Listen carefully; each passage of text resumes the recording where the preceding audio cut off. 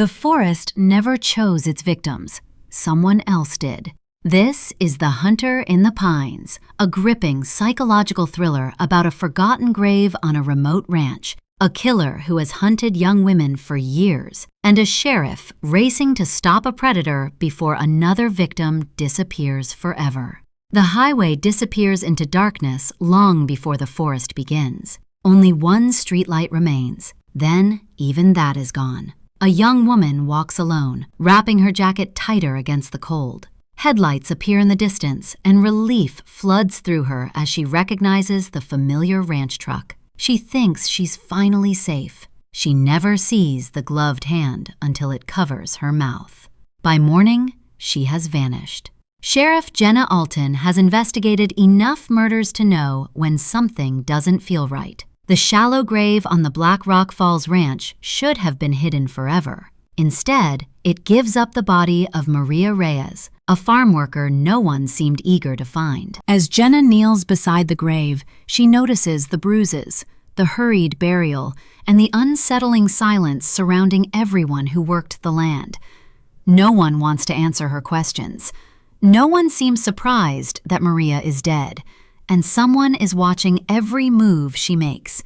Before Jenna can uncover the truth, another young woman disappears. Then another forgotten case resurfaces.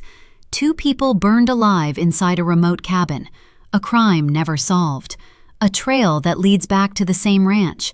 The deeper Jenna digs, the more she fears she isn't hunting one killer. She's walking into a place that has been hiding monsters for years. Now, the only lead points toward an isolated hut deep beneath the pines. If she's right, the missing girl may still be alive. If she's wrong, the forest will claim one more victim, and this time, it will be the sheriff herself.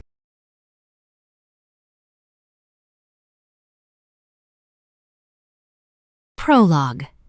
When I kill you. His gaze traveled over her, and he smiled as he opened the door to leave. You'll thank me. I can't breathe. Nausea gripped Marie Reyes in waves. Alone at last, the endless night had stretched on forever. Time had stopped, and darkness pressed in against her from all sides. How long had it been since he'd left? She forced her dry tongue between swollen lips to push at the gaffer tape wrapped around her face. Just one small breath. The rough rope binding her hands and ankles cut deep into her flesh. Swollen blue fingers had replaced her red, rough hands. Beneath her naked flesh, the cold, damp concrete floor offered no comfort, although the musty odor of sacks of potatoes reminded her of her father's farm in Mexico. Pain throbbed behind her eyes, and her body ached all over. She turned her head as a cloud moved away from the moon, and a beam of light pierced through a crack in the cabin. She stared at the almost angelic dust motes dancing in the light, as if offering her hope. She swallowed, trying to find a tiny modicum of saliva to wet her parched throat. A shudder went through her. Would he come back again tonight? What would happen in daylight? How long could he possibly keep her tied up here without food, water, or heat? In and out of consciousness, she didn't know how long she'd been lying naked on the floor or what would happen next. She should be on her way to her next job. Although she'd enjoyed working in the hay barn at Lawson's Ridge Cattle Ranch, one of the men working alongside her had made her feel uncomfortable, and leaving was her only option. Not wanting to complain, because complaints followed seasonal hands from one job to another, she couldn't afford to be turned away. Not with her father's farm being in so much financial trouble and her siblings going hungry. She'd packed in a hurry after discovering the last bus to Blackwater left at 10 that night.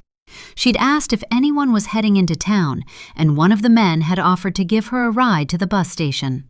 He said nothing until they got there. He'd driven behind the line of parked buses and stuck a gun in her face. Terrified, she obeyed his command to lie down and cover herself with a blanket. He'd driven to a rural area with the heavy weight of the gun pressing against her back. Heart racing, Marie hadn't dared to call out for help or scream. When he dragged her out of the truck and pressed the muzzle of the gun inside her mouth, her legs trembled. The sound of his voice echoed through her mind. She would never forget that voice. Not ever. "You be nice here." The man had slowly removed the pistol from her mouth, leaving the taste of gunpowder on her tongue. "I can kill you fast or slow, but make one sound and I'll blow your brains out." He'd cupped her cheek. "This is the end of the road, darlin'. You belong to me now." Tears stung the backs of her eyes, and she forced herself not to cry. Crying made her nose run, and if it blocked, she wouldn't be able to breathe. The sound of heavy machinery came from a long distance away and had gotten closer by the second. Heart thundering in her chest, Marie turned her attention toward the door. Had the man returned again, or was someone here to rescue her? The door opened slowly, and the cabin flooded with light. The man stood looking at her, and a wide smile curled his cruel lips. Marie shook in terror. "You didn't die." He nudged her with the tip of his cowboy boot. "Not many get through to round 3. They must make them tough in Mexico." Too weak to move, Marie watched him as he organized the video camera. Everything that had happened to her, the sick freak had captured. He went back and forth a couple of times to gather equipment. Finally, like before, he pulled on a balaclava, a pair of coveralls, and gloves. Wriggling and then stiffening her body to make it difficult for him to lift her, pain shot through her, stealing her breath from a vicious punch to the stomach. Doubling up in agony, she offered no resistance when he dropped her back into the upright metal chair. This disgusting animal got his pleasure from torturing women, and her muffled screams made it worse. She'd give him no more pleasure and kept silent, staring at him with defiance. The faces of her family drifted into her mind. She'd never see them again. She gritted her teeth when the next blow came, and as he continued in his madness, she welcomed the waves of unconsciousness. "I'll never wake up from this nightmare. I'm sorry, Mama." One Sunday, Black Rock Falls Sheriff Jenna Alton leaned on her husband's tricked-out black truck, affectionately known as the Beast, and reminisced about her past life as DEA agent Avril Parker. With a new name and face, she had been placed in witness protection and sent to a backwoods town. After a very short stint at being a deputy, she'd won over the townsfolk and been voted in as sheriff. This had happened almost 8 years ago, and she would never have believed in her wildest dreams that she'd fall in love with a black ops sniper with a bounty on his head, living off the grid in Black Rock Falls. Dave Kane had joined her team as deputy sheriff. He'd been a man of many secrets, one of them being he was still a commissioned officer and could be called upon at any moment to serve his country. He'd also received plastic surgery and a new name before being dropped into Black Rock Falls along with his handler, Dr. Shane Wolfe, who'd become a medical examiner for the entire state of Montana. When Kane had confided in Jenna, he'd given her only the barest details of his past life, and in fact, she didn't even know her husband's real name, although she had overheard him telling their son Jackson as an infant that he was named after his father and grandfather. It was a secret she'd take to her grave. Because if the wrong people discovered Kane's whereabouts, the entire family would be in danger. She'd discovered Kane had suffered serious injury in a car bombing and had lost his wife and unborn child. She'd also found out that he'd protect her with his life without hesitation. It never ceased to amaze her how she collected damaged people around her. Apart from her 2 deputies, Zach Rio and Jake Rowley, the rest of her team, including 2 teams of FBI agents who'd become close friends, all came to her as damaged goods. However, they had bonded together and become a family of misfits. It was only on rare occasions that Kane used his sniper rifle outside of his missions, but recently, a new rifle range had opened.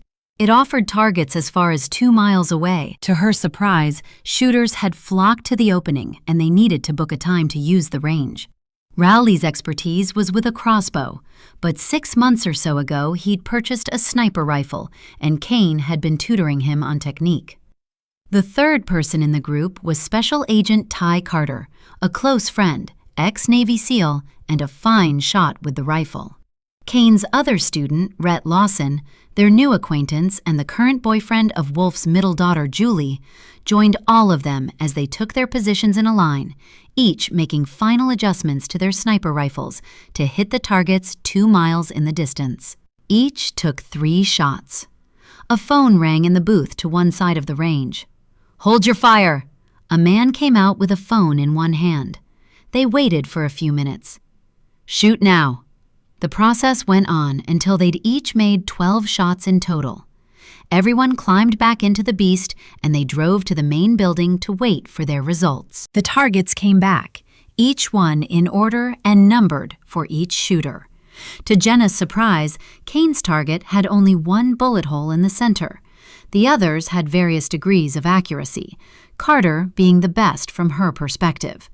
She walked up to Kane and stared at the target in his hand. "I thought you never missed. I guess 1 out of 12 isn't so bad. Maybe you should be coming here more often." "Maybe I should." Kane raised an eyebrow and grinned at her. He turned to Rowley. "Great job. I knew you'd make a good sniper. Get in as much practice as you can." "I will, but right now, I'm heading home to spend some time with my wife and kids before some lunatic drives into town and starts killing people again." Rowley chuckled and headed for his vehicle. "Look." Beside Jenna, Carter lifted Kane's target and pushed his finger through the bullseye. "See how big the hole is? He hit dead center every time. 12 perfect shots." He slapped Kane on the back. "You're a legend." Impressed, Jenna smiled at Kane. "Why didn't you say something?" "I don't need to," Kane shrugged. "You know I never miss." Jenna rolled up the target. "I'm keeping this. It's not every girl who's married to a legend." "Are you coming to Rhett's place today? We can take the kids on a trail ride and check out the place where his parents died." Carter walked beside them to the truck. "You can?" Rhett shuddered. "I've already seen it. It gave me the creeps." "It's not even 9 yet." Kane checked his watch and then looked at Rhett. "We'll head home, pick up the kids and horses, and be at your place by 10:30. Jenna climbed into the beast. She'd been anxious to take a look at the place where Rhett's parents died 22 years ago. He'd recently inherited Lawson's Ridge, a massive prime beef cattle and bison ranch, at the age of 25. With the documents that came with it, he'd been given a letter from his father. "Dear Rhett, how strange it is to be talking to the future you. My little boy is now 25 and a man, no doubt set in his ways and fresh from college. I must say, whatever has happened to you since we last met, your mom and I love you with all our hearts. Lately, a few unusual things have happened around the ranch. I can't go into details because I might place you in danger. I visited my trusted lawyer and made plans should anything happen to your mom and me. I made it possible for the ranch to continue under the guidance of a rancher until such time you are able to take over. I could see no reason why a lucrative business should fail, and this being the case, you will inherit a fortune. I hope my parents raised you. I've already spoken to them and made them aware of the situation, and they will be caring for you until we get this sorted. God willing, nothing bad will happen to us, and you'll open this letter after we've lived a full life. But if you're reading this at 25, and we've been dead before you turned 3, it was murder. When the accident started to happen, I figured someone was trying to make us sell up at a massive loss and leave the ranch. But lately, I've seen things that would make your hair curl. The sheriff has been out and found nothing unusual. I figure he believes I have an overactive imagination. Hopefully, the problem will be resolved by the time you read this, but be aware, people are not who they seem. Your loving father, Christopher Lawson. Convinced his parents had been murdered, Jenna promised to look into the cold case. Finally, she'd tied up a few loose ends with the serial killer murders that had occurred in Black Rock Falls during spring. Time had moved swiftly. To everyone's surprise, summer weather had arrived a month early, and the landscape had bloomed in all its glory in June. It was hard to believe her son Jackson would be turning 2 on the 4th of July. Also intrigued by the Lawson case, Carter had moved into the grand old ranch house with Rhett to spend his vacation time. The FBI IT specialist, Bobby Kalo, the youngest member of the team, would be along later.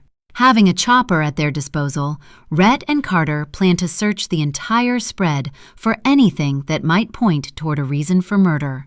The ranch had been well managed by Ed Bowman in the 22 years since Rhett's parents' deaths. Bowman was the cow boss during the time of his parents. There were other old-timers at the ranch. Josh Greenwood and Dirk Lovell had been there for over 20 years. All these men were under 50 and more than capable of continuing to make Rhett a profit. Rhett wanted to pursue a career as a children's advocate after being raised in foster care. He'd decided to leave Bowman to run the ranch and had hired a housekeeper and cleaners to keep the big house maintained. The house hadn't been occupied since his parents' deaths, and having someone else living in the house with him made him feel more comfortable, as no one was sure if a threat still existed. As Julie wouldn't be starting her new job until September, the same time as Rhett, she'd moved into the house to keep him company and help him buy everything he needed to bring the old house up to date. The staff had their own quarters, and Rhett had complained about rattling around the house alone and had an open invitation for guests. As they drove away from the firing range, Jenna turned in her seat to look at Rhett. "Has there been anything for you to worry about since you moved in?" "Not really. Most times the hands just ignore me." Rhett pushed a hand through his thick black hair and smiled at her. "They consider Bowman as the boss. I don't figure half of them even know I'm the owner. I'm just a pesky guy with the tats and Harley who doesn't fit in with the cowboy crowd. I don't figure Ty will have that problem." "It's probably better they leave you on your lonesome." Carter removed his hat, smoothed his untidy collar-length blonde-streaked hair, and grinned around his toothpick. "They might see you as a threat. To most of them, you come from the big city. You likely talk too fast, and things run at a little slower pace around these parts. As long as they don't try to kill me, I don't care." Rhett blew out a sigh. "I found another safe at the house. It was tucked away in the back of my parents' dressing room. I haven't figured out the combination yet, and I can't find it written down anywhere. I'm hoping when I eventually get it opened that my dad left a few clues in there for me." Jenna turned back in her seat and looked at Kane. "I've seen you open all sorts of things. How are you at safe cracking?" "I guess we're going to find out." Two sunlights spread across the landscape, and the drive to Rhett's ranch was incredibly beautiful. On one side of the highway, Stanton Forest led to a mountain range, and above, the cloudless blue sky went on forever.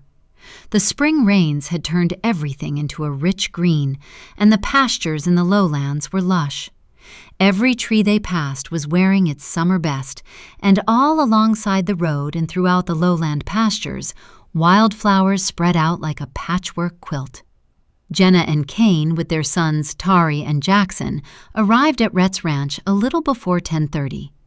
Carter came out immediately to help Kane unload the horses, and Jenna took her sons and made her way up the steps and into the grand foyer of a massive ranch house. She gaped at the intricately carved wooden panels, the magnificent staircase, and the oil paintings gracing the walls. "It's amazing, isn't it?" Julie greeted her, with Rhett hurrying to her side. "I wish I could stay here forever. I've never had so much room to move around before. Do you want me to give you the tour?" Jenna smiled. "Maybe later when we come back. Dave and Ty are waiting outside. The kids are anxious to go riding. I've never taken them to a ranch this size before." She looked at Rhett. "This house is beautiful. I didn't even know it existed. I noticed many other buildings around the area. Are they as splendid as this one?"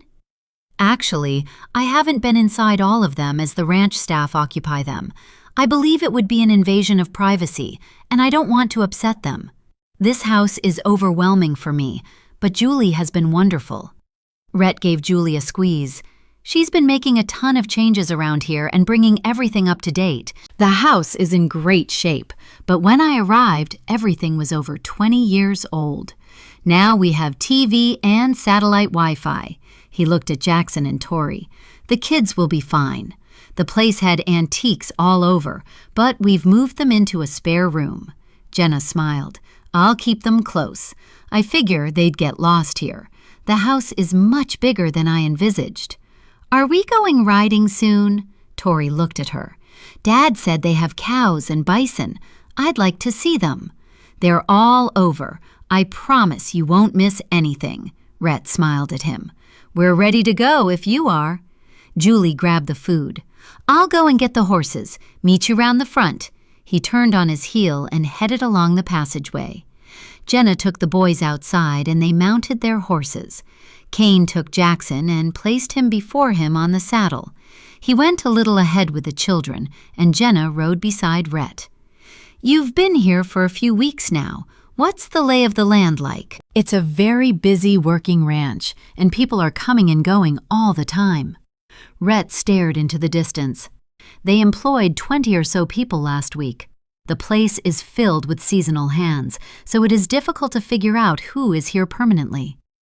I know there's a big staff most of the year, but around this time, they're not only managing the cattle and bison, but also cutting hay for winter.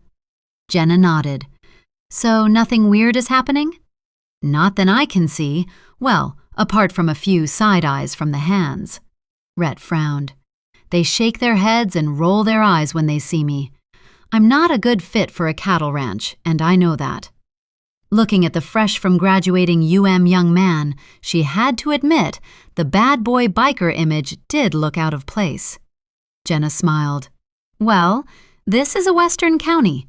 Maybe it would help if you went into town with Carter to buy yourself a few pairs of Wranglers, a cowboy hat, and some boots. He'll be able to advise you. Yeah, Ty said the same thing, and I'm trying to understand the way of things here. He narrowed his gaze.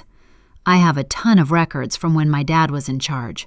I've started wading through them, but there's so much paperwork. It's almost impossible. Looking ahead, Jenna could see Kane with Jackson seated in front of him, and Tori riding between him and Carter. Tori rode well. They'd been taking him out often over the weekends, and their good friend and relative, through Tori, a Towhee Blackhawk, had been taking him trail riding into the forest since he turned 5. She turned her attention back to Rhett.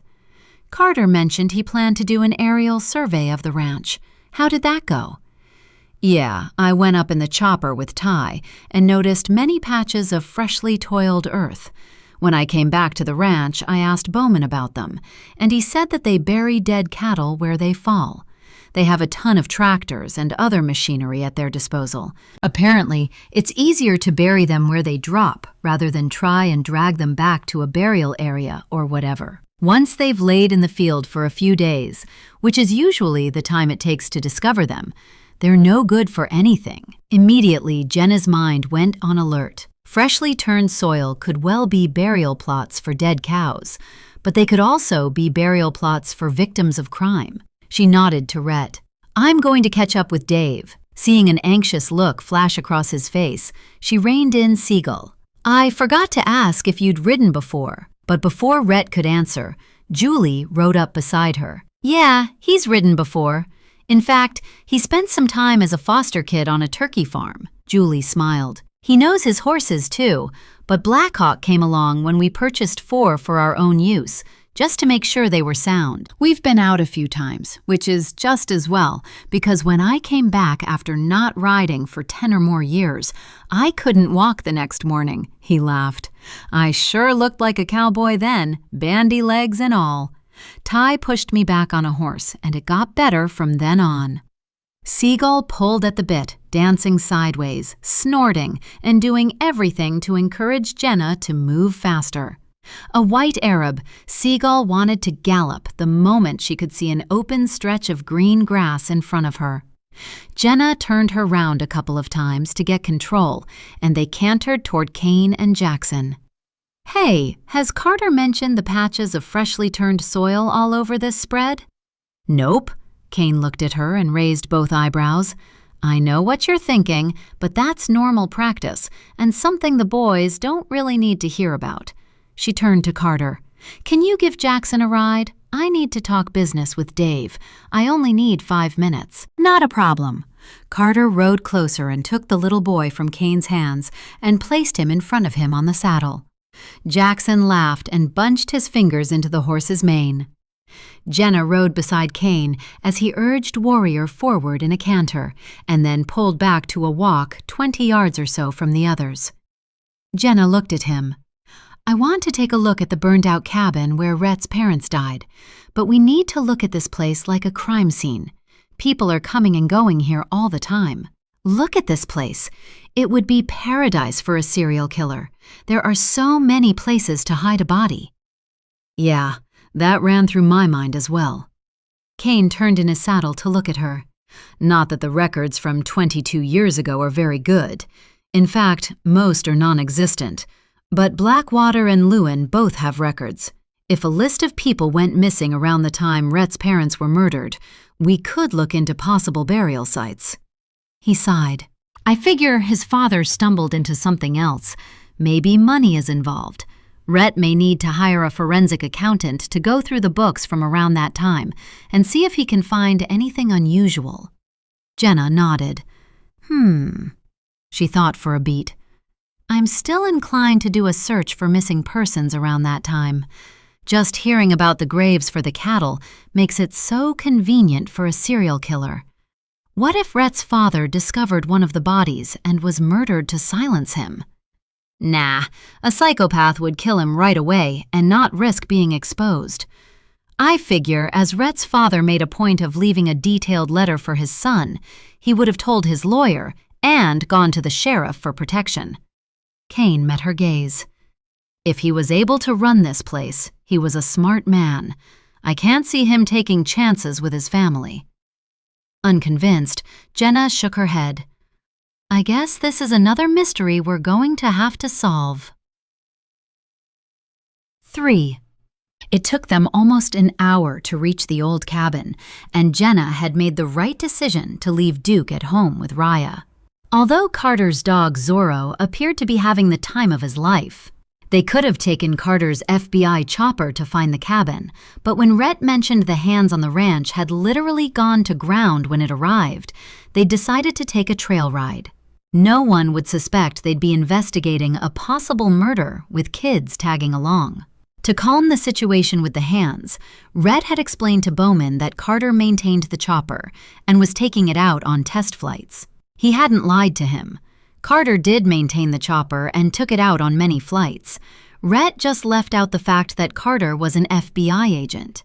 When making arrangements to visit the ranch and to avoid attention, Jenna had suggested they head off as a family group, in the guise of going on a trail ride. The horses all carried bulging saddlebags, and when they reached their destination, they would dismount and have a picnic. It would keep the boys happy and give Jenna time to search the ruins.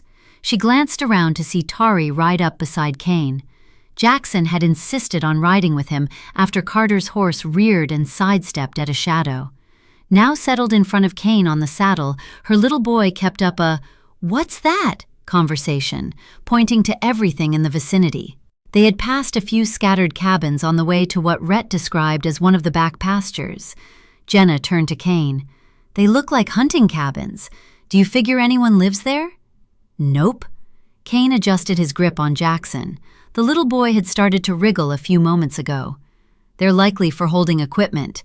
When the men are out checking the fences or whatever, it saves them going all the way back to the ranch. Some of them might even have a stove, a few supplies, and a cot on the off chance someone gets stranded out here. It would be very unusual for someone to live here.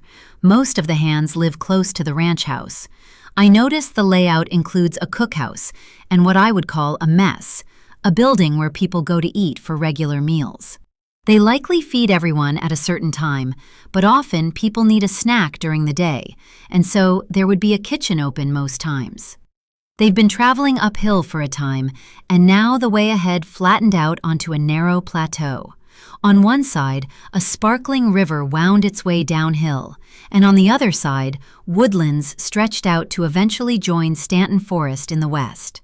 The ruins of the old cabin, now covered in vines and overrun with grass and weeds, sat within a dilapidated fence.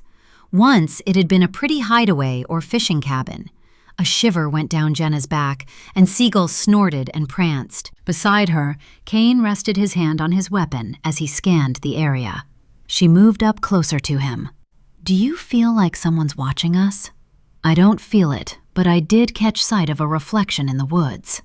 His body language remained cool and calm, as if someone has field glasses on us, or maybe a scope. He turned his face ahead, but called Carter's name. I figure we might be under surveillance. I caught a lens flash at 2 o'clock. Gotcha.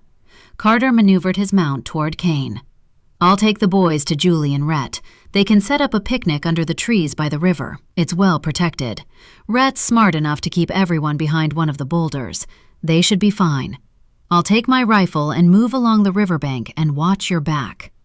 He took Jackson from him, and with the little boy giggling and whooping with excitement, they headed in the opposite direction. Trying to act nonchalant, Jenna moved her mount closer to Warrior. What do you see? Not a scope. Kane smiled and looked past her into the distance toward the river. Field glasses. The boys are safe. Get closer, and when I count to 5, gallop toward the cabin. Head around the back so you have the remaining wall between you and the forest. Hunker down. 5, 4, 3, 2, 1, go. Instead of following her, Kane turned Warrior toward the wooded area and galloped away. Jenna glanced over her shoulder and sighed in dismay. She assumed Kane would be beside her and not heading into potential danger without backup. She shook her head. Why do you do this to me, Dave? She reined in, and Siegel stepped gingerly into the overgrown surrounds to the cabin. It had been 22 years since the death of Rhett's parents, and yet charred remains of the cabin were still evident. The partly incinerated front door hung from rusty hinges. A strong lock with the key still in it remained. The hairs on the back of Jenna's neck stood to attention. The key in the lock was on the outside. Someone locked them inside the cabin and set fire to it. How didn't the sheriff see this evidence of foul play? She glanced behind her as the sound of hoofbeats came closer. When Kane swung down from his mount, she waved him toward her. Did you catch anyone? Nope, but one of the ranch jeeps took off in a hurry when he saw me. Someone is keeping an eye on us, for whatever reason. He picked his way around fallen bits of charcoal-colored wood and debris. What have you found? She indicated toward the door. How did the sheriff miss that? Maybe whoever murdered them opened it and pushed it back like that, and didn't mention it to the sheriff. Kane pushed back his Stetson. From what we know about him, and some of the others who followed, they weren't the smartest pups in the litter. I'd say, seeing 2 people alone in a cabin out in the woods, he would surmise that they used the stove and accidentally set fire to the cabin. It only takes an ember to fall out of the grate to set these places ablaze. Shaking her head, Jenna walked around, trying to make out the original layout of the cabin. Do you think it's worth calling out Wolf to take a look, and maybe Norel? Maybe, Kane shrugged.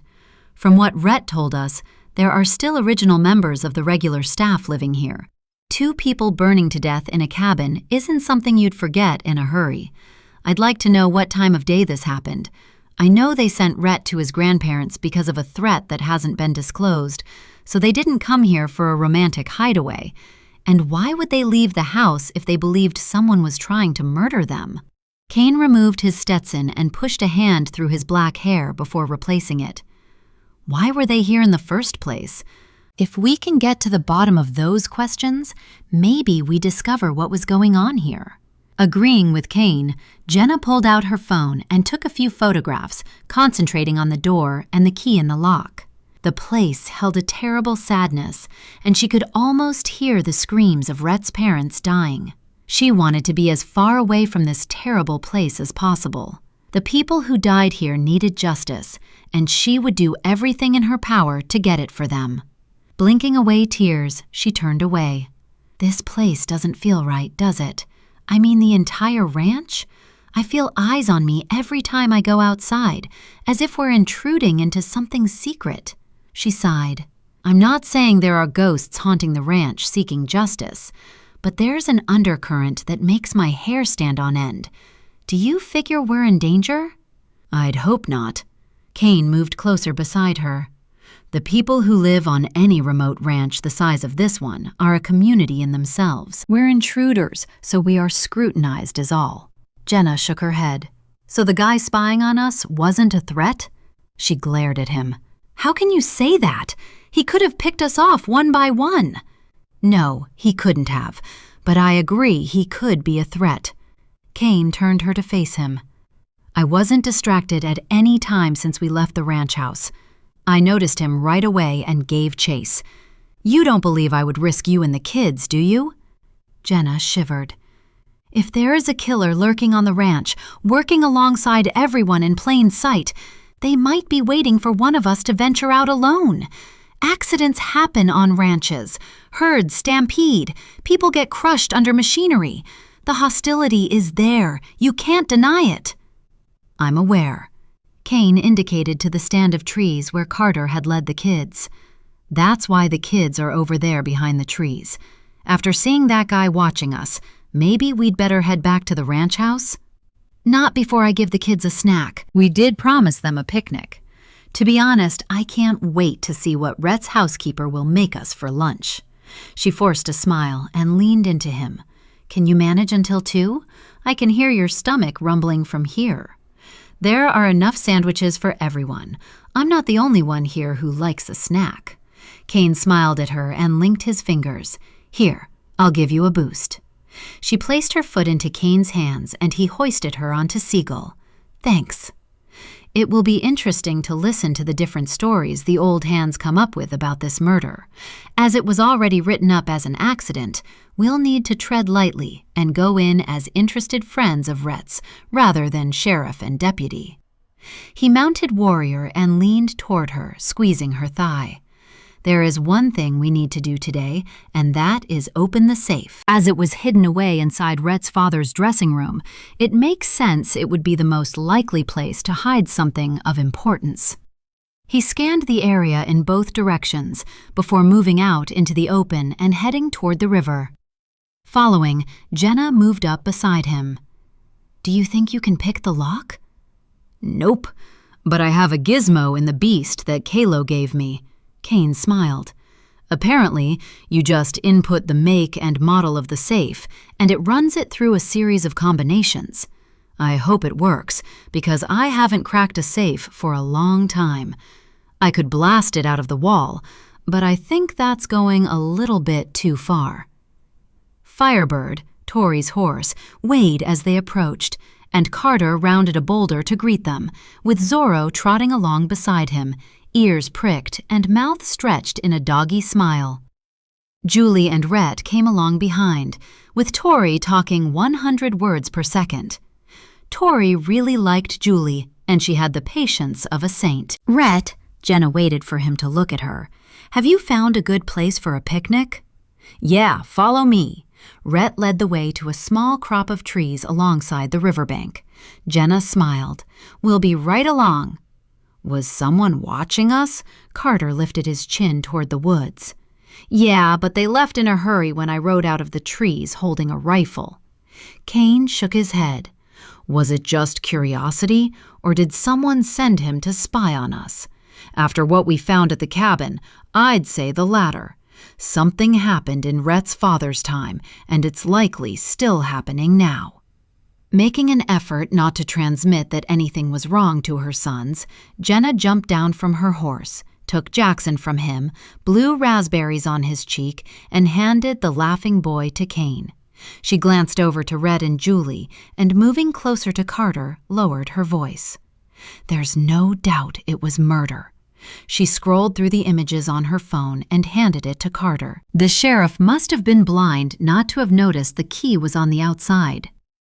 We'll need to watch our backs. I'd like to know the reason for the cover-up and how the sheriff was involved. Carter's brow wrinkled into a frown. You'd need to be blind not to see the key in the lock. The problem is, there are families living here that go way back. Generations have worked on this spread. Secrets passed from generation to generation, or some scheme they're all involved in. I've been moving around as much as possible, and the folks here look way too prosperous. That's not what I would expect. He handed her back her phone. Whatever Rhett's father witnessed, it must have been worth killing him for. By the time they'd ridden back to the ranch house, Jackson had fallen asleep. Kane carried him inside and laid him on a sofa, and Julie volunteered to stay with the boys. She found a movie Tori wanted to watch and gathered a few snacks from the kitchen and waved everyone from the room. Jenna followed Rhett into the kitchen. They each grabbed a cup of coffee and sat at the scrubbed wooden table. She took a deep breath. Delivering bad news was part of her job, but when it involved a close friend, it made life difficult. She looked at Rhett.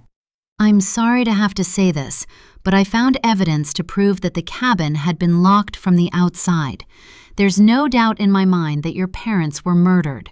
Have you found any clues to point to why this happened?" "Unless it's in the safe I discovered in the dressing room, no, nothing at all." Rhett opened his hands. "It's as if it never happened." "I don't believe your dad witnessed a murder." Kane placed his cup back on the table after taking a sip.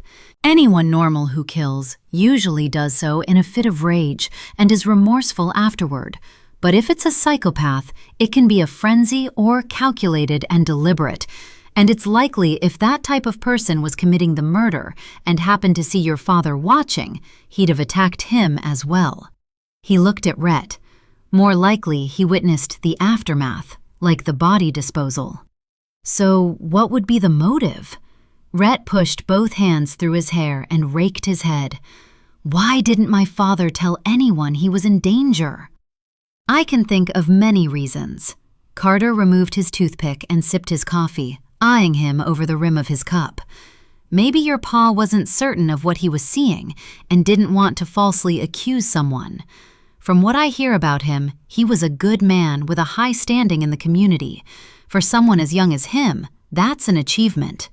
He raised both eyebrows. "If you consider the number of illegal schemes that could go on under the cover of a successful business like this one, anything is possible. For instance, if your pa had been involved, this place would be perfect for money laundering. But he wasn't, so we can discount that one. I'm leaning toward the slave market. They have mostly young, inexperienced people coming in as seasonal hands. They also employ women with young children. I noticed on one of my walkarounds that a daycare center has been included. This might be for the permanent staff, I don't know, but it's something to look into. How long has it been here, and have children arrived with their parents? What I'm concerned about is the single mothers. Unfortunately, sex trafficking is a big trade. Women and children go missing all the time and are never located. You would be surprised how many cases I deal with involve sex slaves." "You figure that would be hard to prove?" Rhett's shocked expression said volumes. He scrubbed a hand down his face and looked at Kane. "I'm sure my father wouldn't keep silent about something like that." Feeling very sorry for Rhett, Jenna met his troubled gaze. "It would be hard to prove. With so many people coming and going over various time periods, he wouldn't have known if someone had gone missing unless it was reported to him. If this was occurring, I would say it would involve someone in authority, mainly because they would be able to cover up the fact that the person didn't leave on their own volition. Covering such a time span and interviewing so many people is going to take time." Carter narrowed his gaze. "Kalo will be joining us soon, and he might be able to write software to assist us. He lives for that kind of stuff, and since he's been working with us, he understands the way of things." He cleared his throat and glanced at Jenna. "I'm here with Bobby because it's our vacation time, and we really haven't got anything else to do, although I would like to go fishing for a couple of days." He paused, as if making up his mind what to say next. "Beth, Katz, and Stiles are also taking a vacation, but they'll be on call in case anything happens, so they're just going to places where Beth can buy things for her cabin. She has a place where she likes to go to paint and has been making it into a home away from home. Last I heard, they were close by in Blackwater. I'm sure they'd drop by if you needed any help. This place is huge. We can all stay here, and you know Beth, she'll dig in places we didn't know existed." Not wanting to drag the FBI into a cold case, she nodded slowly. "That's good to know. I'll certainly call them if we need them." "How are we going to approach the hands? Bowman and the others who have been here for a long time?" Rhett rubbed the back of his neck. If they're already watching everything we do, won't bringing up the past be like poking the bear? That's exactly what we want. Kane turned his coffee cup around in the tips of his fingers and then lifted it to his lips for a sip. Sometimes waiting for the enemy to make a move is the only way to discover their position. He gave him a long look. Most of them should recognize us as local law enforcement. In fact, I'd be surprised if they didn't, so it's pointless to hide our weapons. Everyone knows we're always armed, and our weapons are in plain sight. As your friends, it would be normal for a new owner to give us the tour, but we'll make sure we ask the right questions to the right people. It's pointless speaking to the seasonal hands because none of them would have been here or maybe even been alive 22 years ago. Finishing her coffee, Jenna nodded. I agree it would be only natural for me to ask about what happened to your parents and the background that goes with it. Most old-timers are more than happy to tell the story of what happened all those years ago. I figure whoever murdered your folks still lives here, and they've been running criminal activities since before your parents were murdered. They wouldn't appreciate anyone interrupting them, so you need to watch your back, Rhett. One wrong move, and you'll be on their list. The reason being that they would have known the ranch would have gone to you after your father's death. Your grandparents would have been too old to take over the running of a place this big, so there would have been two options. Either sell the ranch, and in most cases the leading hands are often asked to remain along with many of the employees when a ranch changes hands. The second option would be exactly what happened to you. A lawyer takes over the running of the estate until the beneficiary is of age. A suitable rancher is chosen to manage the day-to-day running of the place and is selected from one of the leading hands, and the company goes on as usual, with little actual supervision. As long as it makes a profit each year, no one would be the wiser to any underhand dealings. Yeah, but only a short while after my parents died, my grandparents were killed in a car wreck. Rhett looked miserable. What if they killed them as well, to make sure the second option played out and they could continue whatever underhanded scheme they were involved in? He shook his head. I should replace the lot of them. If I don't, I'll be looking over my shoulder for the rest of my life. Concerned, Jenna squeezed his arm. That might be the only option if you intend to keep the ranch, but don't fire anyone just yet. I want to bring the person who murdered your parents to justice. 5. Suspicion had always been a part of Kane's nature. His instinct to sense danger had saved him many times in battle. The strong odor of horse and cow dung hung heavy in the air as they headed toward the rancher's office. Many people worked on this ranch, and yet not one person was in sight. No dogs rushed out to greet them. The unnatural silence lifted the hairs on the back of Kane's neck in that familiar primal feeling that something was not quite right. His concerns were echoed in Zorro. Carter's Doberman could sniff out a bomb or explosives from some distance away and had worked beside Carter in bomb disposal during his time in the SEALs. The dog was also extremely protective, and seeing his sudden stiffening gait and the hackles all along his back rise, Kane raised his hand immediately to the M18 pistol strapped to his thigh. He held a hand out in warning to the others and scanned the area. Buildings spread out all around them, barns, bunkhouses, stables, various other structures for accommodation, a hay barn, and he made out the aroma of food drifting on the air from a cookhouse set some way from the corrals containing cattle. What is it? Jenna moved to his side. Kane swiveled his head, looking up across the roofs and listening intently. It's too quiet. Where is everybody? I have been keeping my nose to the ground. Carter stood hands on hips, surveying the area.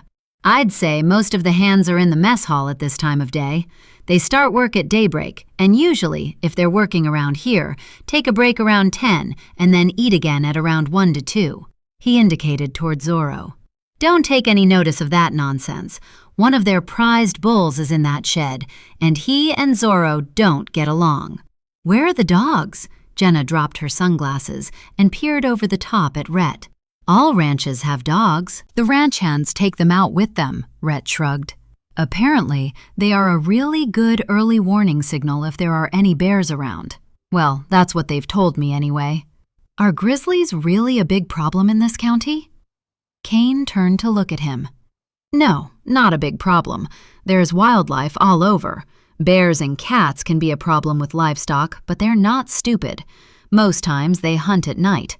I've never had a problem with them, but I do have respect for them and carry bear spray. If I'm being honest, nothing will save you from a grizzly intent on killing you. Don't lose any sleep over it, Jenna smiled at him. I figure they're trying to keep you from riding around your spread and checking up on them. Maybe, but I don't want to be ambushed by a group of guys in some stupid initiation stunt. Rhett touched his shoulder holster. This is why I'm carrying. I've seen rifles in racks in their trucks, and some carry rifles on their saddles. Kane nodded. That's usual practice for most people on ranches, he indicated with his chin toward the rancher's office. Do you figure Bowman will be in his office at this time of the day? I have no idea. He seems to be there every time I've come by. Rhett turned and headed in that direction. I guess we're gonna find out. Kane followed Rhett into the office with Jenna close behind. The man behind the large desk stood slowly and stared at Jenna. Kane moved forward and held out his hand. Dave Kane, and this is my wife Jenna. I figure you know Carter. What brings you out here, Sheriff? Bowman looked straight at Jenna and raised both eyebrows. Is there a problem I need to be aware of? No, everything's fine, Jenna smiled at him. Red is a friend of ours, and we just came out with the family to enjoy a trail ride. This is such a beautiful ranch. We had a picnic by the river. Resting his thumbs in his belt, Kane took a nonchalant stance. We noticed the burned-out cabin, and Rhett mentioned it's where his parents died. I'm guessing you were around at that time. What actually happened? I told Rhett, as far as I remember, his ma and pa went to check fences in the north pasture. It was a warm day, and his ma wanted to take a ride. His grandparents had been down for the weekend and had left with Rhett. A wild storm blew over sudden-like. We figure they went into the old fishing cabin to take shelter, and it was hit by lightning and burned to the ground. The story was word perfect to what Rhett had told them. Kane nodded. Who found them? When their horses came back, a search party went out looking for them. Bowman frowned. I was with the group that found them. He shook his head slowly. The cabin had been razed to the ground, apart from that one wall standing. Did anyone come out to investigate their deaths? Jenna frowned. No, we called the paramedics, and they took the remains to the hospital. Bowman cupped the back of his neck, his thumb moving as if rubbing a sore muscle. I don't know what happened after that. The next thing I knew was that a lawyer came by to speak to the rancher. Interested, Kane moved a step closer. Who was the rancher at that time? Rhett's pa managed the business, but the cow boss at the time, Wade Cutter, was appointed by the lawyer to take over. When he left, I got the job. Bowman scratched his chin. That's all I know about the Lawsons' deaths. Most people said it was an act of God, but I never agreed. Chris Lawson was a good man and well-respected. Thank you. Rhett looked at Bowman. That's good to know. I know virtually nothing about my parents. Is Wade Cutter still alive? Jenna met Bowman's gaze. No. He took his own life. He managed the ranch for only a few weeks. Bowman pushed back his cowboy hat and scratched his head.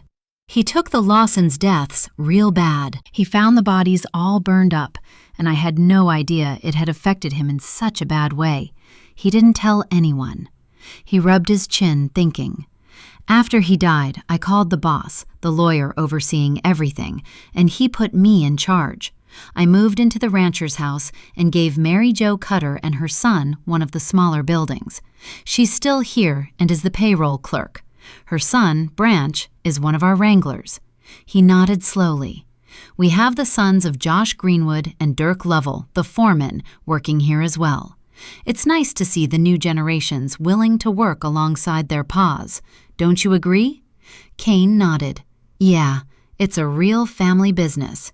So where do we find Greenwood and Lovell? Behind him, Rhett snorted.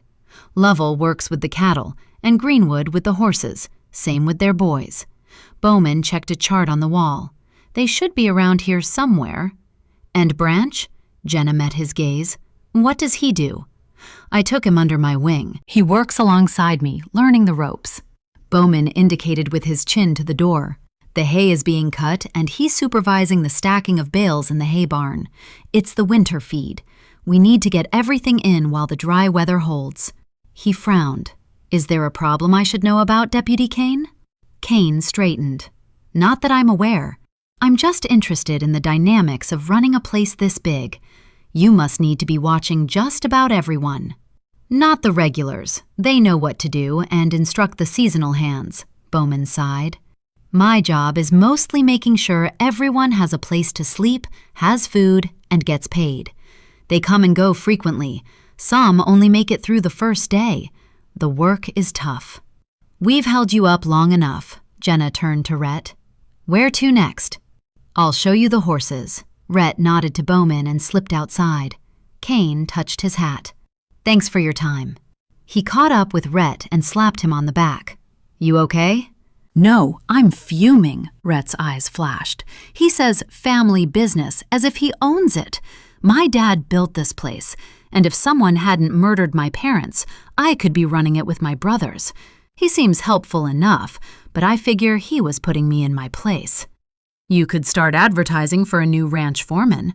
Carter squinted at the sun and then pushed on sunglasses. Cleaning out the old staff and starting again is risky, but it would solve the problem of who was involved in something shady enough to get your folks murdered. But it won't catch the killer. We've poked the bear. Let's see what happens. Six Carter walked between Kane and Jenna. You know, we wouldn't look so intimidating if just the two of you questioned the foreman. He popped a toothpick in his mouth and moved it across his lips. I've never been to a ranch with two foremen before. I'm guessing one is a cow boss, managing the cattle and bison, and the other is the head wrangler of the horses. A spread like this would likely breed its own horses. Apart from the trucks we've seen with Lawson's Ridge on the side, they use horses on a daily basis. You checked them out and didn't find anything apart from a few misdemeanors. Jenna looked at him. Their sons were born on the ranch. It will be interesting to discover their observations. They're not going to say much if they know their father's a serial killer. Kane smiled. The problem is the group of people that has been here since Rhett's parents died extends to many more people than just those few. We can ask who's been around over the last 20 years or so, or we can check the employment records over the year before they died. It would cut the search down considerably if we can compare that list to the employment records now. I'll ask Bowman for a copy of the current employment records. Rhett rubbed his chin. I have the original books in the office. I can make a list. Carter smiled. The recent ones will be digital, and Kalo will be here tomorrow. He'll make a current list of everyone who has been here over the time. He has comparison software and access to just about every database in the country. He sighed. I wish Jo were here. She could do a profile for us. Once we get the names of everyone, we'll see if anyone has priors for anything likely to kill for. Kane rubbed his chin and stared into the distance. If we're talking about sex slavers or drug trafficking, we might be looking at a whole bunch of people. One boss might be running the show, and there are always worker bees. We are talking millions of dollars passing through the ranch, and these men don't put any value on life. So killing Rhett's parents would be like removing an obstacle in their way. He turned to Jenna. I figure we need to find out more about the death of his grandparents as well. It's just too much of a coincidence to believe they died so soon after Rhett's parents. This is a close-knit community, and then there was no one else to care for him. He'd be out of the way in foster care. Think about the money they could have made in the last 22 years.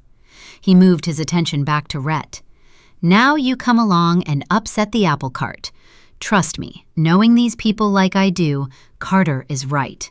We've poked the bear. Now we have to wait for their next move. Carter pushed his hat down hard on his head as a gust of wind blew between the buildings, bringing with it a cloud of dust and leaves. A few people drifted toward the barns, eyeing them with interest. We'd planned to go and check a few more of those patches of turned soil. My chopper is ready. He glanced at Rhett. Does that fit in with your plans? Yeah, if we can meet back at the house by 1:30, my housekeeper will put on a spread for us. Rhett grinned. Polly is a great cook and more like a grandma than an employee. I really don't have to do anything. She makes sure the house is kept spotless and does all my laundry as well. I didn't know she had a husband. When I spoke to her during the interview process, I didn't think it was relevant. Seems he comes along with her in a package deal. He's a great gardener and has already turned over the vegetable patch outside the back door.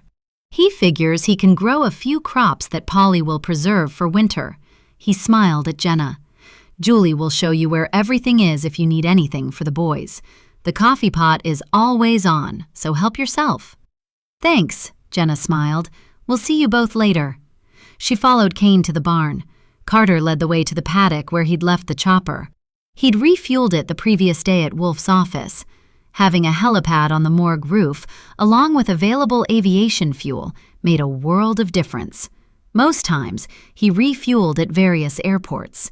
He walked around the chopper making a pre-flight check, just in case anyone had tampered with his bird. The wind had picked up since the morning, and the cool breeze coming from the mountains lifted his hat, bringing with it a good respite from the heat. It always concerned him when the temperature increased more than normal in June. It usually led to brush fires or heavy rainfall. He waved Rhett into the chopper. Let's see what we can find. I hope we don't find anything nasty, but it will be good to see the full extent of my land. It's hard to imagine the size. Rhett climbed into his seat and pushed on his headset. Carter got along well with Rhett. They both had the same ideals, and he liked that Rhett didn't constantly ask him about his military service. Like him, he'd rather put the past behind him and live for the future. He took the bird above a sea of green, the wind blowing down from the mountains, making the grass move in waves beneath them. He headed to the west side of the ranch. The massive acreage had been split into fenced areas, and as they moved across the land, bison munched on the fresh green grass, perfectly happy in their environment. The black Angus beef cattle looked in superb condition, all fat with glossy black coats. The stock here looks remarkably good. No wonder Lawson's Ridge has such a good reputation for prime beef. So I'm told. Rhett leaned to one side, peering out the window at the ground below. There, that cattle grave looks recent. I can make out tire tracks through the grass. He frowned. The grass is long here. I don't figure the cattle have been moved into this paddock since before the last rain. If one of the cattle or bison happened to jump the fence and just drop dead, it would make sense that they were buried here. But even the paddocks on either side have the long grass. I don't figure any of the cattle have been moved up this far yet. What I discovered from speaking to the men is that they have a counterclockwise system of moving the cattle from one paddock to the other before the grass is completely eaten, to keep up a constant supply. Nodding, Carter dropped the chopper down within a few yards of the mound of freshly turned earth. That makes sense. As this one is fresh, we'll grab the shovels from the back and dig around a bit and see what we can find. He picked up a pair of gloves, grabbed a shovel, and climbed down from the chopper. Zorro, with me. Ahead of him, Rhett hurried toward the mound of dirt and then stopped dead. Zorro whined and sneezed. Carter caught up with Rhett and stared at the mound in disbelief. A hand protruded through the soft soil, sticking up as if waving to them, and on the air the unmistakable smell of death wafted toward them. 7. The smell of death crawled up Carter's nostrils as he stared at the blue-tinged arm, its fingers pointing as if accusing them of murder. He placed a hand on Rhett's shoulder. Don't go any closer. This is a crime scene, and we don't want to destroy evidence. Come back and wait in the chopper. I'll call Wolf. He made the call. He's on his way. Which direction did the tire tracks come from? I'm sorry, seeing that just shook me up a bit. That will be my first dead body. I am assuming if I plan to keep on living in Black Rock Falls, I'll need to get used to seeing them. I hear a serial killer left bodies in displays over Halloween. Rhett gave his head a shake and then pointed in the direction of the ranch house. The tire tracks came from that way and looped back. It looks like the tracks were made by heavy machinery. I know they bring out machinery to dig holes when cattle or horses die, but there haven't been any cattle in this paddock for a time, and I can't see any cowpats anywhere, not even old dried-out ones.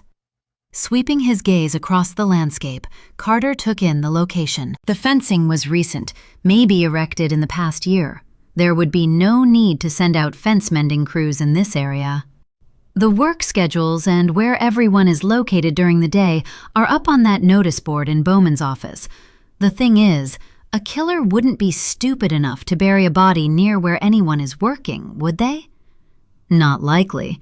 Rhett pinched the end of his nose. The smell is making my stomach churn. Carter walked to the chopper and pulled out his forensics kit. He went through it until he found face masks and a jar of mentholated salve. He handed the jar to Rhett. Put some of this under your nose and wear the face mask. It won't remove all the smell, but it will help some. He dropped into the pilot's seat and strapped in. When you're ready, we'll take the bird up and see where those tire tracks lead us. We can watch out for signs that someone was around. I'll send Kane a message to let him know what we've discovered. We'll need to go back and collect them. I've given Wolf the coordinates. He'll probably be along soon. He was out at the Larkins' piggery assisting Norrell with the removal of the soil from the pig pens. He glanced at Rhett. You've met Dr. Johnny Raven, the canine deputy? Yeah, big guy with a dog wearing a badge, Rhett smiled. Wolf likes him, which is just as well as he's dating his eldest, Emily.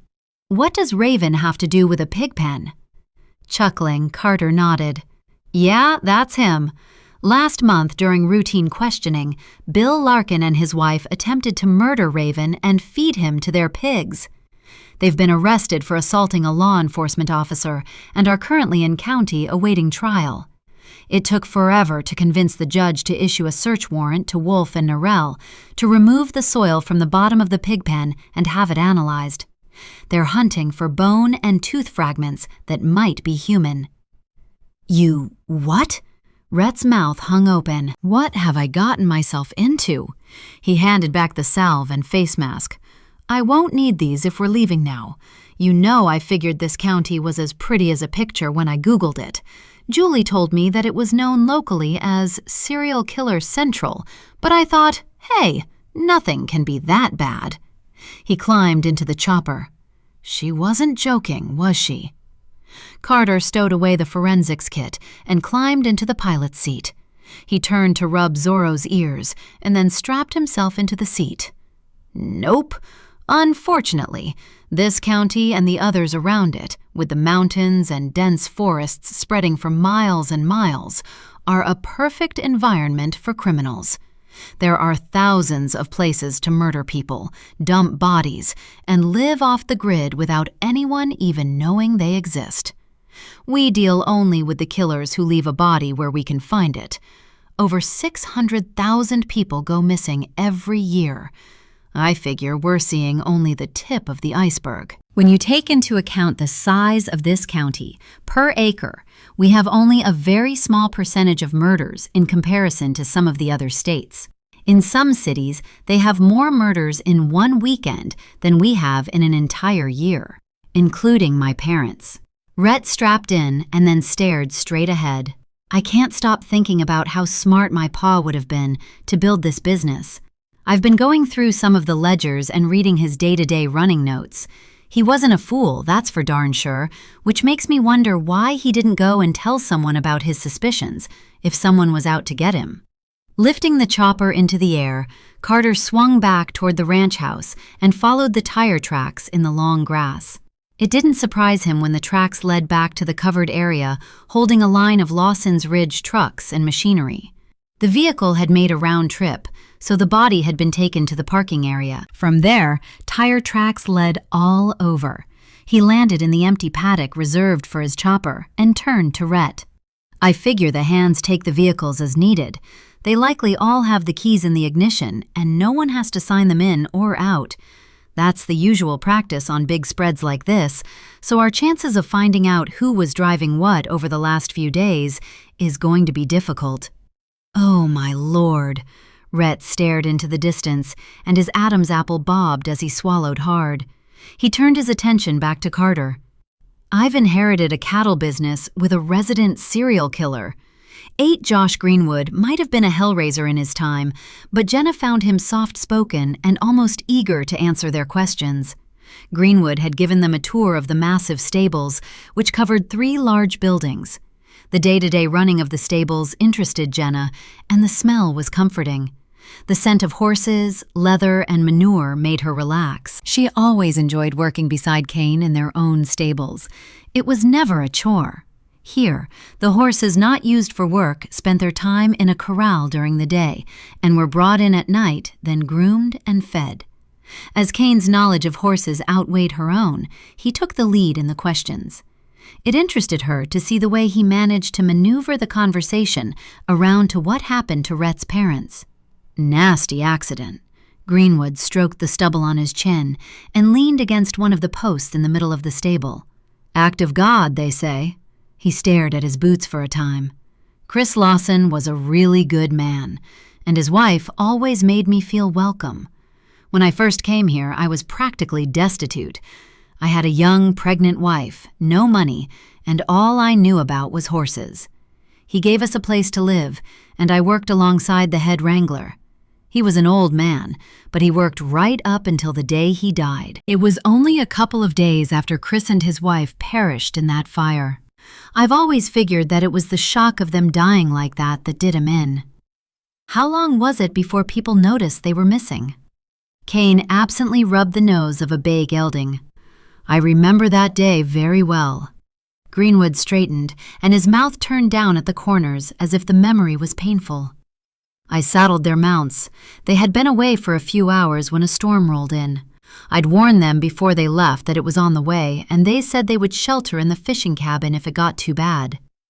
Seems to me that's what they did. We reckon it must have been hit by lightning. Both their horses came back to the stables, and we went out searching for them. By the time we arrived, most of the cabin was razed to the ground, with only the front part and one corner remaining. It was a grisly sight. Needing more information, Jenna looked at him.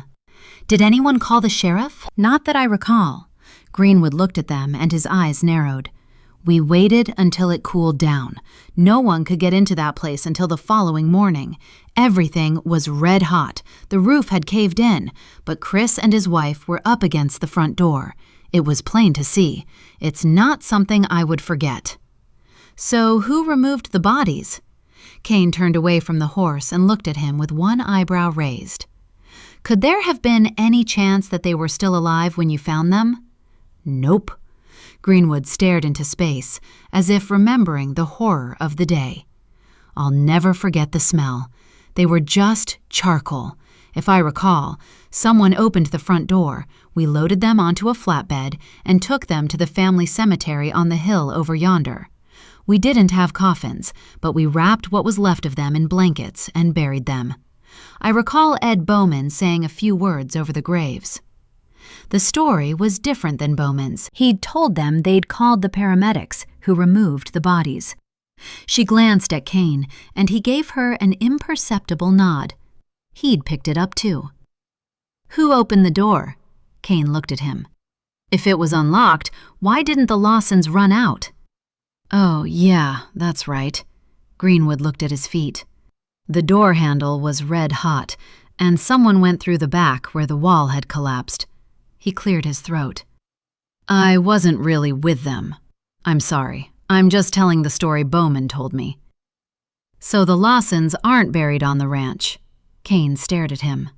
Oh, yeah, they are, in the fenced-off area up on the hill in the east paddock. Greenwood's cheeks glowed red. I don't recall who he said pulled them out of the fire. Ask him. He'll remember. Then what happened? Who took charge of the ranch? Kane folded his arms across his chest and stood feet apart. Wade Cutter worked alongside Chris, and he knew how things ran around here. Greenwood removed his cowboy hat and ran a hand through his thick, graying hair. You'd be better talking to Bowman about this. I was just a newcomer, so I didn't get involved with the hierarchy around here. I would have assumed that someone told the sheriff what had happened. I know Cutter and Bowman went to speak to Chris's lawyer.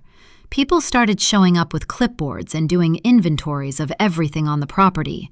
From then on, the lawyers ran the place from afar. They appointed Cutter to be the rancher. Jenna turned as Kane's phone buzzed and raised an eyebrow. "It's Carter. I'd better take this." He stepped outside. Jenna nodded. She'd heard the story about Cutter. Ever had any problems with outsiders? "Nah, I rarely leave the ranch." Greenwood shook his head slowly.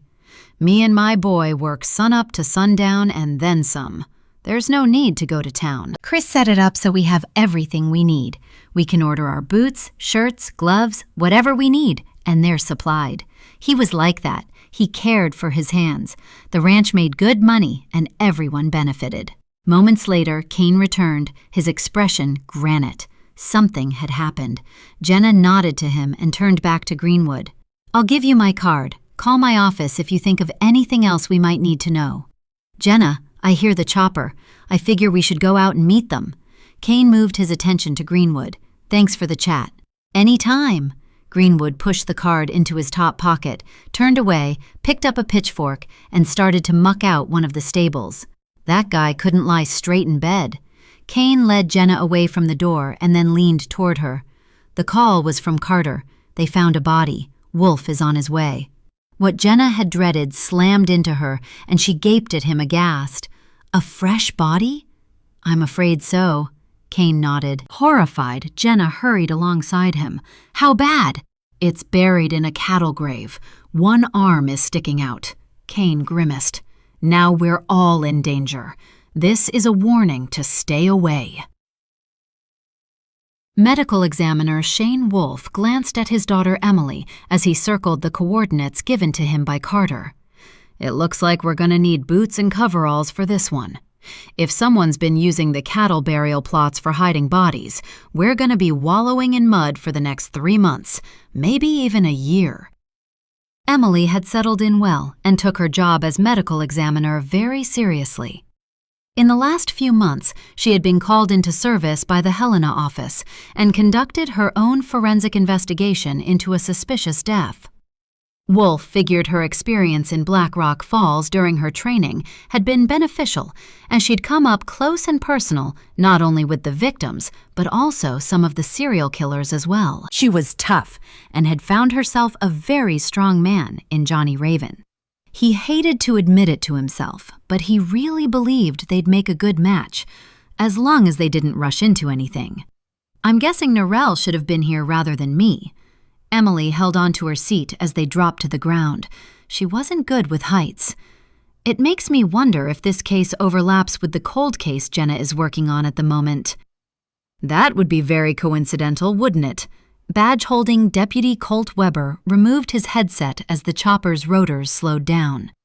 "Even if the cold case killer was in their early 20s, we'd be looking at someone in their mid-40s to 50s. Rhett's parents were burned to death in a cabin, and this looks more like someone tried to hide a crime. I figure we're looking at something completely new here." Wolf scanned the area before unstrapping his belt and turning to look at the others. "I'm glad y'all have an opinion, but don't go rushing into any conclusions until we've examined the body." He indicated with his chin to the pile of dirt.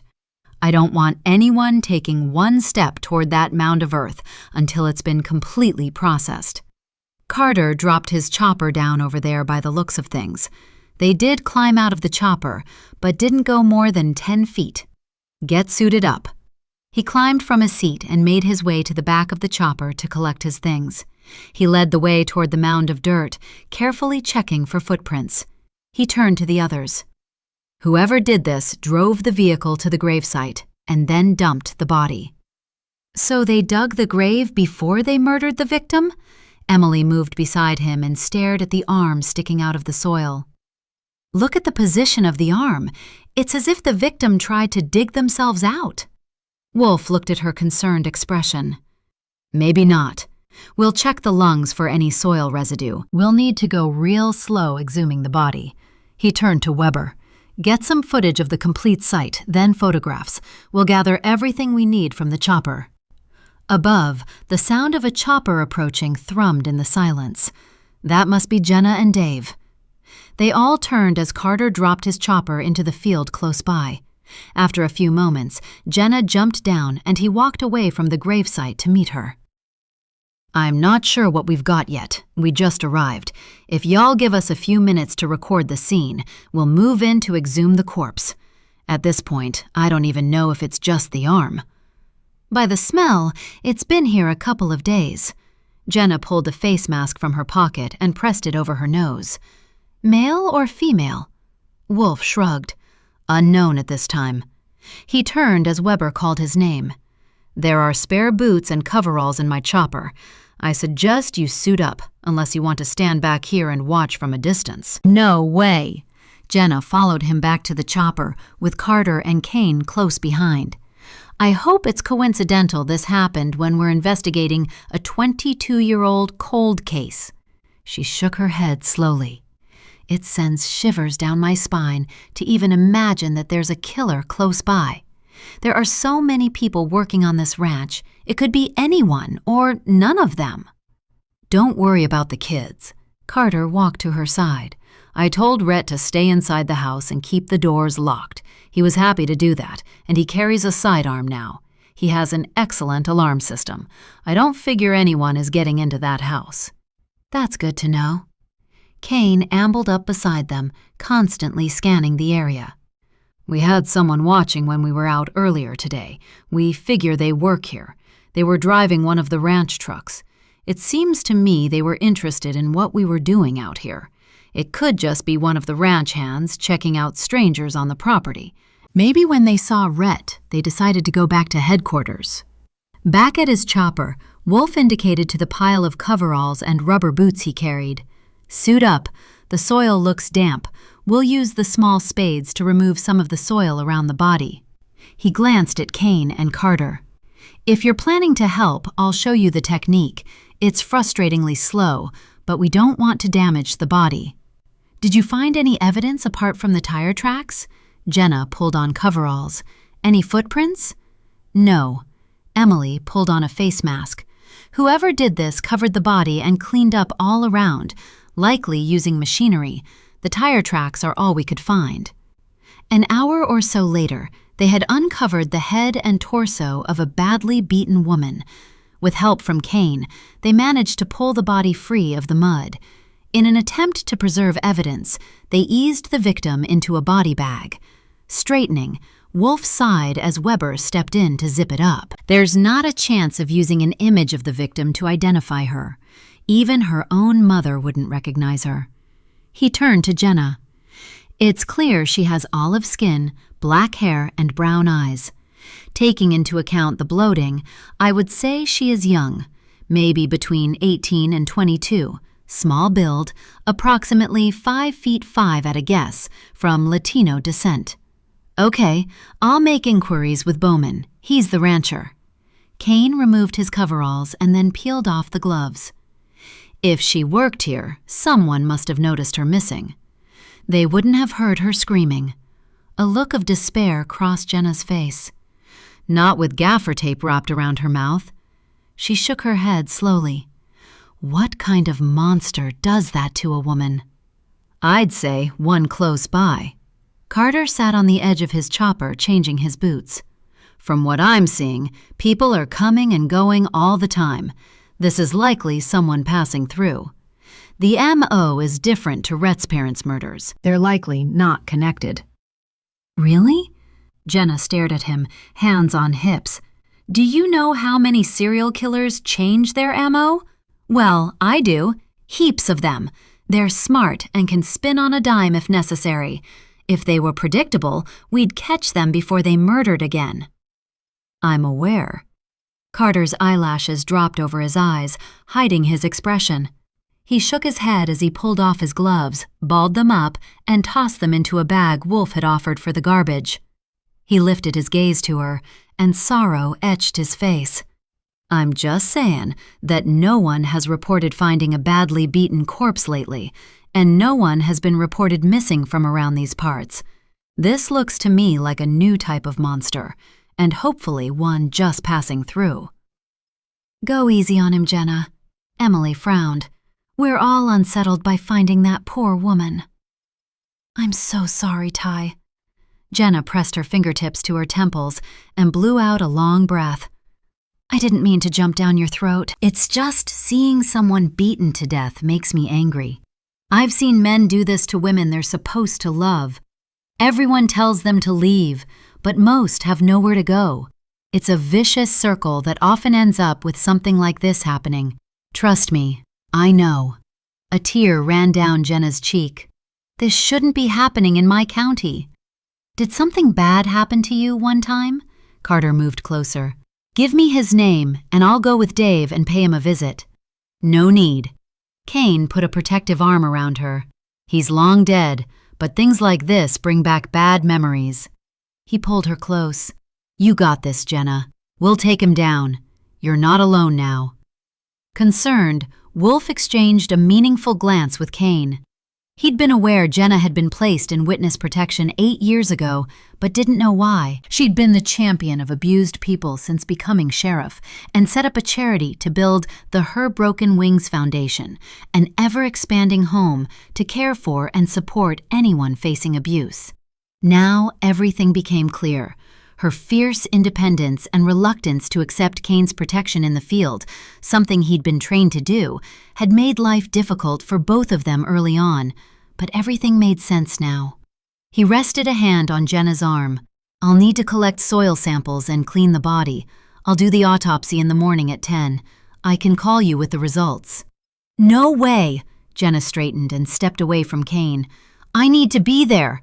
She pointed to the body bag and lifted her chin. She needs us to be there. Nodding, Wolf met her tragic gaze. Okay, we'll finish up here. You need to get back to your boys. They'll be wondering what happened to you. He waited for Jenna and Kane to climb into Carter's chopper and turned to Emily. Did you know about this? Nope.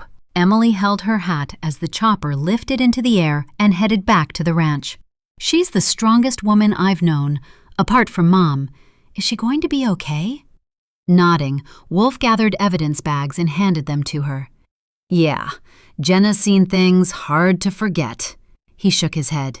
She's been in tough situations, and some cases come back to haunt her. This is one of the reasons I'm so tough on all of you when it comes to men. You never want to be in a situation like that poor woman. He indicated to the grave. I know, Dad. Emily walked beside him back to the mound of dirt. Now, let's concentrate on how to help Jenna catch this animal. 10. Needing to speak to Kane alone, Jenna hung back as they walked toward the ranch house. Once Carter had headed inside, she lingered in the front yard and turned to Kane. I feel like an idiot. I almost broke down seeing that poor, battered woman. It makes me look weak. Who could do that to another human being? It doesn't make you look weak. It makes you look human. Kane rubbed the back of his neck, tipping his Stetson over his eyes. All of us have seen things we can't stomach. Most of the aftermath of the crimes we've been involved in are horror stories, but it's not like you to go off at anyone like that. I figured that Ty needed an explanation. Everyone here is your closest friend. Jenna chewed on her bottom lip and turned to him. I had a flashback. I haven't had one for years. Most of them had faded away before I became sheriff. I believed when I accepted the assignment I was tough and I could handle it, but at the time I was scared. It didn't matter that I was a DEA agent and could call in backup at any time. I was living it. I know what these women go through. Sighing, she shook her head. I don't want anyone feeling sorry for me. That's not who I am, Dave. Avril Parker doesn't exist anymore, and she has no right coming back into my life. She rested a hand on his arm, feeling the tension in his muscles. Maggie told me that once I had my own kids, I would see things differently, and I do. I feel more vulnerable. Before, I didn't think it would matter so much if I died, but once I met you and we had the boys, everything changed. I figure that's normal, Kane smiled at her. I believe we consider our mortality more seriously once we have kids. Hey! Rhett opened the front door and waved at them. Lunch is ready. Why don't you wash up and head into the kitchen? Forcing her lips into a smile, Jenna waved back. "Coming." She turned to Kane. "Do you figure we can convince Julie to watch the boys for a little bit longer while we talk to Bowman again? I need to get the information on the employees' comings and goings over the last few months. Maybe someone who worked here didn't make it home." When she walked into the kitchen, Jenna stared at Jackson sitting at the table. "You have a high chair?" She looked at Rhett and grinned. "Did the boys behave themselves while we were gone?" "I always behave myself, Mommy." Tori looked at her and frowned. "Jackson has been good too. We've been playing trains. You should see the train set that Rhett set up in the family room. It's huge." "I found it in the attic. Or should I say, I found the boxes of unopened tracks and engines." Rhett grinned. "I imagine my parents were saving it for me for Christmas. We've been spending most of the morning setting it up. The boys loved it." "That's wonderful." Kane ruffled Tori's hair and looked at Rhett. "Do you figure you could watch the boys for another hour or so while we interview some of the hands?" "I'd love to," Rhett smiled. "They're so much fun. I feel like a kid again." "Me too," Julie grinned. "I've never played trains before." "I like trains too." Jackson waved the slice of bread and honey. "This is sticky." Jenna cleaned him up, took the bread, folded it over, and cut it in two. "Better?" After lunch, Rhett and Julie took the boys back to the family room. She turned to Kane and Carter. "We need to move as fast as possible. Bowman should know where the women work. We'll spread out and speak to as many of the people who work alongside them as possible. Someone will know something. We'll start with Bowman and work from there." They all stood at once and headed for the office. As usual, Bowman was inside working on his computer. Jenna wondered if he ever left the office. He seemed to work everything by remote. "Ah, sorry to trouble you again, Mr. Bowman, but we really must speak to you. I'm sorry to say that we just discovered a body half buried in a mound of dirt in the northwest paddock. It's female.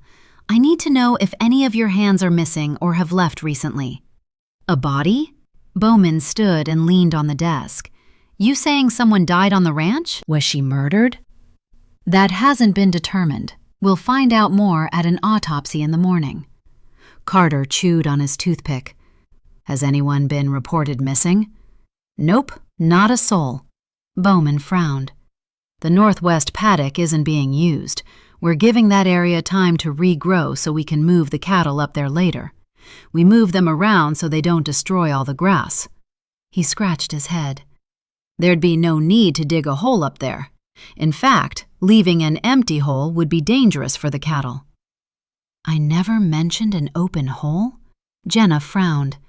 "What gave you the impression there was an open hole?"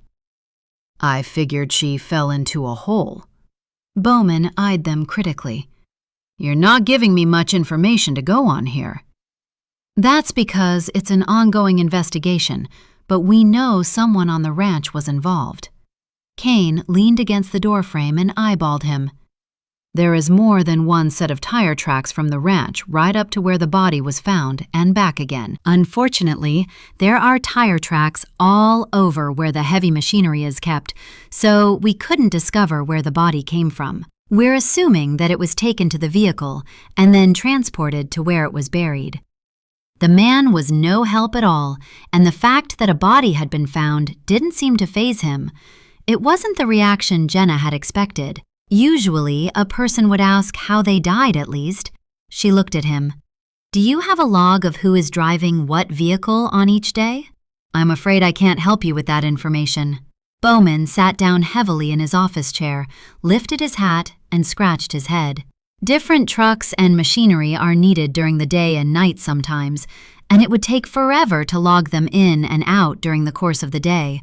I wouldn't want people running to me to get permission to go and dig a hole to bury a dead cow, for instance, or if they needed someone to help lift hay bales or fix a fence in an emergency." Not knowing how long the woman had been kept prisoner and tortured, Jenna cleared her throat. "Okay. Do you have a list of anyone who left in the last 2 weeks?" "Yes, I have that information." Bowman sat down at his computer and tapped away at the keyboard. The printer whirred and a piece of paper shot out. He stood to collect it. "Here you go. These are the names of anyone who left the last 2 weeks." Jenna scanned the list. "This one, Marie Reyes, left on Thursday. Do you know where she was heading?" "Nope. I paid her in cash and she left." Bowman scratched his cheek. "I know she was asking around for a ride into town. She's not here, so I guess she got one." "Can you describe her?" Kane folded his arms across his chest and straightened. "Hair and eye color, height." "She was Mexican, here on a work visa." Bowman eyed him suspiciously. "She wasn't an illegal. We don't employ illegals here." He drummed his fingers on the desk. "Pretty, maybe 5'5", a little woman, but she worked hard. I never had a problem with her." "Where did she work?" Carter moved the toothpick across his lips. "With the women or with the men?" "The hay barn. Both work when we bring in the hay." Bowman leaned back in his chair, more relaxed now. "Don't underestimate a woman working on a ranch. They drive heavy machinery, and many work alongside the men, mending fences and the like. I have quite a few women wranglers and ranch hands as well." Jenna didn't like his nonchalant attitude. In fact, she didn't like him at all. She could imagine one of the women going to him to complain about harassment and him sending her away. Had this happened to the victim? Or was someone using the ranch as a dumping ground? As the ranch had hands coming and going all the time, it would be easy enough for anyone who'd worked there previously to know that machinery was available day and night. There was no security on the front gates. It was easy to just drive in. Someone could have brought a body, dumped it in the back of any of the machinery capable of digging holes, driven it to the empty paddock, and buried the body. They could have left under the cover of darkness, and no one would have known. She'd noticed when she'd been in the chopper, there were a large number of vehicles in the parking area. They would belong to the employees. She figured, at this time of the year, when they'd all worked hard during the day, most would be in bed asleep by 10 at night. This left a wide margin for anyone to slip in overnight and bury a body. She looked at Bowman. "Do many people take the excavators out at night? They have powerful lights, don't they?" "Yeah, they do, and sometimes they're used at night." Bowman paused for a beat. "If someone reports a dead cow, we usually get out right away and bury it. You see, the smell brings in the wildlife, and they aren't fussy. They'll take the dead one, but they're also a danger to the herd. So, yeah, sometimes it's done at night." This narrowed the playing field a little. Jenna nodded. "Not everyone would be qualified to operate the machinery. Who usually buries the dead cattle? Can you make me a list?" "Yeah, but it will take a time." Bowman rubbed the back of his neck. "I don't have that information at hand. I'll call you when I have it ready." "Thanks." Kane handed him a card. "My details are on there. Just send it to my email address." He exchanged a look with Jenna. "We'll head down to the hay barn and see if anyone remembers who gave Marie a ride into town." "Are you saying the woman you found is Marie?" Bowman shook his head. "We don't have trouble here. Everyone gets along. It must be someone else." Jenna stared at him. "I guess we're going to find out. Don't allow anyone to leave the ranch until we've finished our investigation. If anyone slips away, make sure you have their details. You have Marie's visa details, right? If you checked that she was legal. So you must have more details. Get that information ready because we're coming back with a warrant. I also need access to the following, which, as Rhett owns the ranch, he can hand over to me. These include work schedules, payroll logs, employment contracts, safety reports, and incident logs." "Over what period?" Bowman's eyes bulged. "That's a ton of work." "Over the last few years, but don't worry, we'll get access to your computers," Carter smiled at him. "Our IT expert is arriving soon, so if you're inclined to delete any files, don't. He'll know, and destroying evidence is a criminal offense."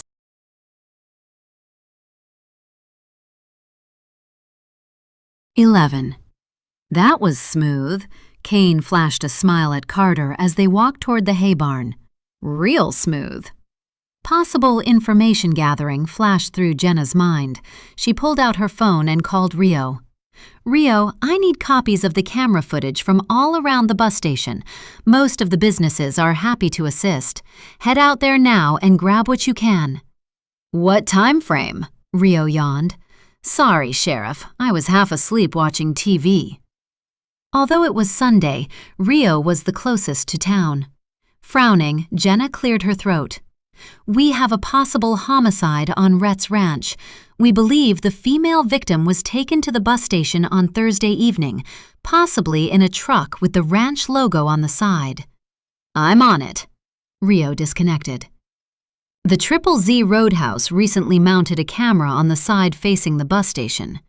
Kane walked beside her toward the hay barn. They have always been very helpful when we've asked them to supply us with footage. From that angle, we would have a good view of people coming and going. Beside Jenna, Carter was on his phone.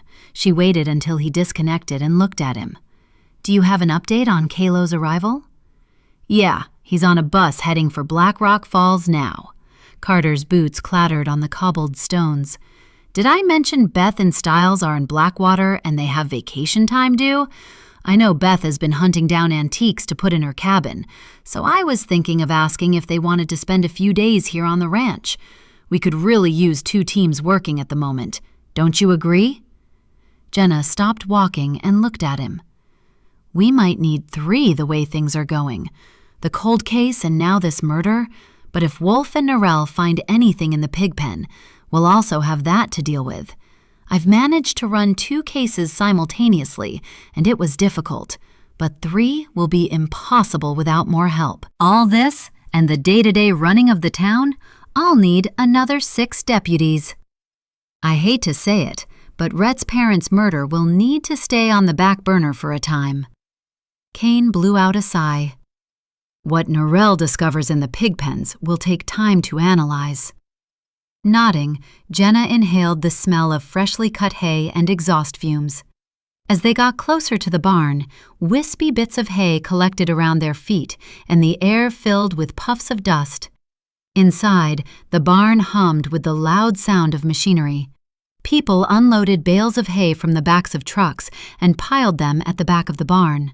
Once they were done, they climbed back into the trucks and drove away to collect another load. Dirt and dust covered their gloves, and some had hay sticking from their clothes and hair. Many wore bandanas around their nose and mouth to prevent breathing in the dust. Sweat coated their arms and foreheads, beating like raindrops and sliding down their cheeks. The idling trucks and sweaty bodies added considerable heat to the barn, even with both doors at each end wide open. They headed toward a man with a clipboard. As Jenna got closer, she noticed he jotted the number of bales that came from the back of each truck. She stood to one side with the others until the last truck had emptied its load and left the barn. The hands inside all took a few minutes' rest, grabbing a drink of water or mopping their brows. She walked up to the man. Good afternoon. I'm Sheriff Alton, my deputy Dave Kane, and this is Special Agent Ty Carter. Sheriff? The man looked at her and raised an eyebrow. Tex Williams, haying crew lead. What's happened to bring the FBI here? Escaped prisoners? Jenna waved a hand toward the piles of hay. No, nothing like that. How long have you worked here? Chris Lawson hired me when I was 17. I'd been coming here through high school on internships and loved it. I knew I wanted to work here. Been here ever since. Williams smiled. I got no complaints. Taking her time, Jenna nodded slowly. Do you normally work on Sundays? All the days are the same when you work on a cattle ranch. Williams placed the clipboard on a bale of hay and looked at her with interest. At the moment, we're rushing to get all the hay in before it rains. You can't store hay when it's damp. We've given it as long as possible to dry out. Make a mistake at this stage, and all the winter feed will be moldy. I believe you had a woman working for you by the name of Marie Reyes? Kane leaned one shoulder against a wooden post. When did you last see her? I've turned over many seasonal hands in the last 2 weeks. William scratched his head with his pen. I don't recall all of their names. Most of them last only a few days when we bring in the hay. It's tough work, and they go from sunup to sundown. He reached for a bottle of water at his feet and took a long drink before looking back at Kane. We have a ton of Maries. What does she look like? For some time, the man avoided Jenna's gaze. He seemed to be looking all over, as if waiting for someone to walk into the barn. She exchanged a glance with Kane. She is Mexican, approximately 5'5", long dark brown hair and brown eyes. She's been working here for a few weeks. You must have met her, as this was her designated area. Would it make it any easier for you if we told you she left on Thursday? Carter tossed a toothpick into his mouth and maneuvered it to the corner. Bowman said he believed she was hunting down a ride into town. Does that stir any memories? Ah, yes, that Marie. Williams raised both eyebrows. Yeah, she was popular around here, if you know what I mean. I noticed her in the cookhouse, asking if anyone could give her a ride into town to catch a bus to Blackwater. That would have been the last time I saw her. Jenna nodded. Did you see who offered her a ride? Nope, can't say that I did. William straightened as trucks arrived and backed around to unload. If she's not here, she must have got a ride. Most of the hands are too darn tired to go into town after work. They might kick their heels up once the hay is in, but most times that means the end of the job and we let them go. The ranches in Blackwater have been advertising for seasonal hands.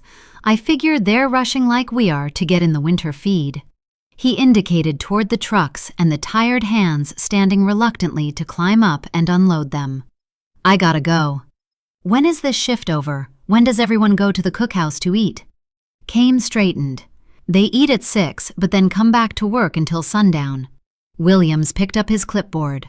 The cookhouse is open until 11 each night. I don't recall her working after the evening meal, so she must have left with someone who doesn't work in the hay shed. Another clue. Jenna pulled a card from her pocket and handed it to him. We really need to find information on the person who gave her a ride into town. Can you ask around? It's important to find out who was the last person to see her. We believe that the body we found in the north pasture is Marie. She's dead? Williams dropped the clipboard and stared at them, wide-eyed. No, that can't be possible. She was laughing and happy when I saw her. Who would hurt her? We never mentioned anyone hurt her.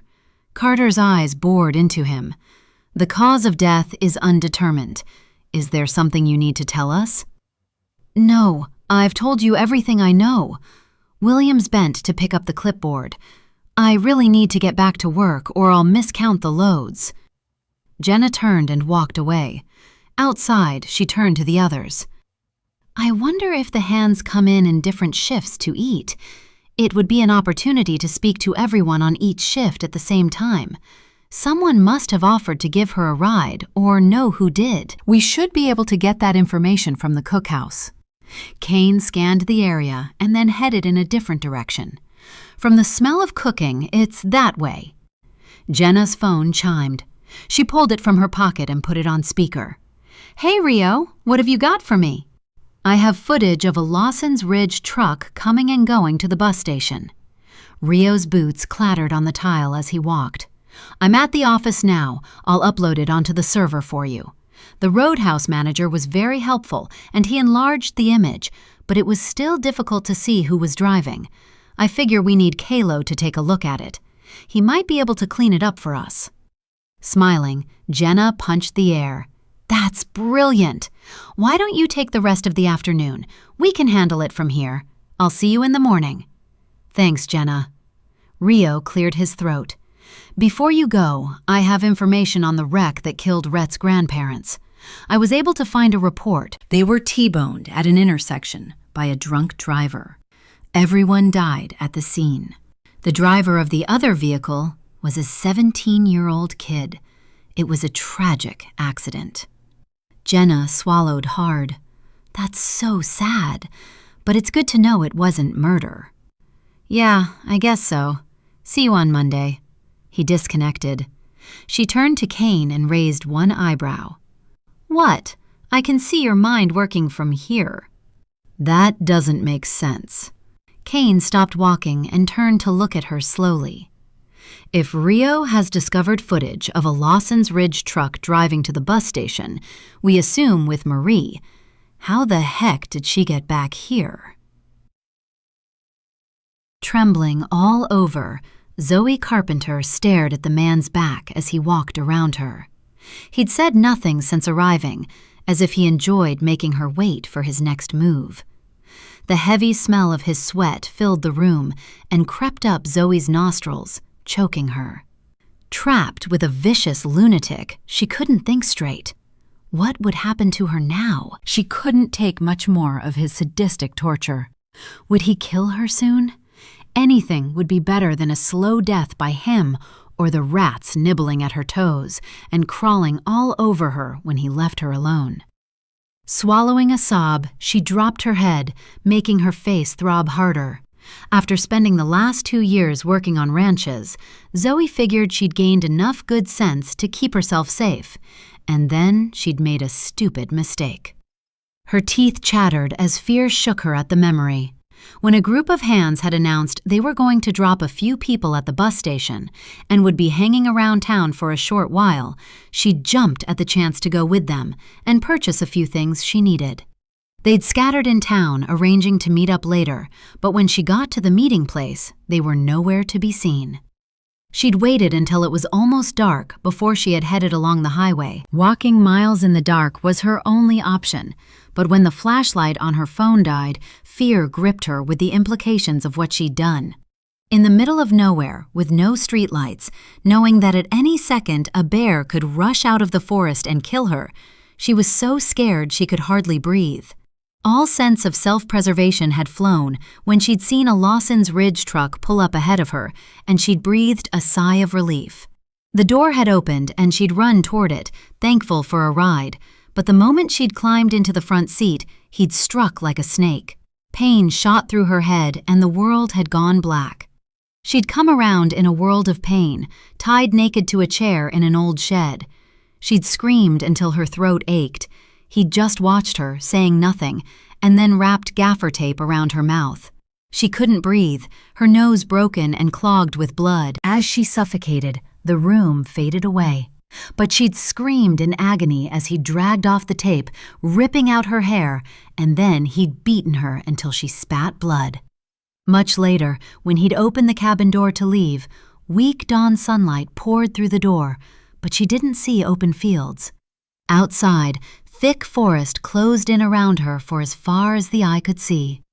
Beaten and head swimming, Zoe had waited for a long time, and then, eyes swollen and nose dripping blood, she'd tried to escape. The chair he'd strapped her to had been bolted to the floor. Nothing she could do would move it. She tried rocking back and forth, but her efforts stripped the skin from her wrists and ankles as the heavy ropes tying her cut deep. Convinced she would die, she gave up and sat there waiting. He would come back, she knew it. He'd gotten enjoyment from hitting her, but what made him creepier was the camera aimed at her. Had he been watching her from afar all day, enjoying seeing her struggle? Terrified as he came around the front of the chair, Zoe quickly averted her gaze and stared at his boots. Mud had splashed the well-worn brown leather as if he constantly walked in dirt. If she'd gotten away and run to the sheriff, but she couldn't identify him, he could be any one of the hands working at Lawson's Ridge. They all had the same sweaty smell from hours of working. Most were around the same size, but this man kept his face covered with a balaclava and his clothes with coveralls. The only way she could recognize him would be by his boots, but she'd seen at least 10 pairs similar to his at the ranch. She bit back a sob. No one would find her here, no matter how loud she screamed. Would anyone even report her missing? As a seasonal worker, she didn't know the other people very well. She tried to swallow. Her head throbbed in agony. Exhausted, thirsty, and so tired, she gathered as much courage as she could and lifted her head. "Water, please. Water. Why should I waste it on you?" He stood in front of her with his fists balled at his waist. "Give me a reason why I don't kill you right now." Zoe leveled her gaze on the two dark eyes peering through the slits in his balaclava. Her voice croaked so bad she could hardly recognize it. Trying to reason with him was her only choice. "Why do you want to kill me? What have I ever done to you? I don't know you, and I don't believe I've even met you before. Why don't you just let me go and I'll forget all about it?" "Sure you will." He barked a laugh and shook his head. "I've been watching you. Don't you know that women were put on this earth to serve men? And there you were, expecting men to drop everything to help you, batting those long eyelashes and trying to emasculate us. So now you're here to be punished. I'm not responsible for this decision. Don't you know that right after Eve tempted Adam in the Garden of Eden, that God punished women by causing their pain in childbirth?" He leaned down closer.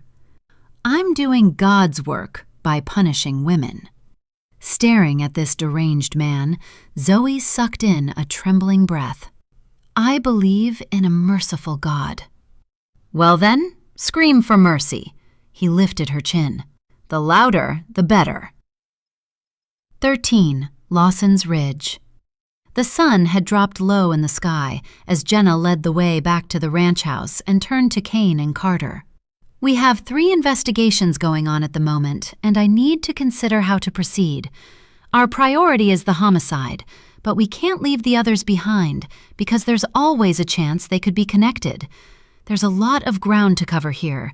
So many different ranch hands to consider in different areas. Our killer could be any one of them." "I'm ready to call it a day on the grunt work." Carter pushed back his hat and stared into the sun. "It's getting late, and you'll need to spend some time with your boys." He rubbed the stubble on his chin and stared into space. "I need to start calling in a few favors. I figure some of the answers we need are hidden in the old files, and maybe the new ones." "Yeah, seems that way."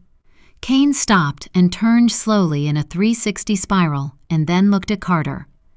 "When you flew over the spread, how many cabins and other outbuildings did you notice across the land?" "They're all over." Carter turned to look at him. "I figure they were built as sleepover cabins for men doing repairs to fencing and working in the outlying areas. Many of them, I'd imagine, contain various items that they might need, and also supplies. It would be needed, for instance, if they've worked until sundown mending a fence and haven't finished. If you dropped by any one of them, you would find a stove, food supplies, and a clean bed." From all accounts, Bowman runs the ranch very well and takes good care of the hands. Catching a stray strand of hair and tucking it behind one ear, Jenna nodded. "He does appear to be very responsible. From what Sam Cross told Rhett, all the accounts and everything else were in order, according to the accountant he appointed. As the accountant is a totally separate identity than anyone on the ranch, I would consider him to be competent enough to discover any discrepancies. Although I do agree that getting a forensic accountant in to oversee the ledgers from way back is a brilliant idea. If anything unusual was happening around the time of Rhett's parents' deaths, it might give us a motive to why they were murdered. We need to open that safe." Kane pushed his hands into the pockets of his jeans. "If there's a letter in there that explains everything, it will make our life a whole lot easier. With such a wide expanse of time to cover, their murderer could have died years ago." He hurried to the beast. "I'll grab my gear." Smiling, Jenna ran up the steps to the ranch house and rang the doorbell. Rhett had followed instructions and locked the doors. Footsteps echoed from inside and the door opened. She smiled at Rhett. "I figure we're finished for the day apart from one more thing." She indicated to Kane coming back. "Dave is going to tackle that safe. We might be lucky and find some answers inside." "That sounds like a plan." Rhett stood to one side to let them in. "The boys were squawking for something to eat. They're in the kitchen with Julie. My housekeeper is making piles of sandwiches and has a fresh pot of coffee brewing. Why don't you all wash up and come along and take a break?" "I'd sure like that." Carter led the way to a bathroom on the ground floor. "This way, folks." "Did you discover anything of value?" A worried expression crossed Rhett's face. "Any suspects?" Jenna shook her head. "I'm sorry, no. We haven't got anyone in particular, But then we've only spoken to a couple of people. We have footage of someone driving a Lawson's Ridge truck to the bus station and leaving, but we can't see who is driving or if anyone's in the passenger seat.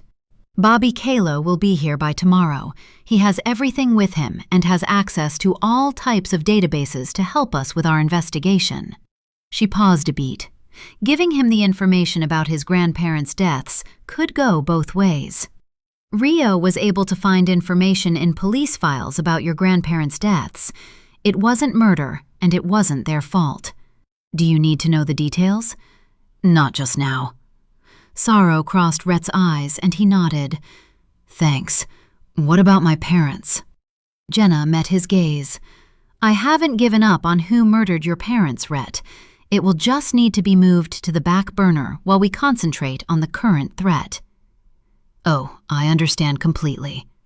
Rhett nodded slowly. You have so much on your plate already. Maybe, if Dave can open the safe, we'll have some answers? All this has been kinda mind-blowing for me. I feel like I'm walking on eggs. One mistake, and someone's gonna get killed. Seeing the confusion and hurt in his eyes, Jenna squeezed his arm. When I became sheriff, I used to blame myself for every murder. I figured I wasn't doing my job well enough to protect everyone in the town. The thing is, Rhett, we have no control over situations like this. There's no way to anticipate when or if someone will kill again. All we can do is try and discover who they are. It might take a day or a lifetime. Dave always tells me that sooner or later they'll make a mistake and we'll find them. In the meantime, we'll keep chipping away and collecting more pieces to the puzzle. You can wash up down here if you like. Rhett led the way down a separate passageway and flung open a door. There are 3 bathrooms on the ground floor. The other one is at the foot of the stairs. I imagine when this place was built, the owners had a very large family. He gave her a wave and headed back toward the kitchen. After washing her hands, Jenna made her way back to the kitchen. She could hear her boys chatting loudly to Julie and wondered what was happening. When she walked into the kitchen, Julie was wearing an apron and both her boys had dish towels wrapped around them and were industriously frosting cupcakes. From the amount of frosting on Jackson's face, he'd eaten a good deal of it. Have you been good boys? Jenna sat down beside Jackson and smiled at them. Yes, we've been helping Julie make cupcakes. Tori spread a generous amount of frosting onto a chocolate cupcake. They're for you and Daddy. We had some already. So I can see. Kane dropped into a chair opposite and grinned at them. He looked at Jenna. The boys are going to help me do the chores this afternoon when we get home. It might help with the sugar rush. I figure they'll be starving again by dinner time. Jenna picked some frosting out of Jackson's hair. That cupcake looks delicious. Is that one for me? She turned the broken cupcake around in her fingertips. Do they taste good? Yummy! Jackson lifted the spoon he was using to frost the cupcake and pushed it into his mouth. I think you've had enough. Kane stood and rinsed a wash rag under the kitchen tap and brought it back to the table to clean up his son. Did you have fun with Julie today? Good boy, Jackson grinned and pointed to himself. We watched movies and played with the trains. Tori gave Kane a serious look. Rhett says I'm big enough to have a train set. Can I get one for my birthday? I'll talk to Mommy about it, Kane smiled. They are best if they are set out and left so you can play with them right away when you feel like it. There is room in the basement for a games room. I've been thinking about building one for a time. As you grow, you'll both need some extra space. It would be nice to have a place where you can keep your things, so you don't trip over them in your bedroom all the time. Wow, that would be great! Tori pushed a cupcake toward Kane. This one is for you. Can we go back and play with the trains while you and Mommy are having coffee? I'm sure you have things to discuss. Julie raised both eyebrows. I'll watch them. They have been an absolute delight. If ever you need a babysitter, I'm your girl. Nodding, Jenna smiled at her. Thanks, that would be brilliant. We shouldn't be too long. Once we've had a cup of coffee, we're going to tackle the safe. I also need a plan of action. Life is going to be pretty full on for the next few weeks until we catch this guy. She lifted Jackson down and watched him toddle after Tori. If they become too much trouble, just call me. I will, but I doubt I'll need to. Julie smiled and removed the apron and hung it over the back of a chair. She pushed the plate of cupcakes into the middle of the table and then turned and took another plate of sandwiches from the refrigerator. The housekeeper just made these. She figured you would be hungry when you came back. She gave them all a wave and hurried after the children. I've a list of the employees. Rhett handed over a thumb drive. They're listed as permanent, casual, and seasonal. I'm probably contravening privacy laws by giving them to you, but we need to catch the killer as soon as possible. If you believe there might be a problem, could you apply for a search warrant for these documents? I don't want to find my ass in jail, especially as I want to work here. He stopped talking for a beat, shook his head, and then pushed both hands through his hair. That sounds so stupid, doesn't it? How many people would inherit a place like this, discover they're a multimillionaire, and still want to get a job? People who want to follow their dream. Kane leaned back in his chair and licked the frosting from his fingers. Money might be great to have, but it doesn't buy you happiness. If you keep that in mind, you won't go wrong. I appreciate that. Rhett glanced at Jenna. I understand if you want to keep the investigation quiet, but can you let me know what happens next? Jenna took the cup of coffee that Carter offered and sipped the rich brew. First thing in the morning, I'll apply for a search warrant for your records so that you will be kept in the clear. It is imperative that everything we do is within the law, or when we get to trial, the case will be thrown out on technicalities. In saying this, I do appreciate having that list early because it will save us a lot of time sorting out who are possible suspects. She sighed. Next, it's hard work interviewing a ton of people, getting eyewitness statements where possible, and checking as much CCTV camera footage that we can get our hands on.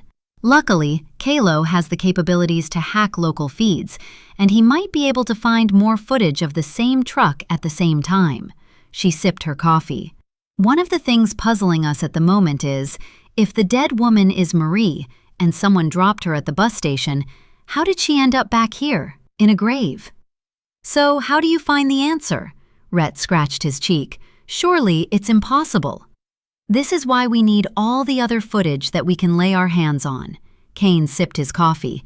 It might give us a second vehicle. Really? Rhett closed his hands around his cup of coffee and looked at them seriously. It seems to me whoever drove her to the bus station knew about the cameras. He eyed them over the rim of his cup. If someone happened to see him leave with Marie and could identify him, he could have driven her to the bus station, but stopped anywhere along the road to render her unconscious. He might have driven to the bus station and out of sight somewhere, hidden her under a coat or whatever, and then headed back to the ranch. It would be on CCTV that he left the bus station without her and drove in and out in a few minutes. By all accounts, it would have been dark by the time he got here, so he could have easily driven her body to the machinery shed, dumped it in the back, and then buried it. The chances of anyone seeing him would be remote. As everyone works from sunup to sundown, they'd probably all be asleep by the time he got back from the bus station. It would be a perfect alibi. Holy moly, the man is a fine detective. Carter leaned back in his chair, and a broad grin crossed his face. Welcome to the team, Rhett.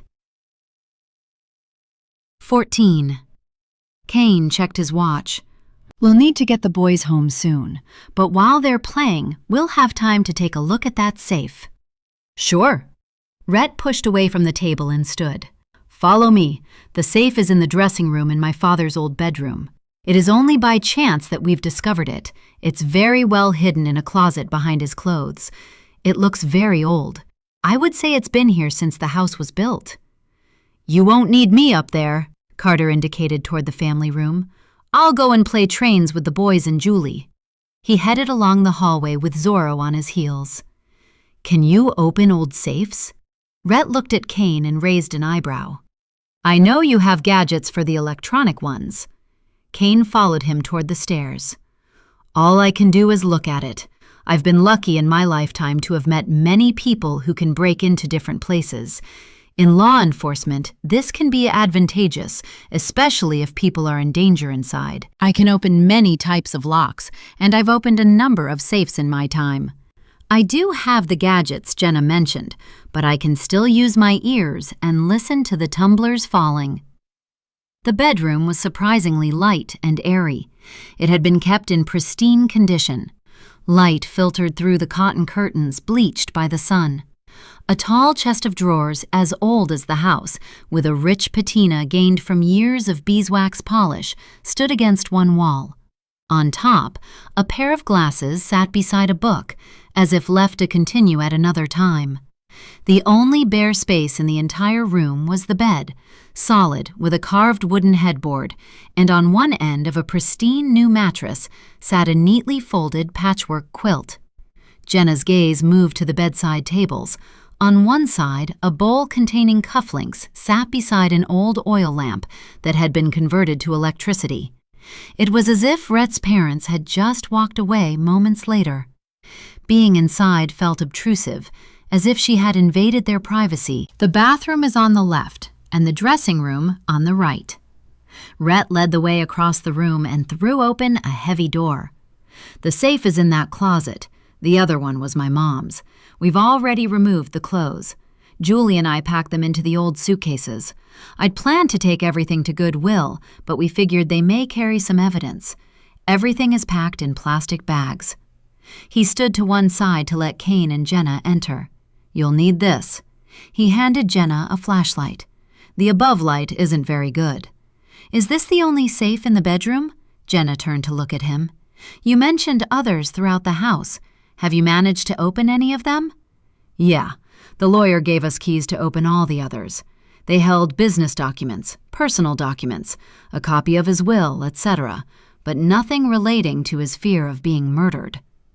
Kane took the flashlight from Jenna and ducked inside the closet.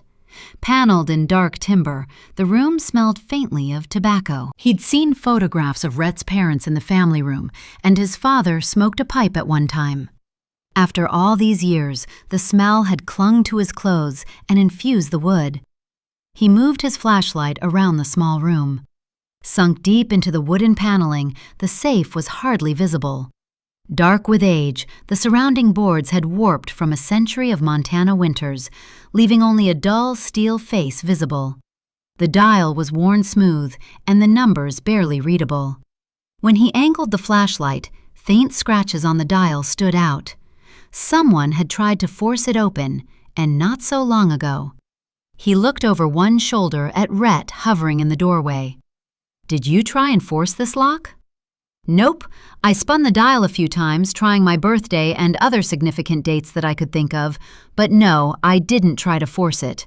We searched all over for a key, but couldn't find anything that would fit it. Kane turned back to the safe. A thick line of dust clung to the top edge, undisturbed for decades.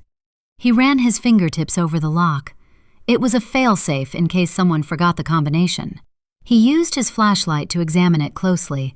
The safe was a museum piece with a reliable old mechanism and built long before the ranch had electricity. He bent to look at the small scratches on the metal. Maybe someone had tried to force it years ago. That discovery alone was enough to tell a story. It wouldn't be easy to crack this safe, but he had tackled something similar before. He turned to look at Rhett. On closer inspection, I can see that the scratches around the lock are old. It would be difficult for anyone to get into this safe. Your father might not have trusted anyone, but he trusted this safe. Just looking at it from the outside, I would say it's intact. It would be unusual for someone to open a safe and lock it again, especially after the owner is dead.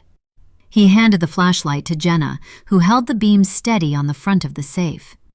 Allowing the tension to ease from his shoulders, Kane bent and pressed his ear to the cool metal.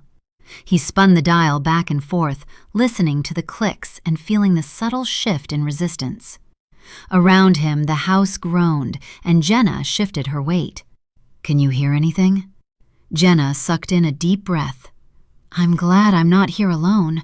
I'm waiting for the door to slam shut and lock me inside. Oh, thanks for that. Rhett scratched his cheek. Julie said his room gave her the creeps, as if it were still occupied, and when she helped me pack up the things, she felt as if she'd invaded someone's private space. I hope it's not haunted. Kane stopped what he was doing and turned slowly to look at them. Like I've said to Jenna before, it's not the dead you need to worry about. In any case, this was your dad's bedroom. He made it very clear he only wants the best for you. Why would he want to scare you away? He sighed and went back to work. Now can the two of you keep quiet so I can hear it? Is it talking to you? Rhett barked a laugh. Kane looked over one shoulder at him. This is a very old safe, and old safes talk to you if you listen.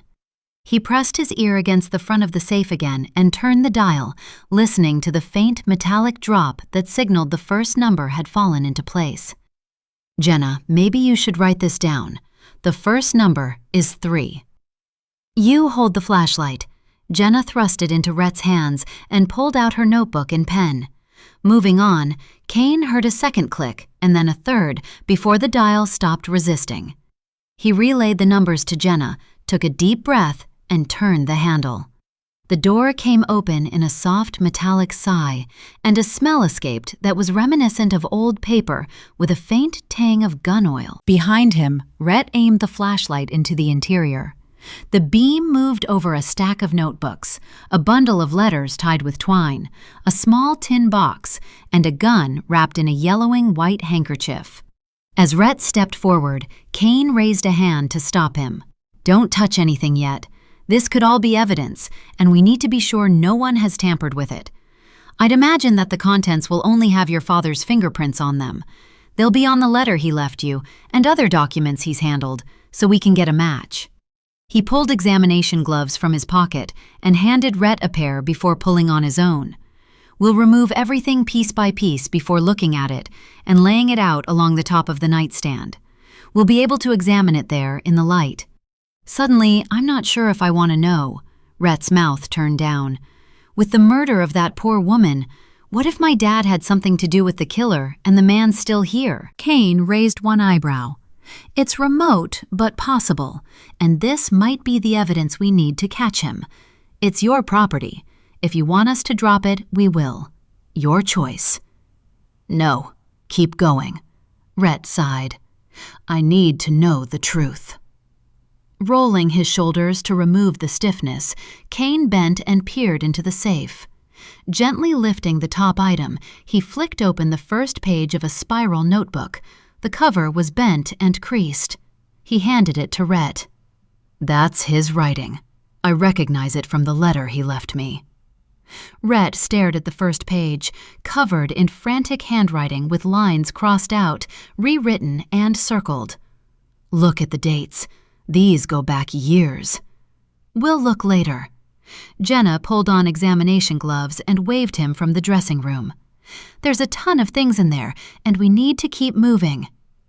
Kane reached deeper inside, and his fingers brushed something metallic. He took out a tin box that rattled as he retrieved it. He handed it to Jenna and moved his hand across the bundle of letters. The top envelope was addressed to Rhett in his father's shaky handwriting. This might be the evidence we need. I figure he was too concerned about your mother's safety to give this information to the lawyer. At this stage, he didn't know who he could trust. At the back of the safe, Kane discovered a second notebook, this one thinner, with a leather cover and slightly curved, as if it had been carried in a back pocket for months. The edges of the book were dirty and stained with something brownish. Curious, he flicked open the top page and angled the beam of the flashlight to read it. This mentions something about missing girls. What does it say? Rhett's face drained of color. He wasn't involved, was he? Closing the notebook, he handed it to him. I doubt it. I only scanned the first few lines, but I figure your father saw something he wasn't supposed to. Dave, look at this! Jenna reached into the safe and pulled out a small envelope, yellowed with age, with just a few single words written on the front in shaky handwriting. This is the truth. Kane took it from her and stepped out into the light. He opened it carefully and slid out a single folded sheet of paper. Inside, he found a list containing names and dates. Some were crossed out, and others circled, and a few had question marks beside them. I guess we'll need to cross-reference this with the employees list at the time. They're all women. I figure your father was keeping track of those who left early or without notice. As we don't seem to have a long list of people going missing at that time, we have no idea if he went to the sheriff with the information or not. It seems to me he didn't trust anyone, not even his lawyer, with this information. Rhett rubbed the back of his neck. We know from his letter he was in fear of his life. There's something else in here. Jenna gingerly picked up the old pistol and handed it grip first to Kane. It's loaded. Kane checked it and broke it down. It's safe now. He laid it on the nightstand. What else can you see? Look at this. It's one of those cassette recorders that ranchers used decades ago to dictate notes. Jenna pressed a button and the top opened. It has a tape inside. She handed it to Kane. Turning the recorder over in his hands, Kane examined it with care. It had been old before Rhett's father had placed it in the safe. A crack ran along one side of the plastic cover like it had been dropped a few times. If there's audio on that tape, Rhett's Adam's apple moved up and down as he swallowed. It might be the last thing he ever recorded. He moved sad eyes to Kane. I don't recall what they sounded like. I hardly remember what they looked like. It's as if they were a dream I had a long time ago. It will need new batteries, Jenna frowned. It might not work, but Wolf will have a way of making it play. He has all those types of gizmos at the morgue. After Kane sat the recorder on the nightstand beside the tin box and the notebooks, he turned to Rhett. The color had drained from his face the moment they'd found the first notebook and hadn't returned. He laid one hand on the tin box. Are you ready for this? Nope, but we're doing it anyway. Rhett looked at him with dread. Open it. Kane rested his gloved fingertips on the tin box, small and dented at one corner, with the metal worn smooth from years of being handled. He turned it in his hand. A person didn't keep something like this unless it mattered. He gripped the lid and pulled, but the top stuck fast. Maybe it was reluctant to give up its secrets? He tightened his grip, and it opened with a soft, metallic pop. A torn piece of cotton fabric, the kind used in cheap summer dresses, covered the contents. He placed the material to one side and stared at the collection of items at the bottom of the tin. He took them out one by one. A single earring, a small silver hoop bent out of shape, a red hairband stiff with dried mud, and a driver's license in the name of Paloma Cortez, with a faded photo of a young woman staring blankly at the camera. Why did my father keep these? They're the sort of trophies a serial killer collects. Rhett stared at her in horror. Oh, Jesus, you don't think he was murdering people, do you? I don't believe your father collected these. I figure he found them and kept them as evidence. Jenna squeezed his arm. He likely didn't trust anyone enough to hand them over. Taking out the last item, Kane turned over a folded piece of paper in his hand. Creased with brown watermarks, it appeared as if Lawson had hidden it somewhere damp before moving it into the tin. He unfolded it slowly and stared at a hand-drawn map. The crude drawing with shaky lines depicted landmarks labeled in a frantic scrawl. On the map, he'd marked an old well and the north fence line. Circled 3 times was a hunting cabin in the woods. Beside it, Lawson had written a single word. Listen. Listen to what? Jenna peered over his arm at the map. Did he record something? Kane placed the paper carefully back into the tin with the other items. He looked at Rhett. This is going to take some time to go through. Can we take this into the office to correlate all the information? I'll get the recorder to Wolf if it doesn't work on fresh batteries. He's the best person to extract the recording. He searched Rhett's face.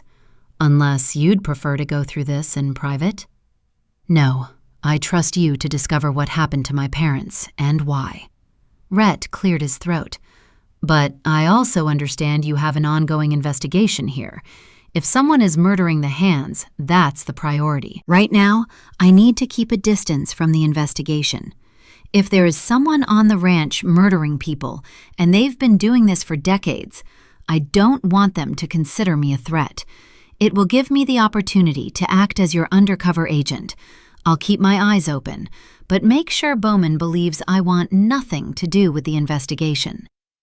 That's fine, Jenna frowned, but we don't want you to end up the same way as your dad, so don't ask any questions. Just keep your eyes open and your weapon close at hand. She smiled. You'll be fine with Carter here, and Kalo will be here tomorrow. It will be normal for you to be showing your visitors around the ranch. Just watch your back, okay? Jenna went back to the family room, and Kane went outside to the Beast to collect evidence bags. Everything would be tagged and bagged before leaving. They would drop by to see Wolf, and he'd forensically check everything for fingerprints and DNA before the investigation continued. It would be a time-consuming examination. With luck, Norell's team might be able to get involved, unless they were all tied up with working on the mud from the pig pens. Jenna tugged at her bottom lip.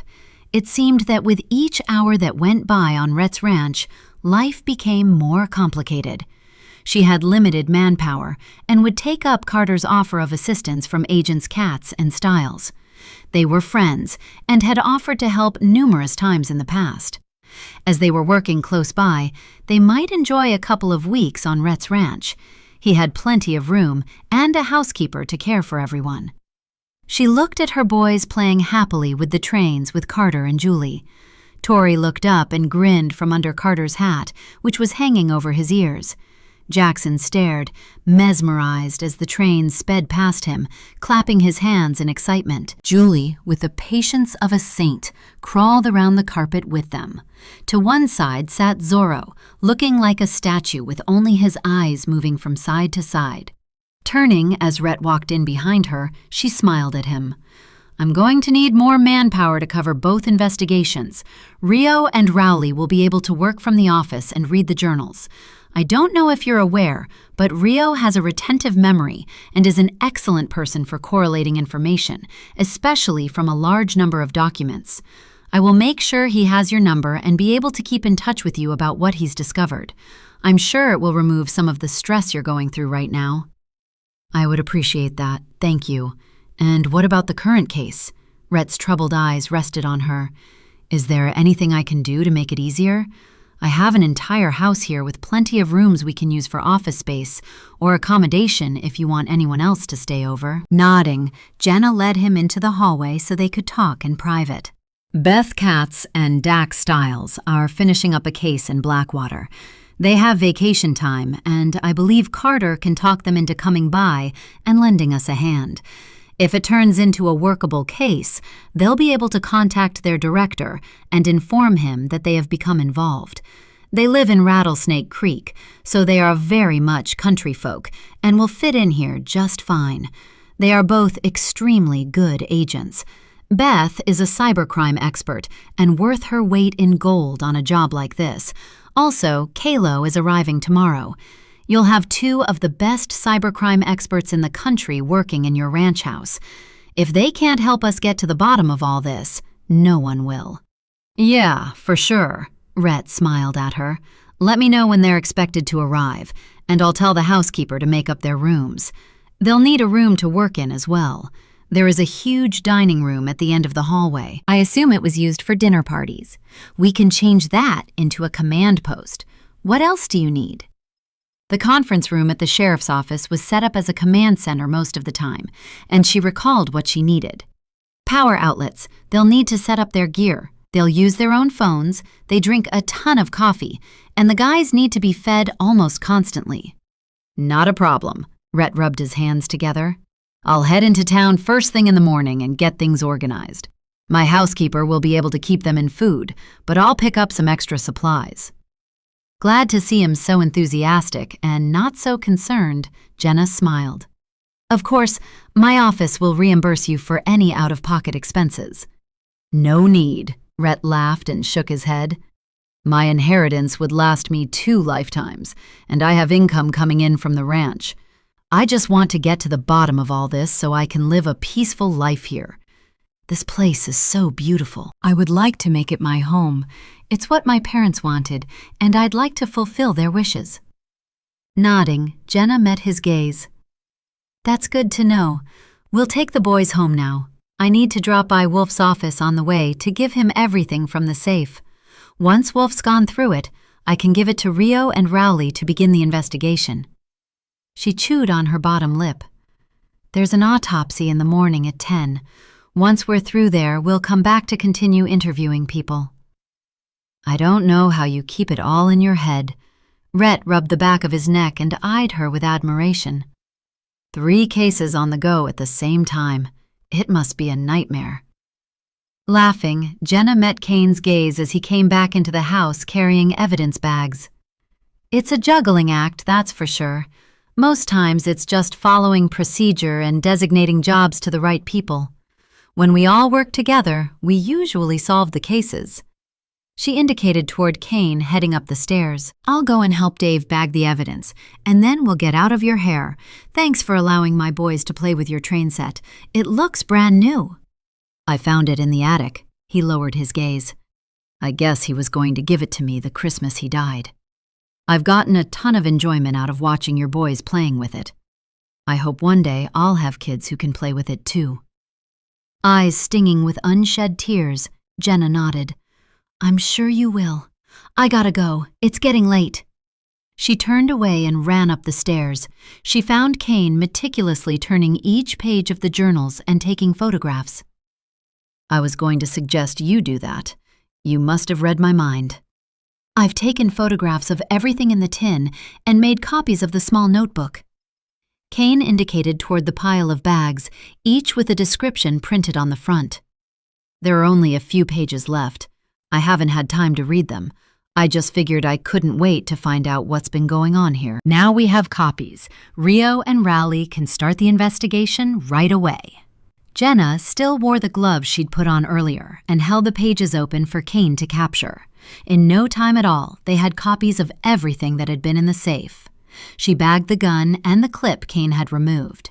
You know, from the small number of pages I've glanced over, I figure Rhett's father was in fear of his life for a time.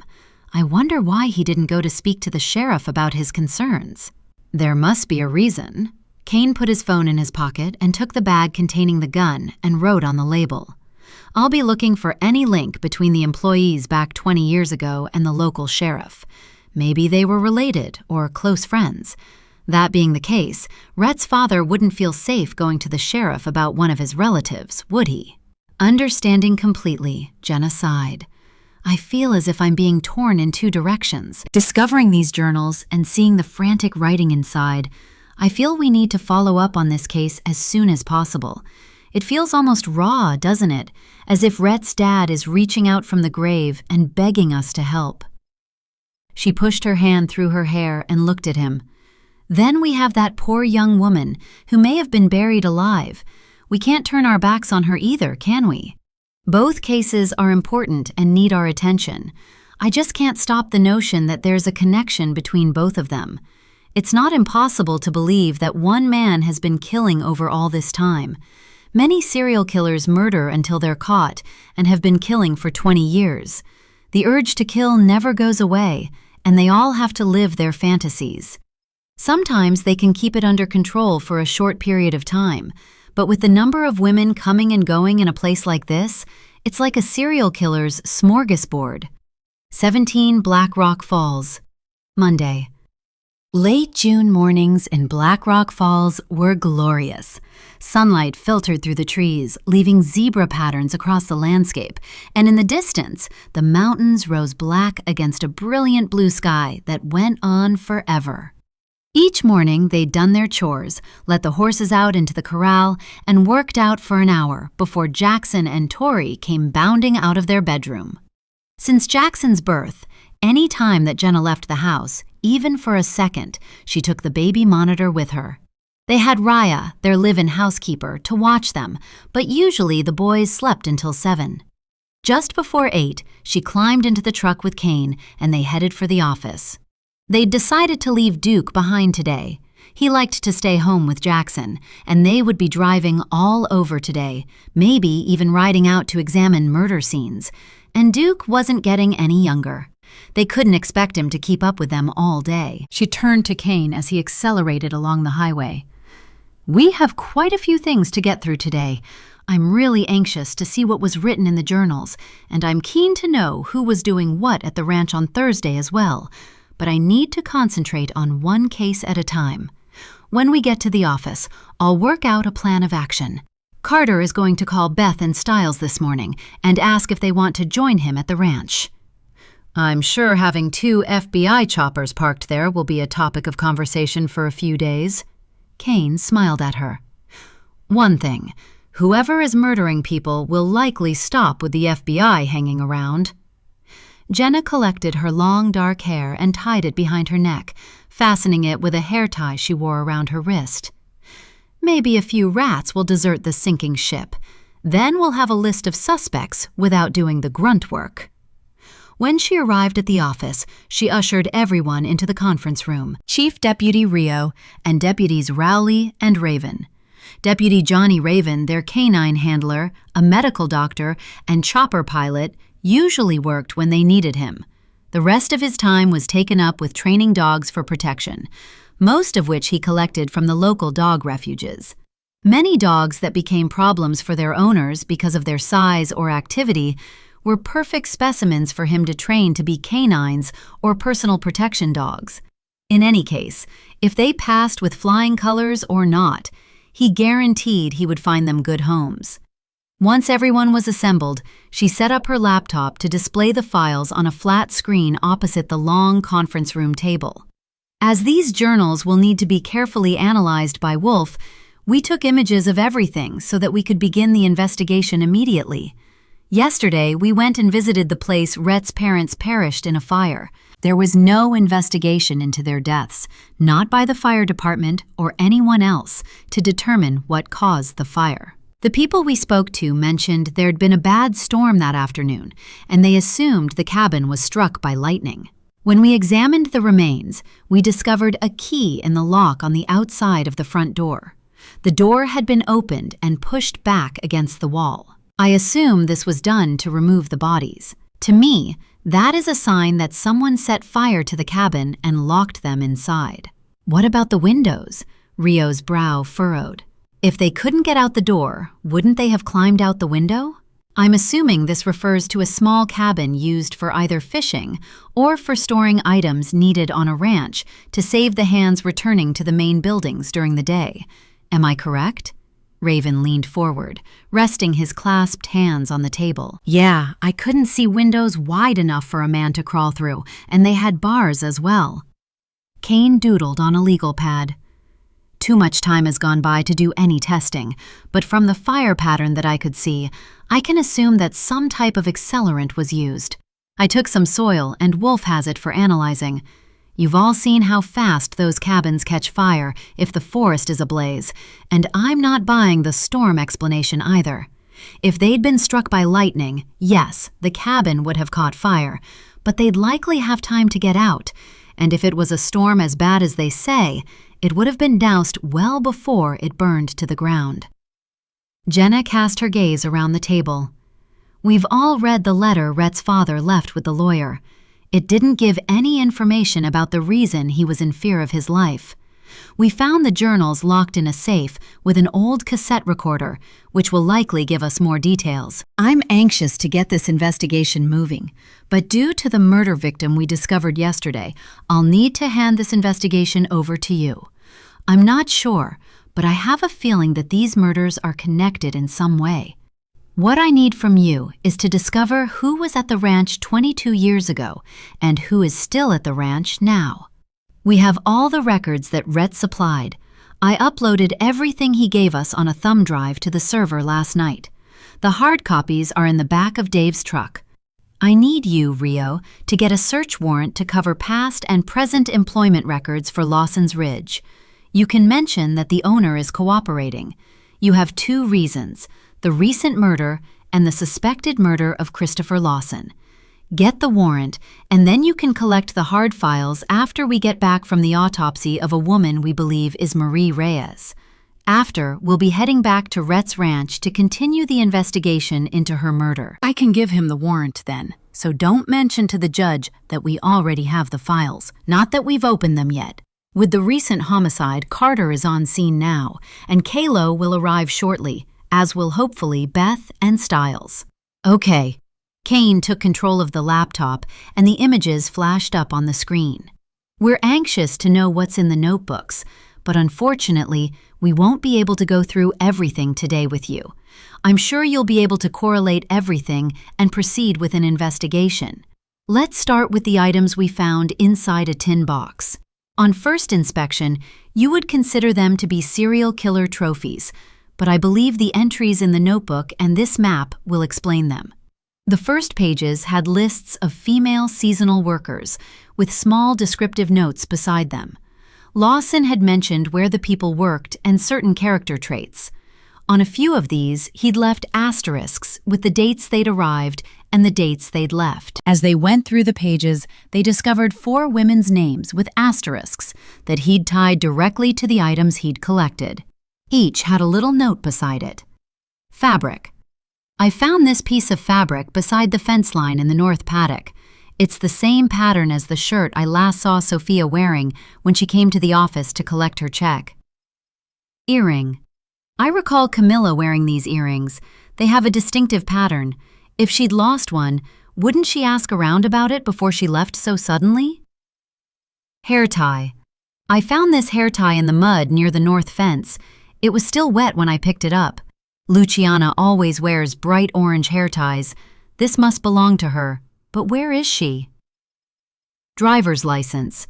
Belonging to Paloma Cortez. I found this near the fishing cabin by the river. Jenna turned to Kane. Bring up the map. She waited until the hand-drawn map flashed onto the screen.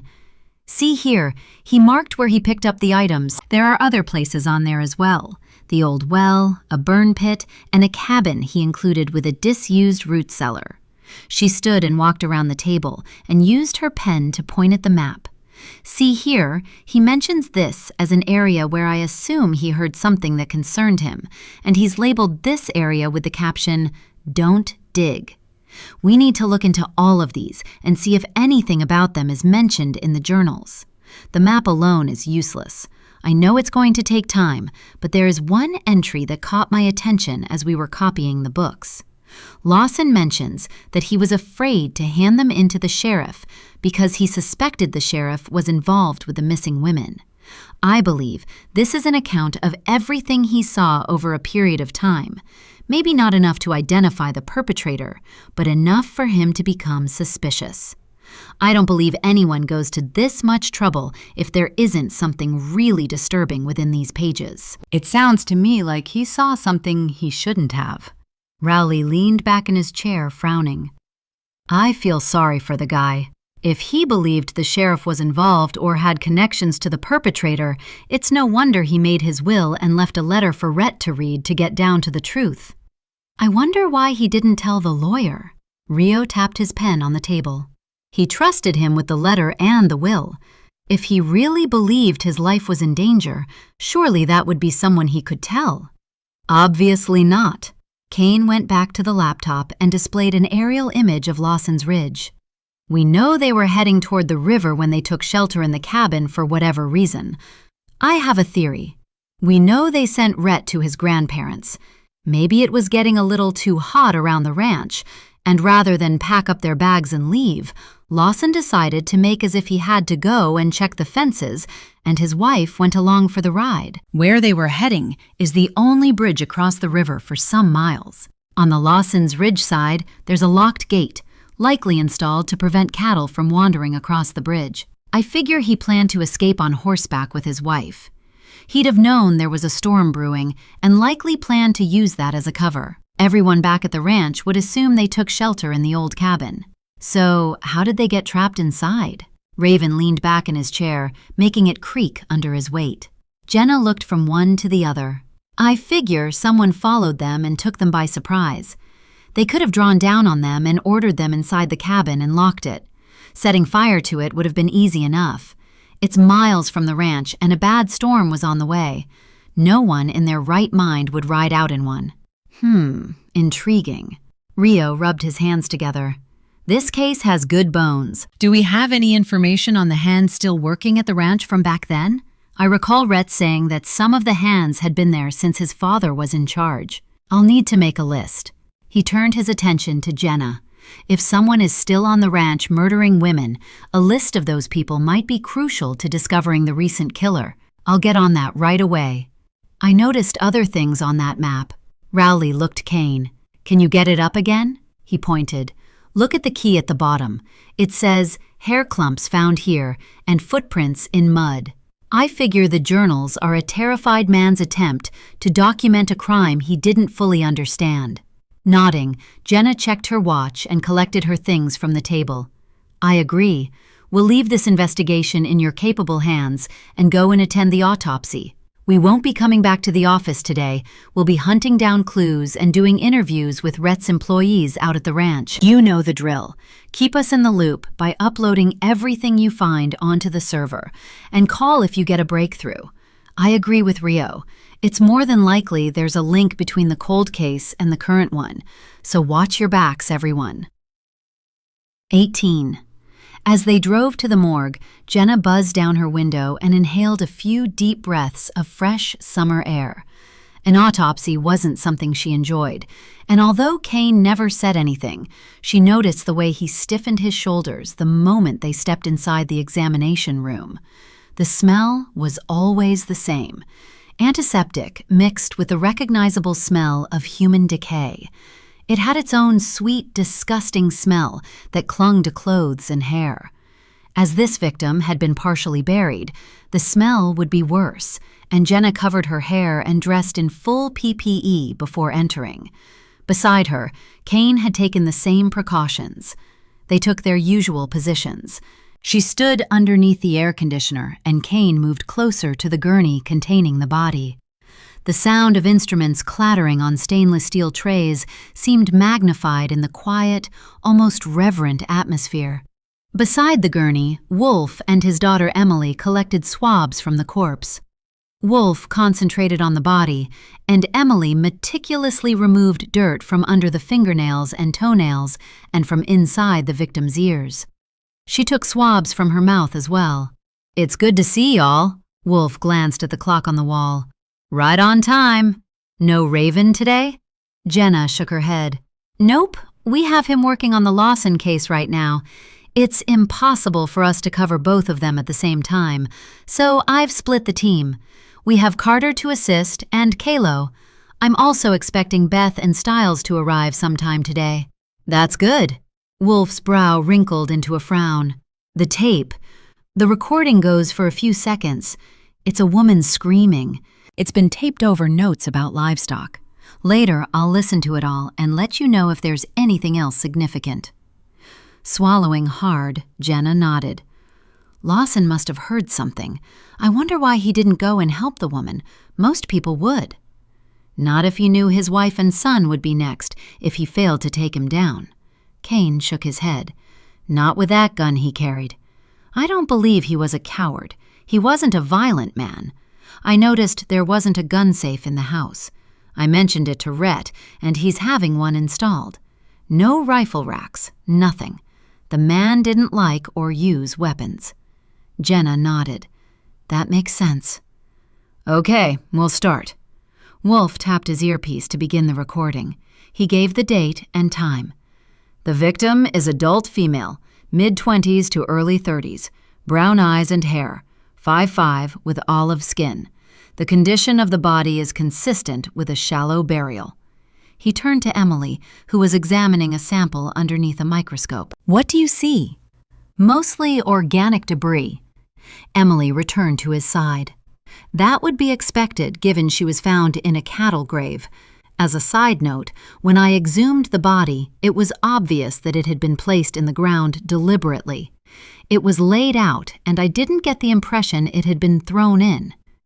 Jenna moved her gaze over the body.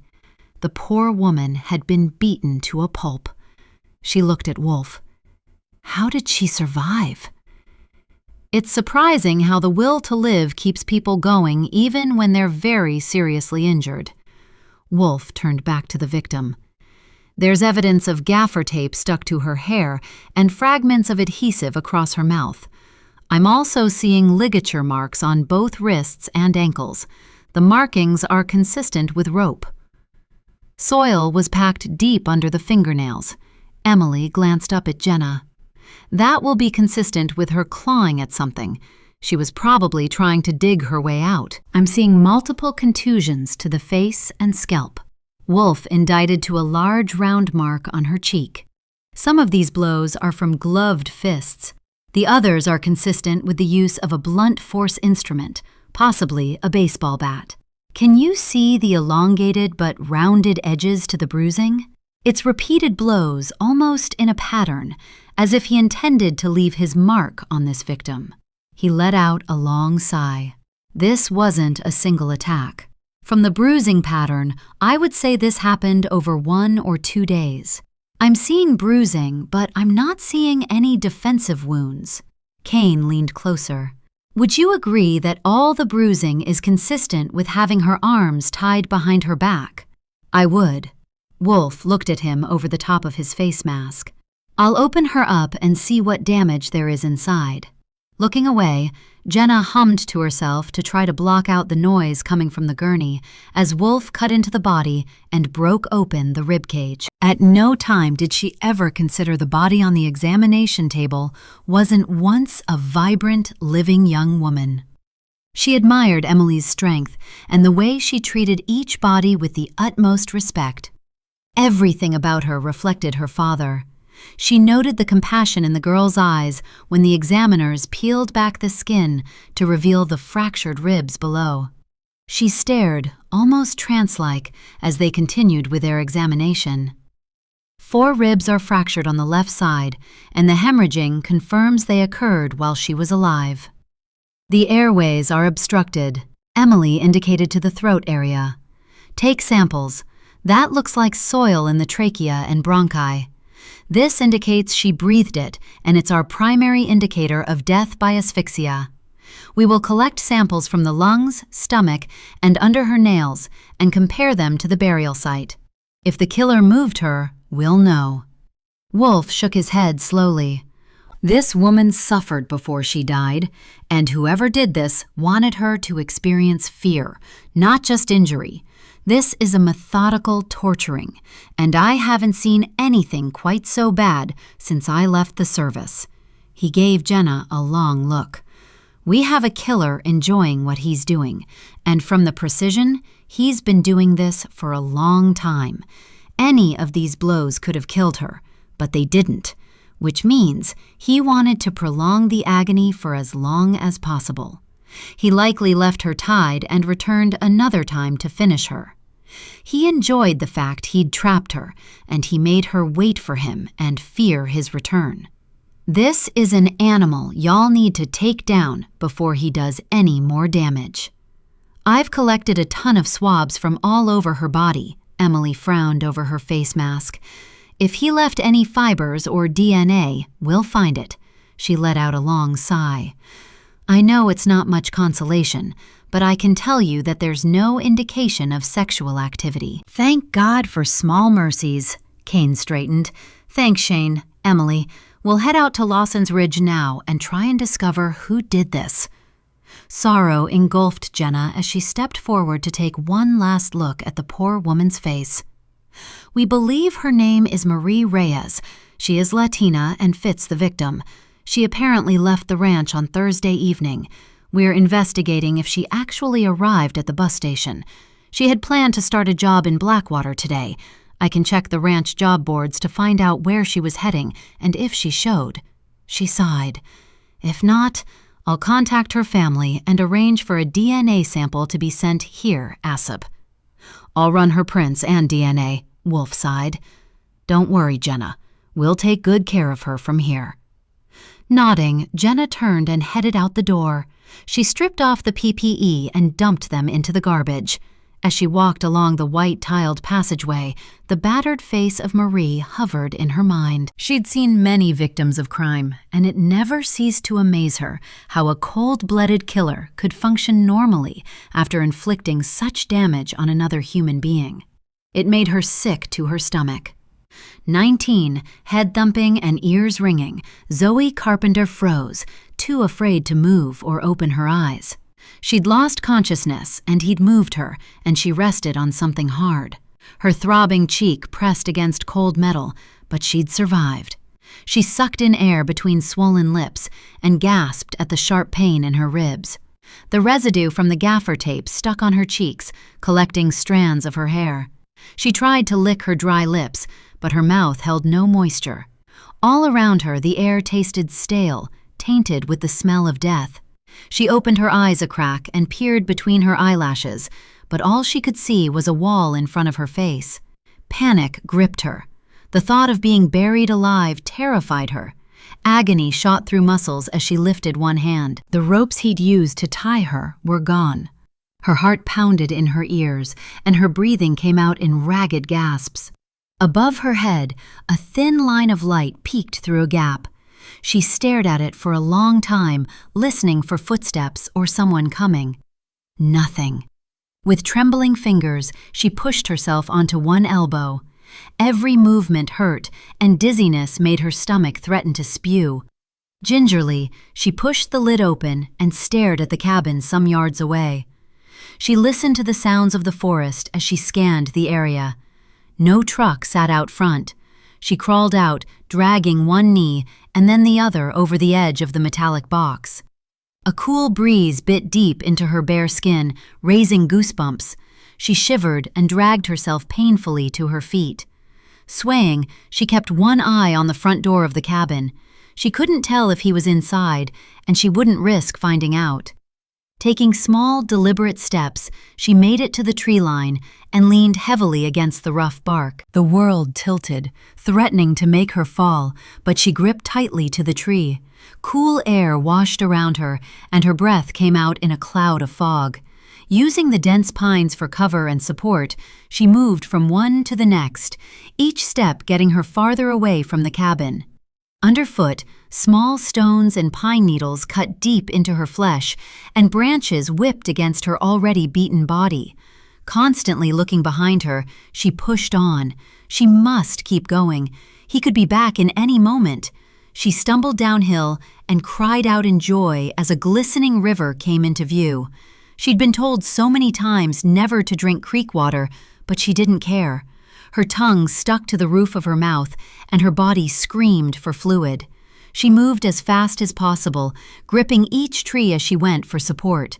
Finally, she made it to the sandy riverbank and fell to her knees at the edge of the clear mountain river. Sun bathed her as she used her hands to scoop the water into her mouth. Shivering and teeth chattering, Zoe splashed water over her face. Lucidity came back in a rush, as if the water had renewed her. The cool water had stung, but soon eased her pain. The need to wash away the stink of him overwhelmed her.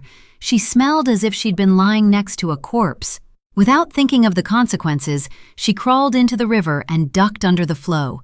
The shock took her breath away, and gasping, she kneeled and quickly washed. Clarity of mind came along with the freezing water. As she made her way out of the river, her teeth chattered. Zoe grabbed long bunches of dead grass to dry herself. She stared at the bruises and bites on her arms and shook her head. He must not find her. Next time it would be instant death. But who could she trust? She hadn't seen his face. What if she ran into him? Terror ran in shivers down her back, and then a noise sent birds flocking into the sky. "Arr!" A man's cry, followed by the slamming of something metal. Horrified, Zoe stared into the dense forest. It was him. She just knew it. He'd discovered her escape, and now he'd be looking for her. Sound traveled in the mountains, but distorted with echoes. Riddled with caves, the entire mountain range amplified and twisted sounds, but the crashing through the forest was unmistakable. He's coming. Heart pounding, she rushed out of the shadows. She must keep going and trust no one. As warm sunlight bathed her body, she took note of the position of the sun. It must be early morning, and he'd easily find her in the hours before nightfall. Panic gripped her. She needed to get away from him. Which way do I go? She figured the man would have taken her to a remote place, somewhere no one would have heard her screaming, but many people lived in the forest and they all needed water. Her only chance would be to follow the riverbank. She needed to keep moving, keep warm, and find help. The sound of cursing and branches cracking came closer. Fear had her by the throat, and fighting the pain in her ribs, she staggered along the sandy riverbank. It would be faster, but a risk. In the open, he might be able to see her. She turned and gasped at her footprints. The trail would bring him right to her. Trembling with fear, she stamped back to the forest, hoping he'd see the footprints and move away from the river. Moving as fast as possible through the trees, she circled back, climbed over a flat boulder, and slid down the other side and into the water's edge. Cold bit into her, stinging the cuts on her legs and arms, but anything would be better than him catching her.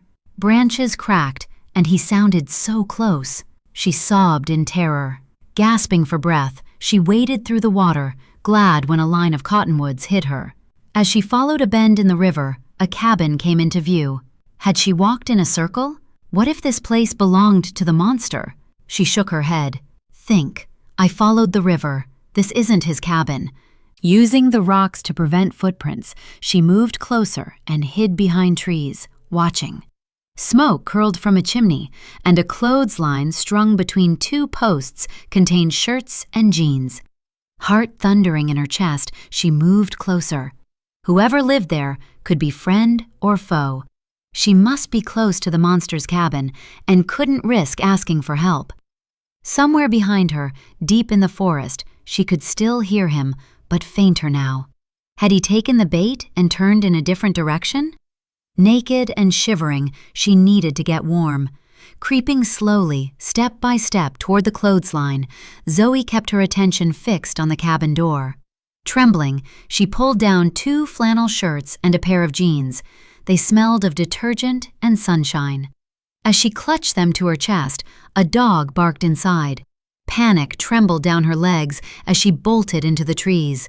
Behind her, the barking became frantic. Something moved between the undergrowth. Birds flew squawking into the sky. She glanced behind her, waiting to see the monster burst out from the trees.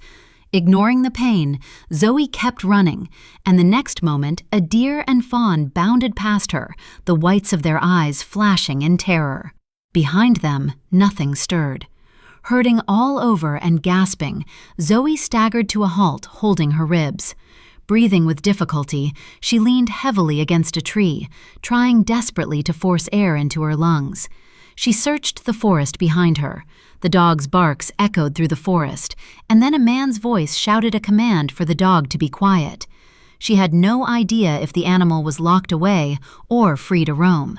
It could be tracking her, and she needed to keep moving. Bending over, she swayed a little. The exertion made her giddy, and she took a few calming breaths to slow her heart rate and then listened. Nothing. Had the barking dog slowed the monster's hunt for her? Zoe had only a few seconds and dragged on the clothes. The man who owned them must be tall and skinny, but broad across the shoulders. The shirt was too big, but the jeans fit around her waist. She rolled up the sleeves of the shirt and the legs of the pants. The warmth from the sun-heated clothes seeped into her freezing flesh as she stood and scanned the forest. Once the owner discovered his clothes were gone, he might order his dog to track her. Being in the open posed a problem if the monster was hunting her down, but Zoe considered her options and then went back to the riverbank and headed downstream, walking in the freezing water to avoid the dog following her scent. She kept going until the cabin was far behind her. Exhausted, she headed back into the forest. The sound of cursing and branches cracking had stopped. All she could hear was the birds and the splash of the river. She needed to rest, even for a few minutes. Searching around, she discovered a fallen log surrounded by bushes and long grass. It was a place to hide, just for a few minutes. She rolled beneath it, thankful to be alive, and pulled the branches over her. Since leaving foster care, Zoe had spent her time working on ranches. The work had been strenuous, but she'd kept up with the men. The hard labor had made her fit and healthy. "I can survive this. I've survived worse." The man had beaten her, but he hadn't killed her. She'd rest for a time and then search for something to eat. It was summer, and she'd find something. It wasn't the first time she'd been alone in the woods. The monster had made a big mistake. The forest was her friend. So tired, Zoe pulled the spare shirt over her like a blanket, curled into a ball, and closed her eyes. 20. Lawson's Ridge. Jenna and Kane arrived at Lawson's Ridge a little after 1. As they headed to the ranch house, she pointed to a second FBI chopper in the field along the barn. "It looks as if Beth and Stiles have arrived. We can really get this case moving now. With the number of possible suspects we have in this case, the more boots on the ground we have, the better." Kane pulled the beast to a halt beside Rhett's Ram truck. "As this case is so huge, you're gonna need to give them a task and let them run with it. They are first-class operators. I'm sure they know what they're doing." Jenna gathered her things and nodded. "Yeah, I'll just lay out what I need them to do. I have complete confidence in Beth and Stiles. Carter is going to be working alongside us most of the time." She climbed out of the truck and headed up the ranch steps. Beside her, Kane banged on the door. Moments later, footsteps came from inside, and the housekeeper opened the door. Jenna led the way inside. "Where is everyone?" "I'm just about to serve lunch." The housekeeper smiled at them. "You're expected. They're all in the kitchen." "That's good. I'm getting hungry." Kane rubbed his belly and grinned at her. He patted his pocket. "I figured we'd be surviving on energy bars today." Rolling her eyes, Jenna glanced at him and led the way to the kitchen. "When are you not hungry?" "Now that's an intriguing question." Kane paused a beat. "Usually after a large bowl of pasta." "There you are." Rhett got to his feet and waved them to 2 empty seats alongside the large kitchen table. "We thought we'd eat in here. We can discuss the case over lunch." "That sounds like a plan." Kane slid into a chair and nodded to Beth and Stiles. "Thanks for coming. We need all the help we can get right now." Jenna nodded to Kalo. "Good to see everyone." "So what's your plan, Jenna?" Carter took plates of food from the housekeeper and passed them down the center of the table. It seemed to Jenna that the housekeeper had made an effort to cover everyone's tastes. She watched as bowls of tossed salad, chili, plates piled high with sandwiches or hamburgers, and a huge bowl of fries appeared before her. After everyone tucked in, piling their plates, she glanced around the table. "We've locked down the environment as much as possible. I've told Bowman to prevent people from leaving if possible, and if someone does slip away, he makes a note of the person's details so we can catch up with them later. I figure the immediate steps would be to identify who was on the ranch on Thursday night. I'd like to know who had access to the cattle gravesite and who was aware that the cow had been buried. I've noticed that the cattle here have ear tags, and I would assume that if a death occurs, the tags would be removed and taken to the office. There must be a list, or they would never know if cattle were missing or dead." "How far have you got with Marie's last movements?" Beth took a bite of her sandwich and stared at Jenna.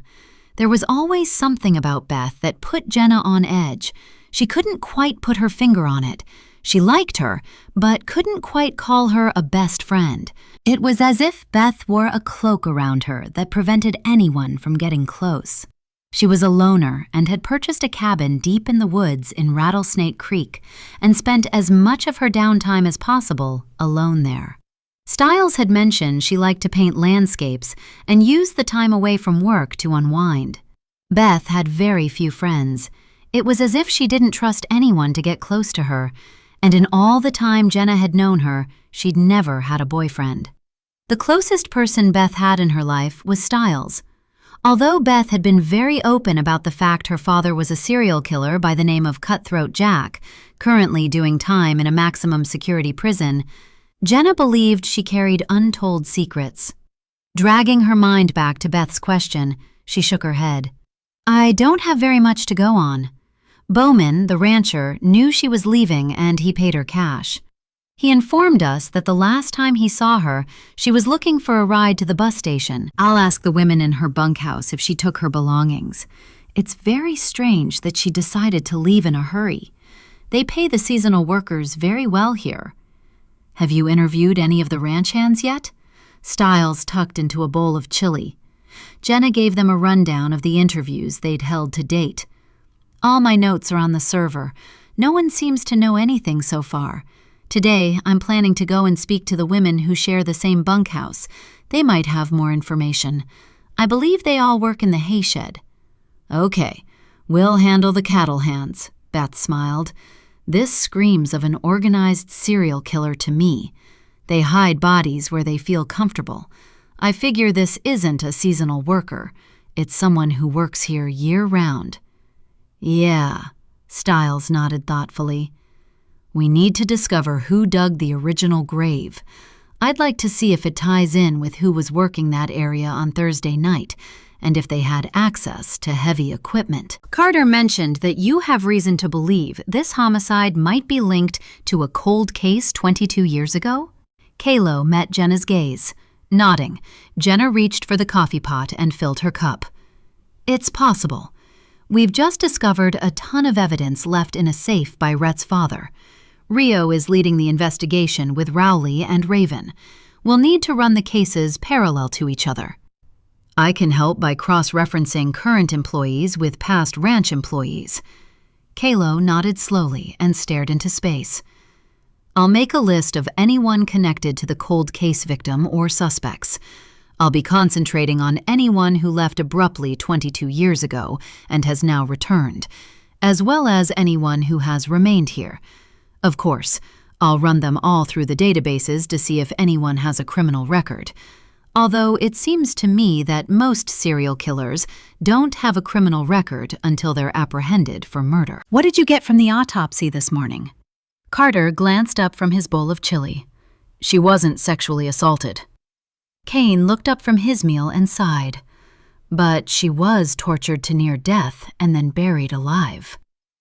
Men who abused women were at the top of Beth's hate list, and Jenna moved her attention to her and caught the flash of anger in her eyes. As far as we're aware, no one has left the ranch, as in collected their paycheck and moved on, since last Thursday.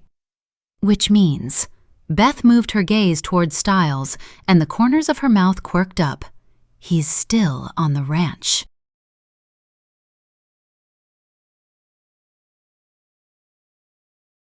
21.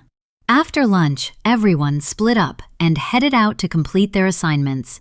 Jenna, Kane, and Carter made their way to the hay shed. Jenna glanced at her notes. Tex Williams is the hay shed lead. I guess we ask him if we can speak to the women who bunked with Marie? Leave it to me. Carter popped a toothpick in his mouth and headed toward the man in charge. Cattle and horse ranches all had the similar aromas. To Jenna, being in a hay shed was like being at home, but this one was a hive of activity. It smelled of dust, diesel, and sweat. As the workers moved the bales into position, dust and loose chaff danced in shafts of sunlight, streaming through the cracks in the walls. A few moments later, Carter arrived with 4 women. They looked up as Jenna approached, their faces tight with worry. Their attitude concerned her, and she tried to put them at ease. Thanks for stopping work. We won't keep you very long. We just need to chase down a few things about Marie Reyes. Jenna noticed their attention moving fleetingly toward Kane and back. His size often intimidated people, but he just stood beside her, arms folded with an unreadable expression. The first woman introduced herself as Tove Ruskanen, tall and fair with her blonde hair braided tightly. Jenna liked her immediately. I guess you've heard that we found a body in one of the cattle graves, who we believe is Marie. We've been talking about nothing else since we heard the terrible news. Tove's Finnish accent clipped the words neatly. How can we possibly help you? Jenna looked from one to the other. I am trying to piece together a timeline of her activity on Thursday. We're aware that she worked all day and ate dinner with you. It's from dinner onward that we need to trace her steps.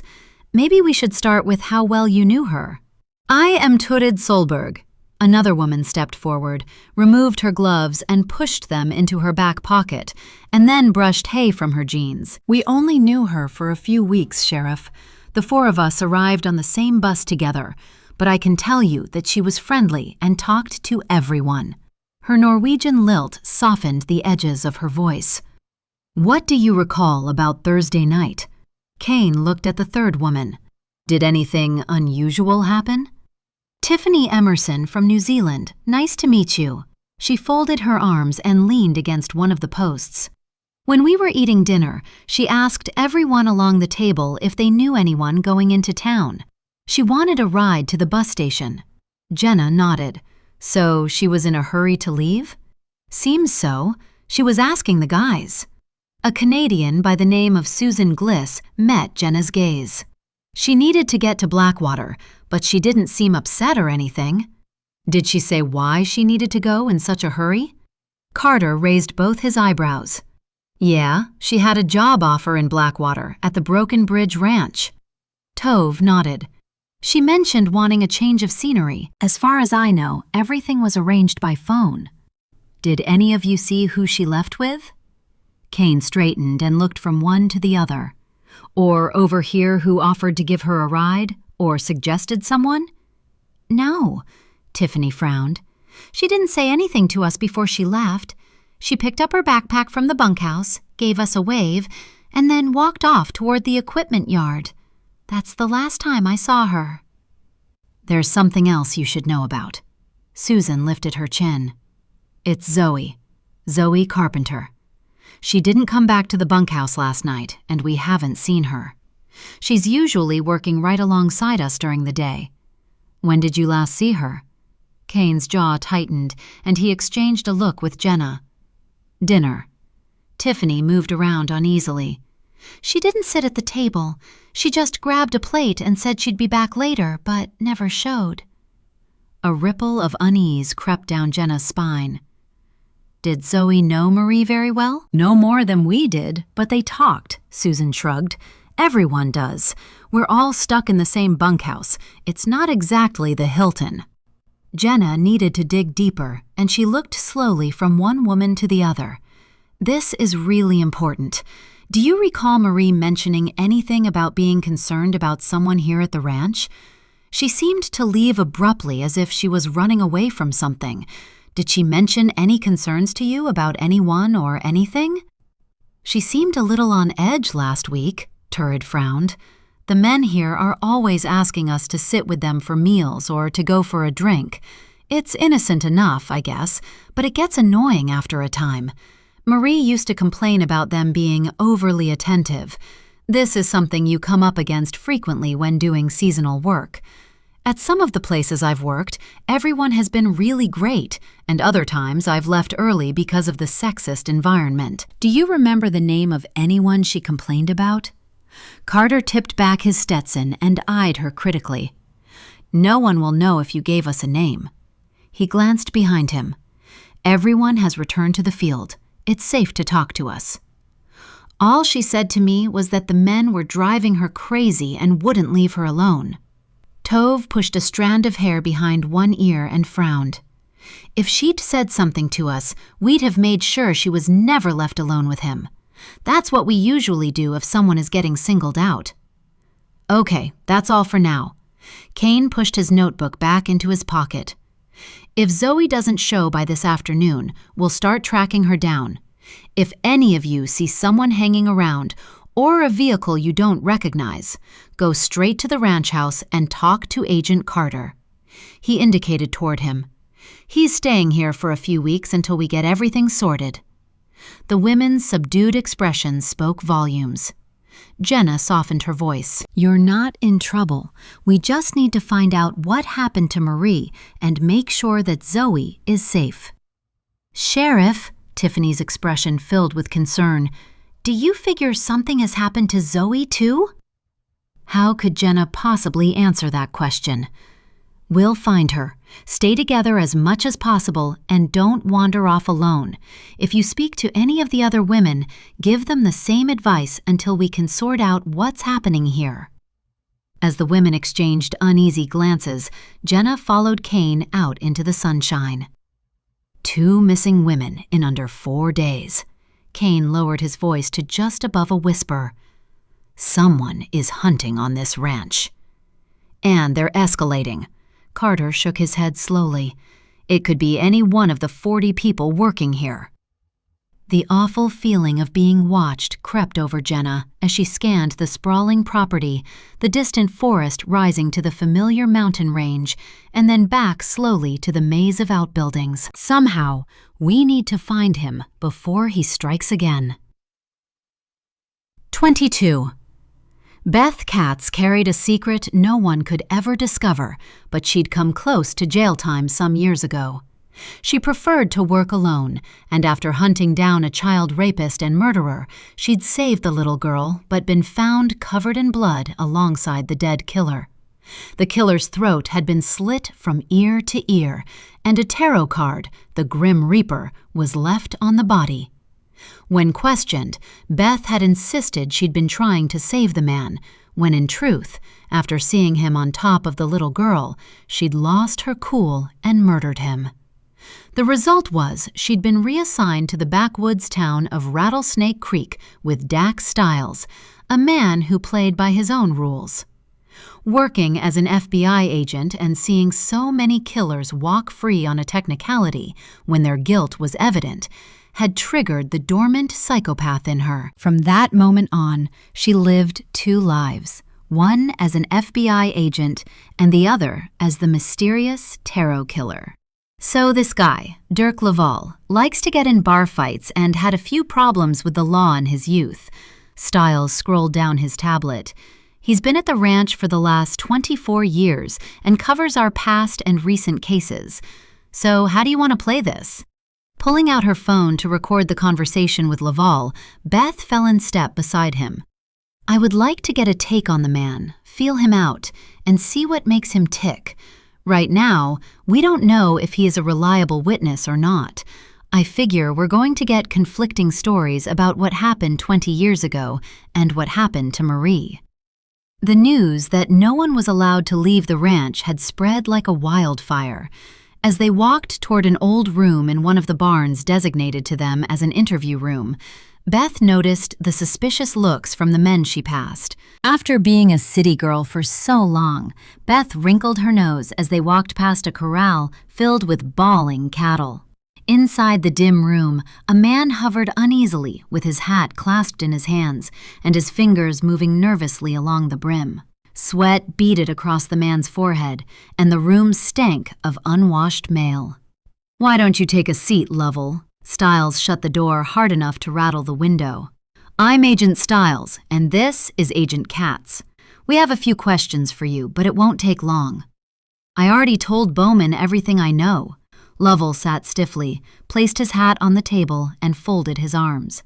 "This is a waste of time. I have work to do." Beth took in his defiant posture, turned on the recorder on her phone, and placed it on the table in front of him. "I don't like taking notes, so I'll be recording our conversation. I'd like to make it clear that you're not under arrest. We'll be interviewing many people on the ranch to try and establish a timeline for Marie Reyes." She brushed a few straws of hay from the chair before sitting down opposite him. "You've worked here for a long time, since Rhett's father ran the ranch. What can you tell me about the accident that killed him and his wife? What was Lawson like in the weeks prior?" "He'd always gotten along with the hands, but those last few weeks he always seemed to be angry." Lovell scratched the back of his neck. "He gathered us up one day and told us to stop driving around at night yahooing. He said it set the dogs barking and disturbed his young son. The thing is, I don't recall anyone driving around much at night at all.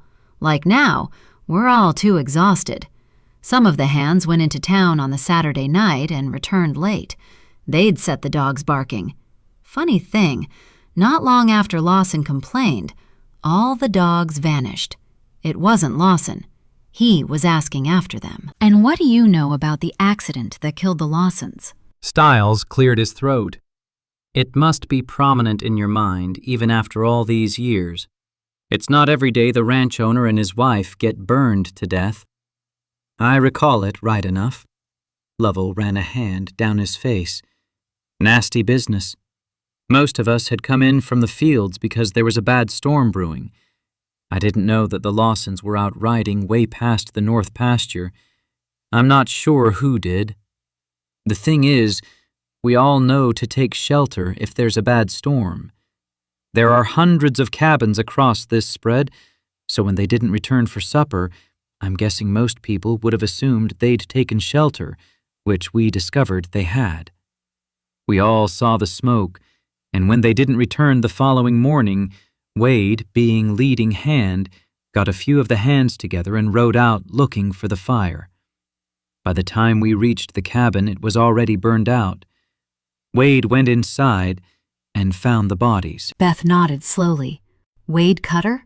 Yeah, he wasn't the same after that. Lovell shook his head.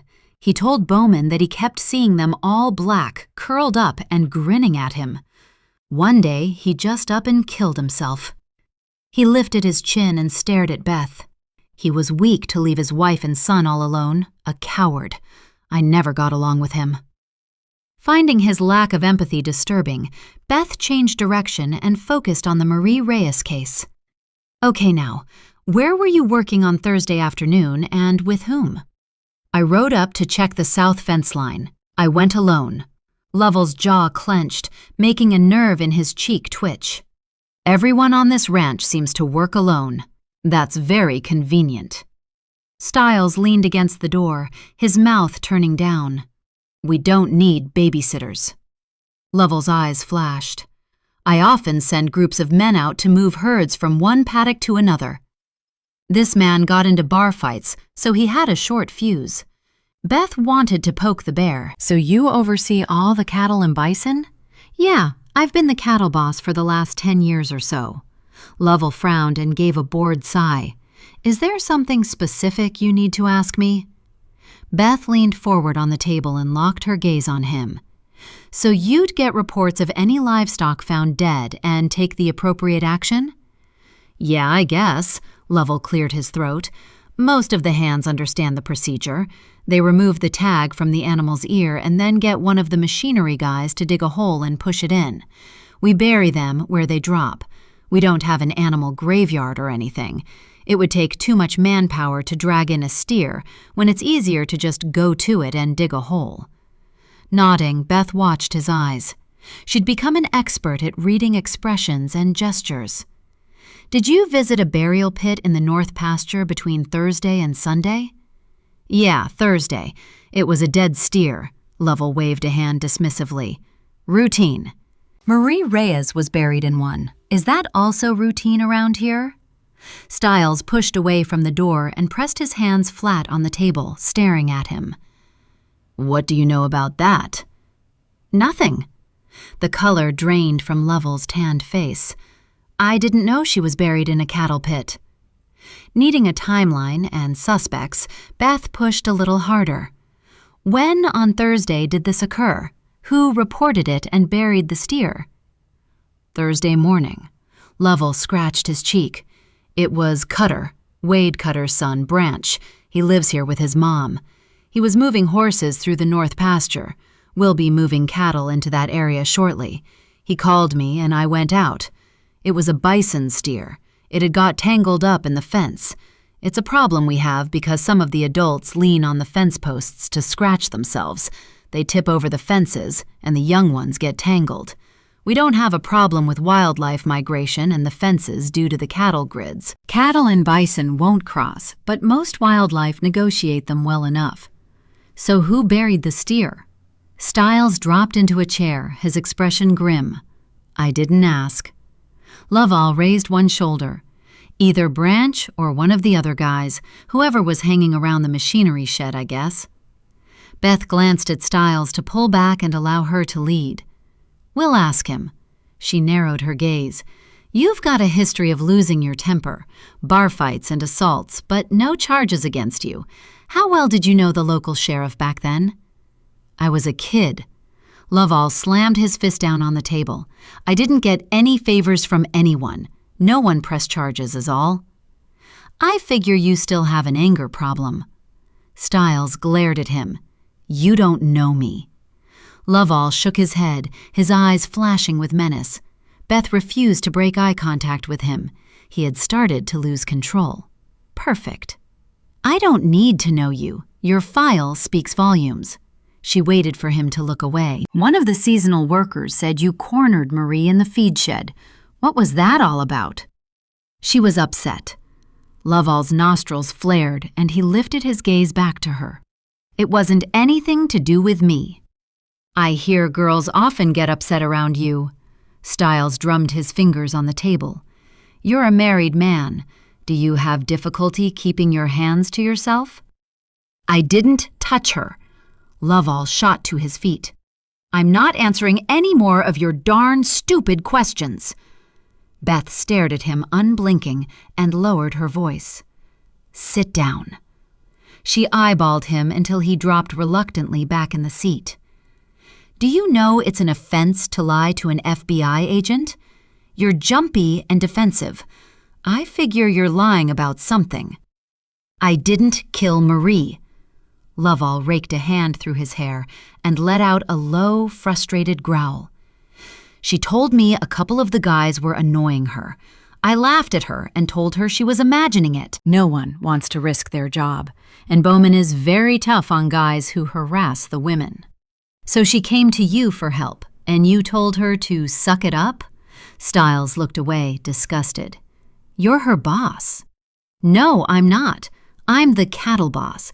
If she had problems with the hands in the hay shed, she should have gone to speak to Tex." Lovell shook his head. "Cops are all the same. Because I have a few misdemeanors, right away you're on my back." He shook a finger at Beth.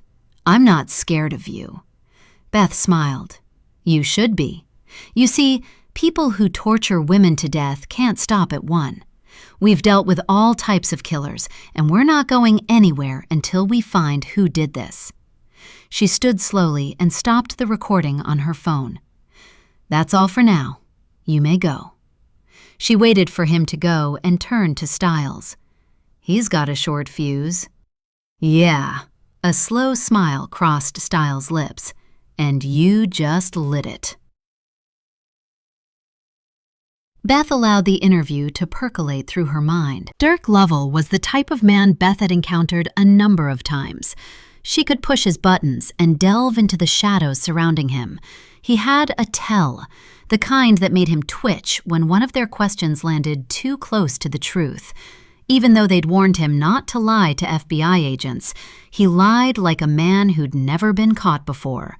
It wasn't smooth or practiced, but she'd picked up on his jaw tick, his shifting eyes, and the way his hands disappeared under the table to cover the shakes. Lovell was scared, not of her or Styles, but of something outside the room, something or someone he didn't dare name. Beth didn't trust him. He must be hiding something, or was so loyal to someone, or terrified, he might do something to protect himself, like burying a body. The hairs on the back of her neck prickled as she followed Styles out of the small room and scanned the ranch yard. The few hands wandering by avoided her gaze and kept their heads down. By now, it will be all over the ranch that the FBI was investigating a murder. That was a waste of time. Styles stopped walking and turned to look at her from under his Stetson. "The guy's a hothead, but I don't figure he's our killer."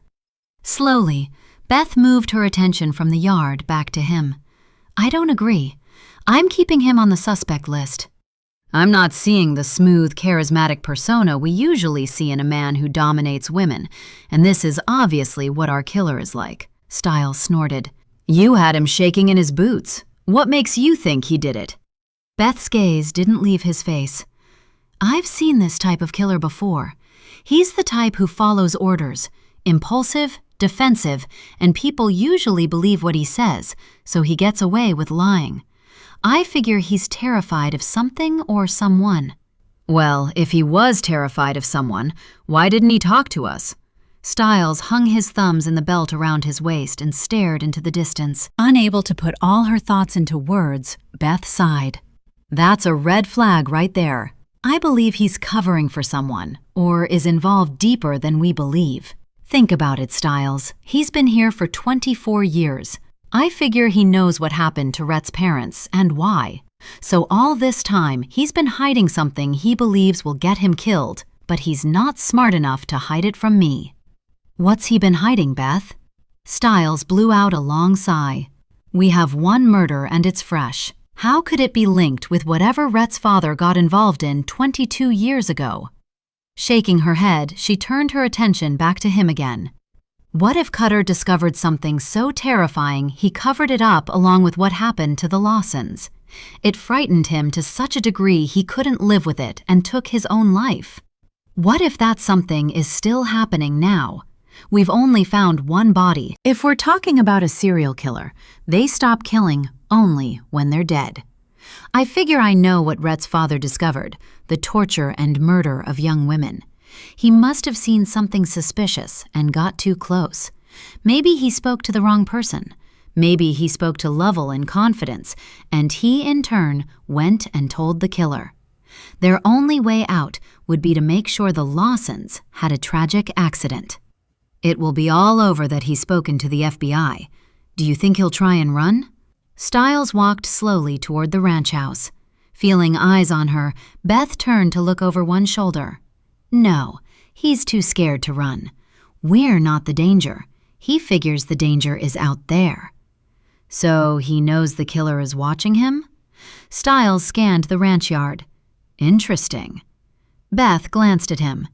You know the deal with people like him. They become puppets to people stronger than them. I figure he'd do anything to survive. I hadn't noticed that he'd gotten so deep under your skin. Stiles rubbed his chin thoughtfully. You really don't like him, do you? Beth shook her head and snorted. I don't like anyone. Well, apart from you. Yeah, I know. Stiles flashed her a grin. That's why we get along. Enjoying the afternoon breeze, Jenna leaned against the porch railing on the ranch house, scanning the yard, watching for anything unusual. From the barn, Beth and Stiles approached, talking up a storm. She looked from one to the other. Did you get anything from Lovell? He's hiding something, and so nervous he sweat through his shirt. Beth wrinkled her nose. She gave a brief rundown of the interview.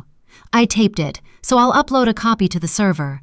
Maybe we should all do the same, and then we can listen when we get some downtime. The guy is scared of his own shadow. Stiles shook his head. He's not the killer. Nodding, Jenna looked from one to the other. Did you come down too heavy on him? Nah, Stiles met her gaze. He's scared of someone here, or of repercussions if he talks. Maybe Bowman has a hold on him. It's hard to tell.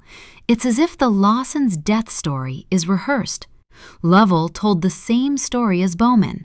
Well, apart from Cutter finding the bodies and freaking out. Jenna lifted her chin and scanned the yard, her attention moving across the cluster of ranch hands, pretending not to watch them.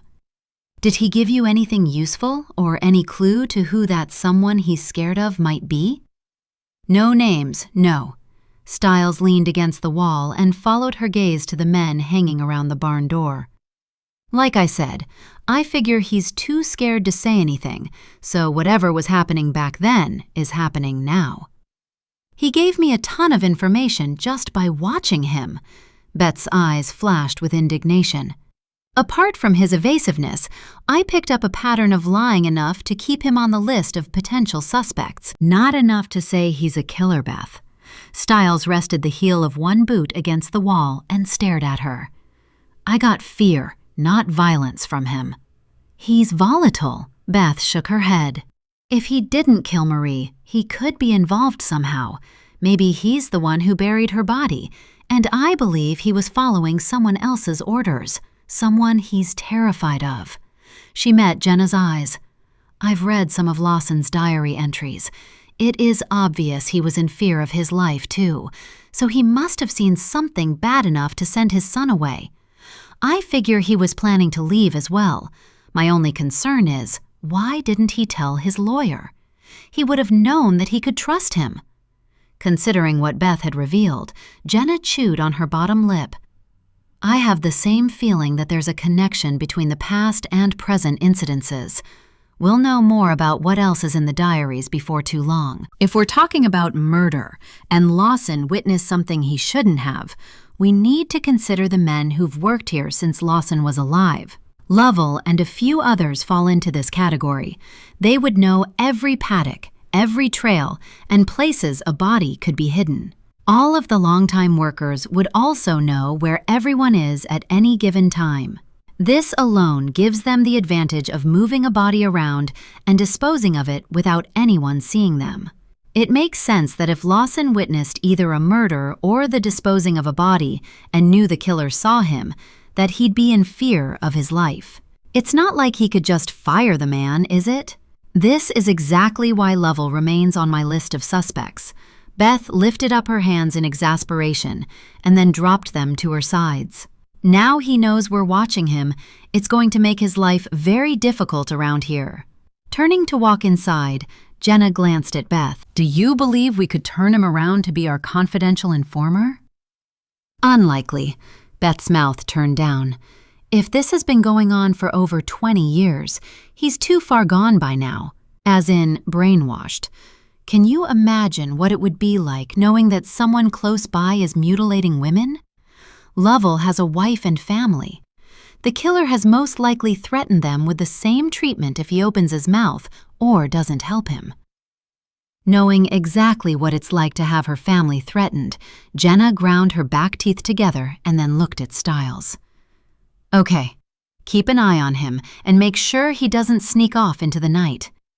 Maybe we need a few more surveillance cameras? If he's scared, he'll make a mistake, and I want you to be right there when he does. She turned her attention back to Beth.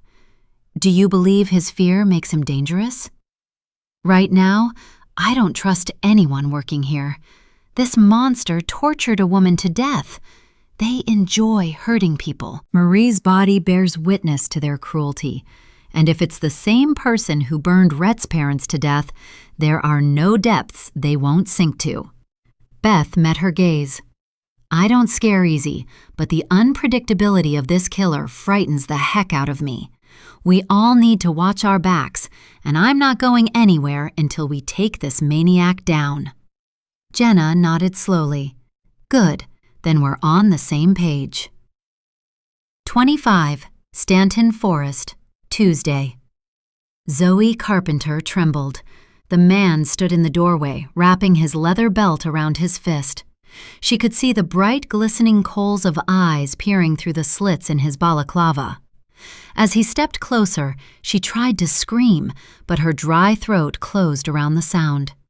Her eyes shot open, and she stared into the gloom around her.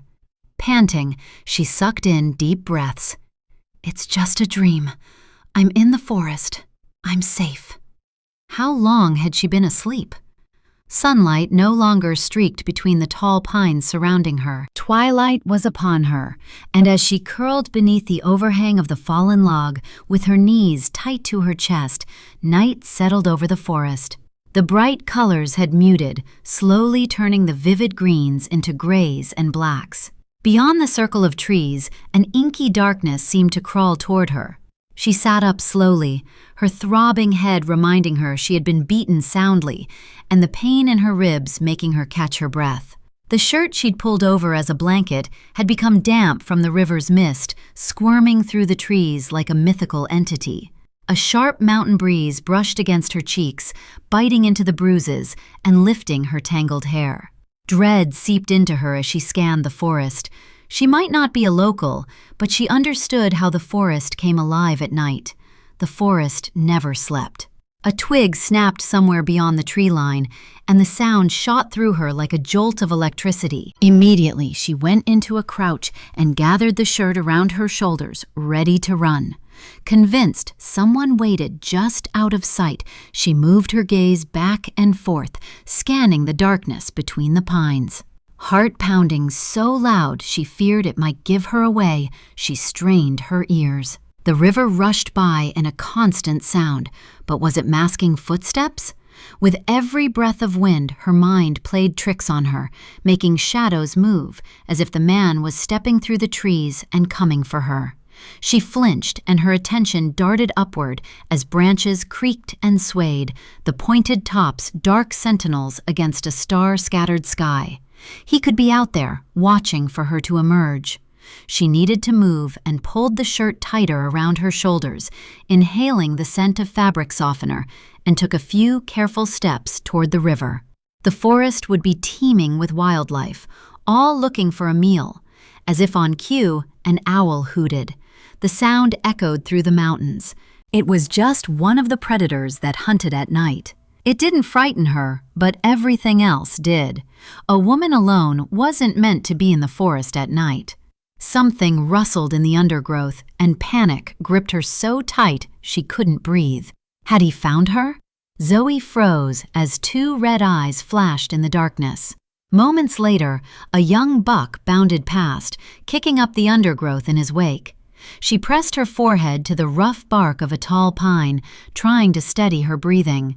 The wood was hard and unforgiving, and small burrs dug into her flesh. The reality centered her, and she counted her breaths, forcing them to slow. "You need to get a grip, Zoe, or you're never going to get out of here alive." Through the trees, she could make out the glint of water. Underfoot, the lush green undergrowth tangled around her legs as she tried to walk. Dragging herself from tree to tree, she kept going until the darkness dissolved into shafts of moonlight along the riverbank. Out in the open, she'd make herself a target, but what choice did she have? The unknown path through the dense forest would be fraught with danger, and she could walk right into him. At least along the riverbank, she could see if anyone was coming toward her for quite a distance. Bone-weary, she took painful steps across the rock-strewn sand and made her way along the edge of the water, hoping the constant flow would wash away any footprints. The freezing water lapped around her legs, numbing the pain in her feet and keeping her awake. Although she'd slept for a few hours, exhaustion dragged at her. Hunger gnawed at her belly, and the cold water she drank from the river only made it worse. She kept moving, and the hours crept by, each one getting colder than the last. She rubbed her arms, trying to coax warmth back into her fingers, but the chill had sunk into her bones. Trying to push away the pain, she increased her pace, lifting her knees and gasping in the cold night air. She couldn't stay in the water a moment longer and must get out and warm herself. She stared into the forest, searching for any movement, and terrified she'd see the outline of a man stepping from between the trees. Every shadow was him, his boots sinking into the soft pine needles littering the forest floor. She could almost hear his voice taunting her, trying to make her scream louder. The way he laughed at her pain. Her heart hammered against painful ribs, and she fought to suck in each breath. How long before he found her and dragged her back? She staggered on, keeping the river to her right. Branches tore at her clothes, and her feet became entangled in roots. So exhausted, she collapsed beside a huge boulder. The bushes all around hid an indent where an animal had dug out a place to sleep. Cobwebs brushed against her face and caught in her hair, but she didn't care. She crawled inside, curled up in a ball, and shivered. Desperately wanting to sleep, she couldn't close her eyes. Each time she tried, she could see him, smell him, and hear his boots moving across the ground. His voice had become melodic at times, telling her to repent, as if he were the pastor on Sundays, as if just being a woman was a sin. She clamped her hands over her ears, trying to push the memories to one side, but he wouldn't go. His laughter still rung in her ears, and helplessness engulfed her. She stared at the leaves, so close they brushed against her cheeks, and tried to sleep, but each sound jerked her awake. Unable to sleep, she dozed, half awake until the first watery streaks of sunlight pierced the dark forest. Her throat dry, she crawled out of the safety of the boulder and stood slowly. A gust of wind carried the smell of smoke. Could another cabin be close by? Or was it a campfire? He could be out there calmly making his breakfast and waiting until she emerged so he could take her back and finish the job. She gasped as the unmistakable sound of someone crashing toward her broke the silence. He'd seen her. 26. Black Rock Falls. Rio, along with Raven and Rowley, had spent long hours the previous day going through each of the notebooks Kane discovered in the safe at Rhett's ranch house. Lawson had meticulously written notes on seasonal workers who'd left early without any explanation and not collected their paycheck. The notebooks included sketches and maps of the ranch layout, each marked with places he'd found things he couldn't explain. These included clumps of hair, scraps of clothing, footprints, or disturbed soil. Any particularly interesting segments, Rio added to the whiteboard using a photocopy of the entry or a list. He'd just finished a list of dates when the women had disappeared when Jenna and Kane walked into the conference room. He put down his pen and turned to greet them. "Morning. How's the murder case going?" "We're still interviewing hands on the ranch." Jenna dumped her things on the table, and Kane went to the bench and poured 2 cups of coffee. She looked at the whiteboard. "It seems that you've made progress." She scanned the room and nodded to Rowley. "Where's Raven?" "He worked late last night so we could get everything of interest copied and uploaded onto the server." Rowley leaned back in his chair and met her gaze. "He has someone coming by to see him about a dog this morning, so he'll be in around 11. "Okay, well, that's in his employment agreement." Jenna sat down and arranged her things in front of her. She took the cup of coffee from Kane with a smile and then turned her attention back to Rio. "What have you got for me so far?" Rio turned back to the whiteboard. "The search warrant, for one. The judge issued it without a problem." He lifted a folder from the desk and handed it to her. The notebooks contain some very interesting information, but apart from a list of women who left suddenly, he doesn't name any of the men he suspected. It's as if he wrote the notes as a terrified man, attempting to document a crime he didn't fully understand. We'll need to investigate the places on the maps he drew, as they point to unusual happenings around the ranch at the time. If they produce physical evidence, it might prove why someone wanted to silence him. "I found something interesting." Rowley went to the whiteboard and pinned up a list. This is a list of dates when a few of the ranch hands suddenly quit. As seasonal workers continued to go missing after these men left the ranch, I don't believe they were involved. However, they are people we can speak to. It would be interesting to know why they left. "Yeah, it would, if they can remember after all this time." Jenna nodded as she stared at the whiteboard. "Start tracking them down. I figure it would be okay to call them, as it's been so long. If we do get anything interesting, and they're not from around here, we could ask their local law enforcement officers to go and take a statement. If there's nothing unusual, cross them off the list. Hopefully, they'll all have left for usual reasons. We really need to cut down the suspects, so move on this. Bring any who stand out to my attention." Rio listed the maps in chronological order and pointed to the first one. Lawson's observations written on this one are particularly intriguing. Lawson had scrawled a hurried note in the margin of a map marked clearly with an X. It reads, "I saw a man carrying something wrapped in a tarp. I was some distance away, but I believe I saw blonde hair hanging from one end.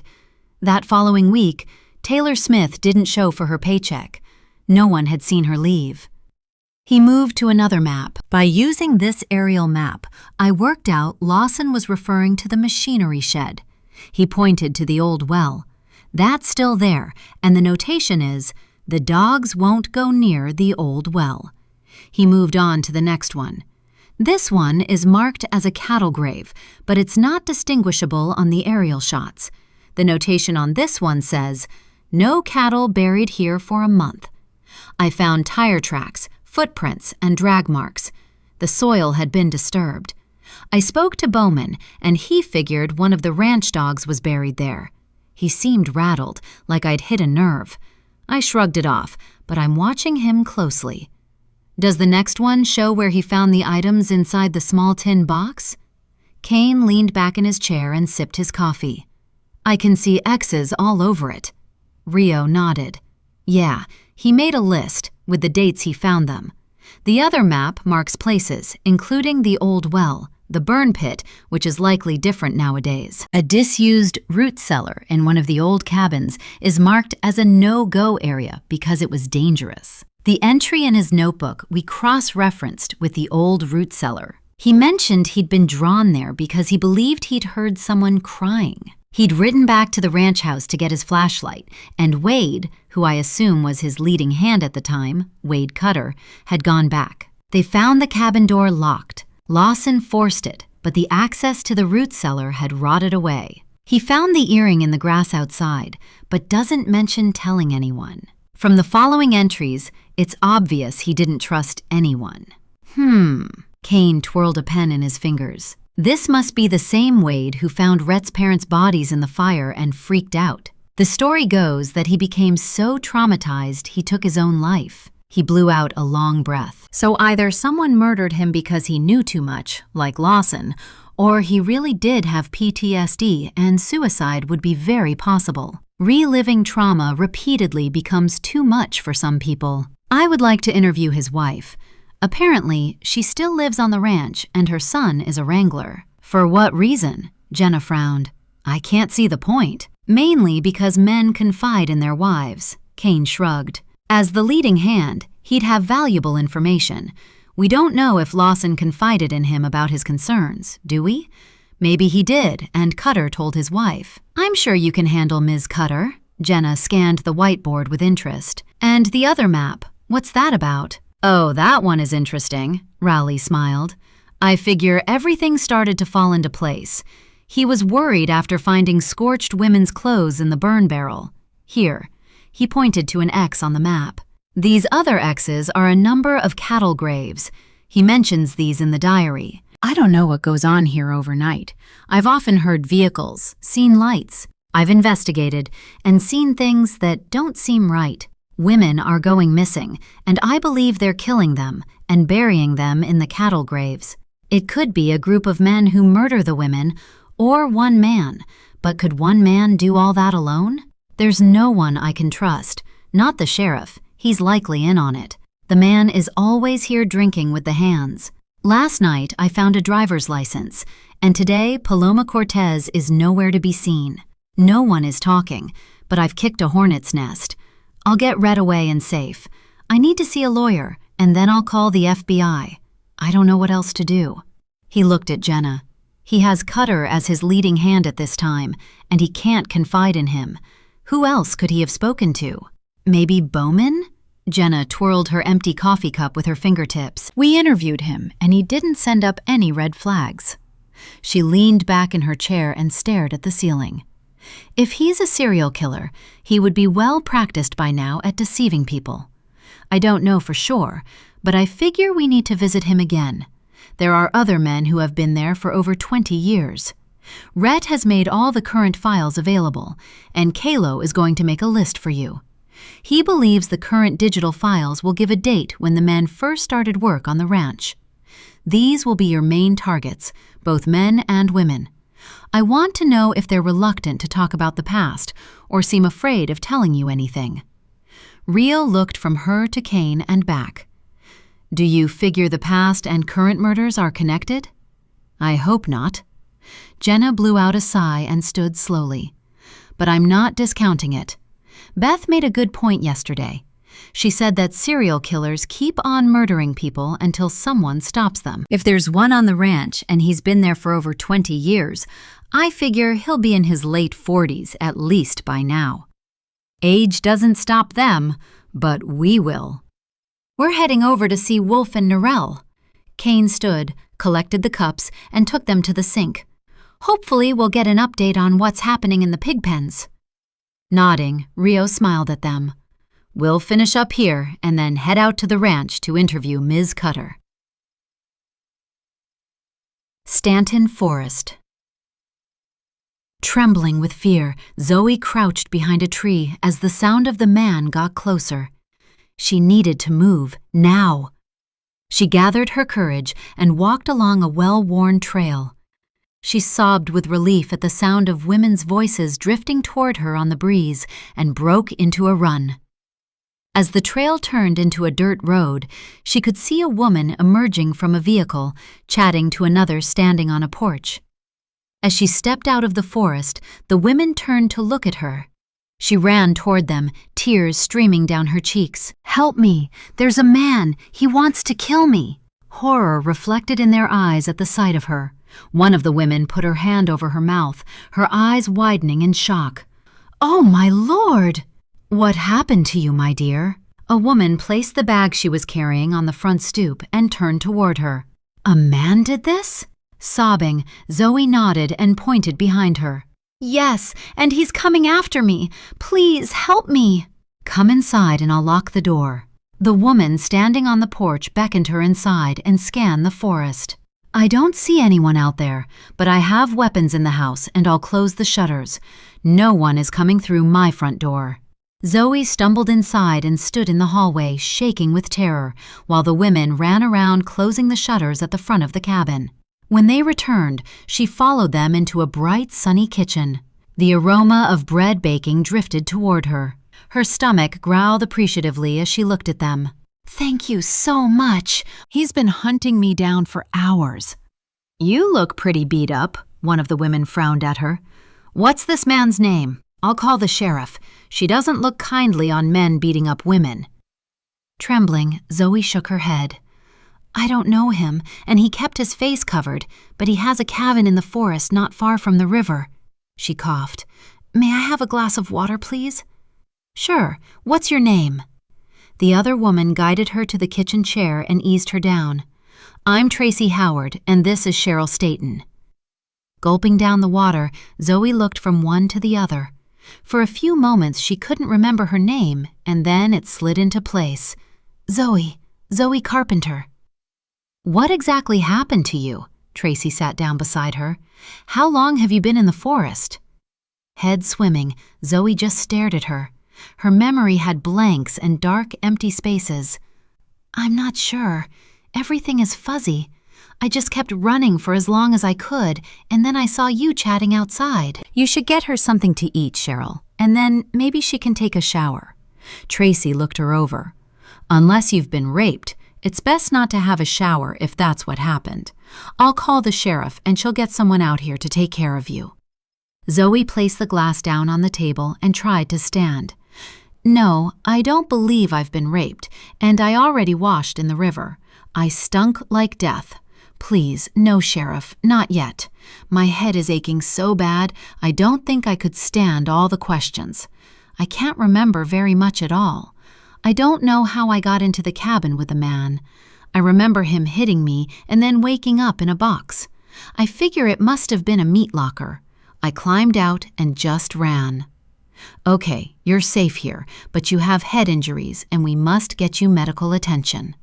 Cheryl cracked eggs into a bowl and beat them. "We have a lovely doctor living close by.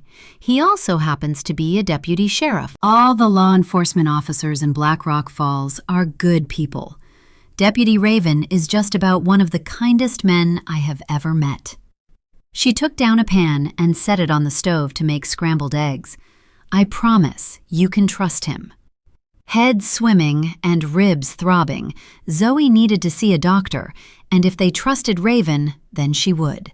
She nodded. "Okay, he sounds nice. Will he be able to protect himself against a lunatic? The man who hit me kept telling me it was God's will that I died.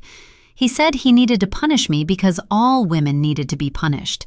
He was crazy." "Oh yeah, he'll be able to protect you." Tracy chuckled and exchanged knowing glances with Cheryl. "He is a very big man and has a canine by the name of Ben. The dog is so smart. When Raven fell into a bear trap, he ran from the forest all the way to the sheriff's office to get help." She pulled out her phone. "I'll call him now." When Cheryl slid a huge plate of scrambled eggs in front of her, followed shortly by hot buttered toast, Zoe sighed with relief. "Thank you so much." Her fingers trembled as she lifted the forkful of eggs to her swollen lips. Her jaw ached, and no doubt a few teeth were loose, but food never tasted so good. She could hear low conversation from another room as Tracy made the call. The next moment, gunshots rang out, followed by the voice from her nightmares. "Send out the girl." The deep, husky voice echoed through the forest. "Do it now. Nobody needs to get hurt." "Get under the table." Cheryl tossed a cushion from one of the chairs onto the floor and passed Zoe the food. "Stay there!" Footsteps thundered along the hallway, and shortly after came the unmistakable sound of someone racking the slide on a shotgun. Horrified they would all die, Zoe stared into the empty hallway, and then Tracy poked her head out of a doorway and looked at her. "Don't move." Tracy stared at her and stepped out with a Glock 22 gripped in both hands. Terrified, Zoe pushed the last bite into her mouth and hoped she wouldn't spew. "Don't worry, we've got this, and Raven is minutes away. I've alerted him of the danger." Tracy went to the front door and opened it a crack. "There are no girls here, just me and my friend. The cops are on the way, and we're armed." Shots peppered the side of the cabin. "Empty threats," the man growled in rage. "Send out the girl, now." "Are you hard of hearing? There is no girl here." Cheryl kicked open the front door and aimed her weapon. The shotgun boom shook the house, and the smell of gunpowder burned Zoe's nostrils. She put down the empty plate and stared at Cheryl in amazement. "You can't win, woman," the man laughed. "Your feeble attempts won't stop me. You need to be taught a lesson." More bullets hit the side of the cabin. "I'm not playing games with you." Cheryl racked the shotgun again and aimed it outside. "Next time, I'll aim for your head." In the distance, the wail of sirens hee-hawed, and Zoe wrapped her arms around her knees. Everything had suddenly gone quiet. She looked up as footsteps came back along the hallway and Tracy came in. She laid her Glock on the table and offered Zoe her hand. Too frightened to move, Zoe looked at her. "Has he gone?" "Probably." Tracy hauled her to her feet. "The sirens frightened him away. He's likely hightailing it back to his cabin. There are plenty of crazy people in the forest. Some are military men who have PTSD. Some are men hunted by the cops, killers and the like. In the forest, they can hide undetected for years. There are some parts of Stanton Forest that haven't been mapped yet. It's so dense, no one goes there." "I'll put on a pot of coffee." Cheryl went to the coffee machine. "I'm sure we all need one after that nonsense. Raven will want one when he arrives. He likes to spend time with his neighbors. He fixed my roof last year and wouldn't take a dime for it." The fear shuddering through Zoe wouldn't stop, even with all the assurances. Not remembering how she came to be in the forest with a maniac and not knowing anything about herself at all was like walking a tightrope across a ravine filled with grizzlies. These women trusted Raven, but could she trust him or any man ever again? Black Rock Falls. "Mornin'," Wolf greeted Jenna and Kane as they entered the morgue. "How are the cases out at the ranch going?" Jenna grimaced and shook her head. "Slowly. I hope you and Norrell have found something interesting at the Larkins' piggery." "We're making progress, and there's a few things I know you'll want to see." Wolf led the way to Norrell's part of the building. The men's boots clattered as they walked on the white-tiled floor. Norrell had her own team and hadn't changed anyone since her arrival from Helena. Her part of the building was very different from the morgue. As they approached her laboratory, Jenna could see the team working diligently. Sifting through tons of soil dug from pig pens hadn't been an easy job, but was a necessary one, as the Larkins were accused of feeding people to their pigs. The only way of proving their theory was to look for evidence in the soil, as pigs ate everything, but couldn't digest some bone matter, teeth, or jewelry. As Jenna, Kane, and Wolf stepped into the examination room, the glass doors hissed shut behind them. The usual strong smell of disinfectant and death had been replaced with the odor of disturbed earth. As Jenna had expected, the room to smell of pigs, she heaved a sigh of relief. Norrell stood at the central workstation, her gloved hands resting on the edge of a tray filled with sieved soil.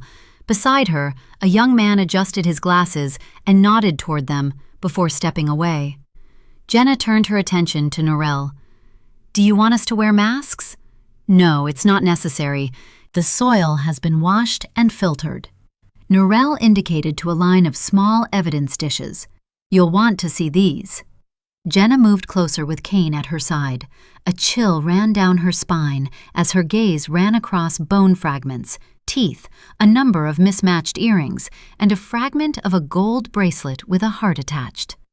Did all that come out of the first pig pen? The reason this took so long is that we removed the dirt in layers and kept them separate. Narelle leaned against the bench and crossed her arms over her chest. These came from the bottom layer. Pigs churn the upper soil constantly, so we only find recent deposits there. But those items came from the bottom layer. That's where things settle and the soil is more compacted. So we could be talking about any time frame. I'll be doing tests to narrow this down, and since discovering these items, we'll need to include the entire piggery as we don't know if Larkin moved the animals around. Have you made any determination if they're human or not? Kane lifted his gaze to her. I'm aware that pigs are similar to humans in many ways. These are human. Wolf frowned at them. It's the proof we need to get search warrants for the house and the entire piggery. How do you know they're human? Kane stared down at the evidence dishes and raised one eyebrow. This is a cortical bone fragment. Narelle waved tweezers holding a piece of bone under the bright overhead lamp. It's dense with a thickness only found in humans. Pigs don't have this structure. And these teeth. She indicated to the teeth in the small bowl. I've examined these under a microscope. The enamel is unmistakable, and one has a filling made from composite, another amalgam. That alone rules out animal remains. Uneasiness tightened Jenna's stomach. She looked from Wolf to Narelle. How many victims are we talking about? Undetermined at the moment. Narelle blew out a sigh. We have a ton of soil to sieve through yet, but right now we have teeth from at least 3 different individuals, possibly more. The earrings alone suggest up to 4 separate females. With these bone fragments, Kane leaned closer, studying the small pieces. How can you tell they're not from the same person? The larger pieces suggest different stages of skeletal maturity. This fragment here, Narelle pointed with the tweezers, the growth plate is fully fused, so that suggests an adult. But this one, she lifted a smaller, thinner piece of bone, is unfused, so I would suggest late teens, maybe early 20s. It's unusual in such a small sample to find 2 different age profiles. There are other fragments that are being examined at the moment. Wolf leaned against the counter and pushed his hands into the pockets of his white coat. We found fragments in different layers of soil. The deeper ones suggest bodies were deposited in the pen at different times. This is crucial evidence to prove the Larkins have been using the pig pen to dispose of bodies over a long period of time. He turned his attention to Jenna. And strangely enough, no one has gone missing in Black Rock Falls that we haven't investigated. What do y'all make of that? Worst case scenario, Kane raised both eyebrows. Funerals are expensive, and maybe Larkin is running some type of funeral scam. You would be surprised how many old folks die in homes and the relatives either can't afford to bury them or would opt for a quick cremation. These people wouldn't require a regular funeral. Larkin takes the bodies and feeds them to his pigs. It's a win-win situation for him, isn't it? He'd get the money for the body disposal and a free meal for his pigs. Trying not to gag, Jenna pressed a hand over her mouth. As her stomach slowly settled, she stared at Kane in disbelief. I'll check all the local advertisements for quick cremations or whatever when we get back to the office. But that doesn't cover the young girls, does it? This must go deeper than that. What if Larkin is a serial killer and brings his bodies home? We'll know the range of ages when we run more tests. Narelle looked from one to the other. Maybe it's a little of both. Can you walk us through the tests? Kane straightened. Sure. Narelle set the bone fragment down with care. As you can see, the team cleans and catalogs every piece. Then we examine them under a microscope to confirm species, although I'm already confident these are human. Finding teeth is the silver dollar. The pulp inside a tooth is an excellent source of mitochondrial DNA. This will give us the sex of the victim. As you know, Shane's laboratory has everything available to create profiles from DNA samples. If we find anything viable, we'll run it through Snapshot. Wolf nodded slowly. This gives a very reliable image of the person. These can easily be matched through facial recognition to any missing persons on file. A shiver went down Jenna's spine. The thought that Raven might have been one of those bone fragments if they hadn't arrived in time chilled her to the bone. She moved her attention over the small pieces of evidence. Those earrings belonged to someone who never left that pen alive. She lifted her gaze to Wolf and Narelle. You're doing incredible work here, but this has to be one of the saddest, most horrific cases I've ever seen. I'm not sure if I can sleep at night knowing that people might have been fed alive to the pigs. When we find out who they are, how can I break it to their families? Don't worry about it now, Jenna. Narelle squeezed her arm. We'll get you answers. No one is going to get away with murder. Raven took the bridge at high speed and raced his truck along the fire road that crossed the forest. His sirens blared and the blue and white lights lit up the dark spaces between the trees as he accelerated toward the road leading to Cheryl Staten's cabin. Being the only medical doctor in the forest, he knew most of the people in his immediate area. Before joining the sheriff's office as their canine unit, with Ben, he'd spent a good deal of his time rescuing dogs and training them for personal protection and as canines. As this was an ongoing business, he worked for the sheriff when required, but always made himself available if anyone needed a doctor. The phone call from Tracy Howard had been mysterious and alarming. Her insistence he didn't call about finding a battered woman being pursued by a man in the forest went against protocol. When Tracy had explained how confused and injured the young woman appeared to be, he'd decided to go and see for himself and assess the immediate threat before calling in what might be a domestic incident. He pulled up in front of the log cabin and unlocked the rifle from the secure weapons rack mounted between the front seats before stepping out of the truck. He let Ben out of the back door, lifted the rifle to his shoulder, and slowly scanned the area, keeping behind his vehicle for protection. Nothing moved, and Ben hadn't given him a signal that there was anyone creeping around. The dog just sat beside him, mouth open in a doggy smile, waiting for orders. The front door behind him opened, and he looked over his shoulder to see Cheryl aiming a shotgun over his head. "I have you covered." She moved the shotgun slowly back and forth. Raven grabbed his medical bag and headed to the front porch with Ben at his side. Once they reached the front door, he ducked inside. "Morning, Cheryl. What seems to be the trouble?" "This young woman showed about half an hour ago. She's been beaten pretty bad and claimed a man was chasing her through the forest." Cheryl placed the shotgun by the door. "Then the fool decided to come by and threaten me." She raised both eyebrows. "Me and Tracy chased him off, but he peppered my home with bullets. You'll likely be able to dig one out of the shutters." Nodding, Raven followed her into the kitchen, where he found Tracy and a very bruised and battered young woman. Aware that a young woman was missing from Lawson's Ridge, he stared at her, trying to see if she fit the description. She cringed away from him, wrapping her arms around her chest. Men frightened her, and she'd taken a brutal beating. He lowered his voice and kept his distance. "I'm Dr. Raven and a sheriff's deputy. You're safe now. I won't let anything happen to you. What's your name?" "Zoe Carpenter." The young woman was shaking so hard.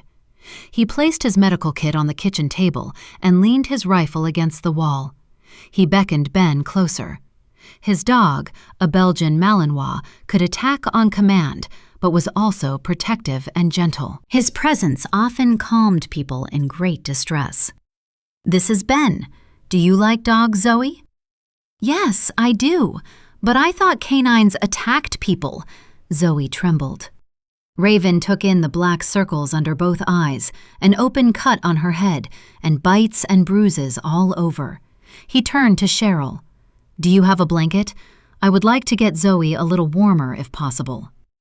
As Cheryl headed from the kitchen, Tracy pushed a cup of coffee in front of him and Zoe. He nodded his thanks and returned his attention to Zoe.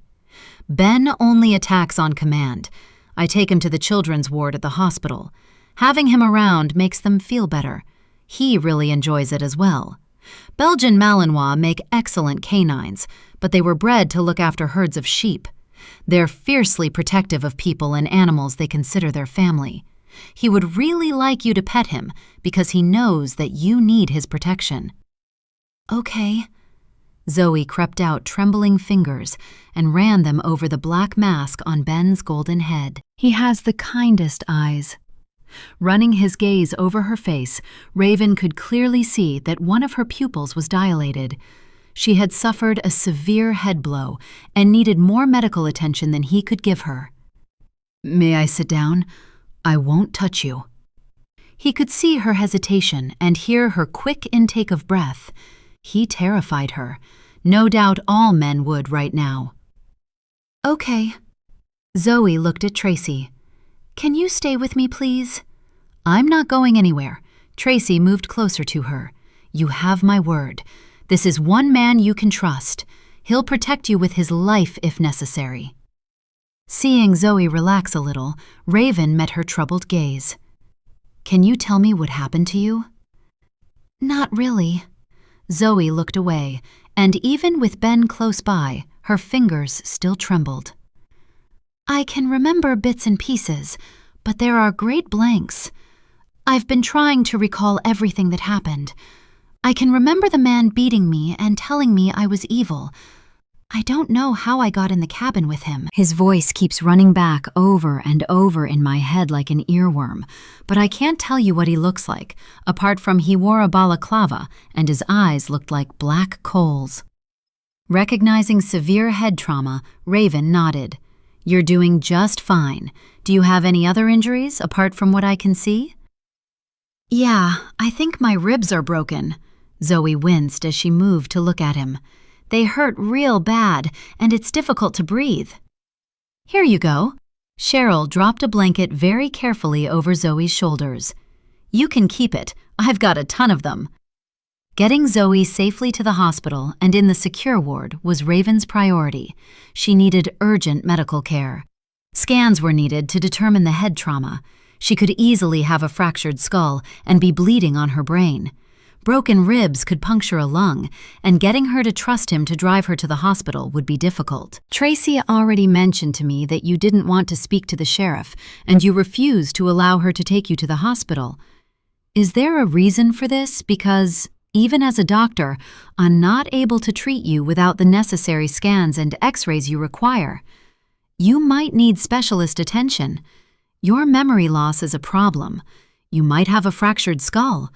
If there is a man hunting you down in the forest, you would be far safer in the secure ward at the hospital. If you don't have insurance, you don't need to worry. We have a fund for victims of abuse. Most times, women who find themselves in this position come to us with only the clothes they stand up in. He opened his hands wide. Will you allow me to take you to the hospital? I didn't want her to take me to the hospital because I believed that the man was still out there trying to kill me. Zoe raised her tear-stained face to look at him. The reason I didn't want to speak to the sheriff was because I couldn't tell her anything about the man who hit me. I really don't know how I got there. I can't remember anything. It's very confusing. She reached out a hand to Tracy. Will you come to the hospital with me? I'll drive you, Tracy smiled.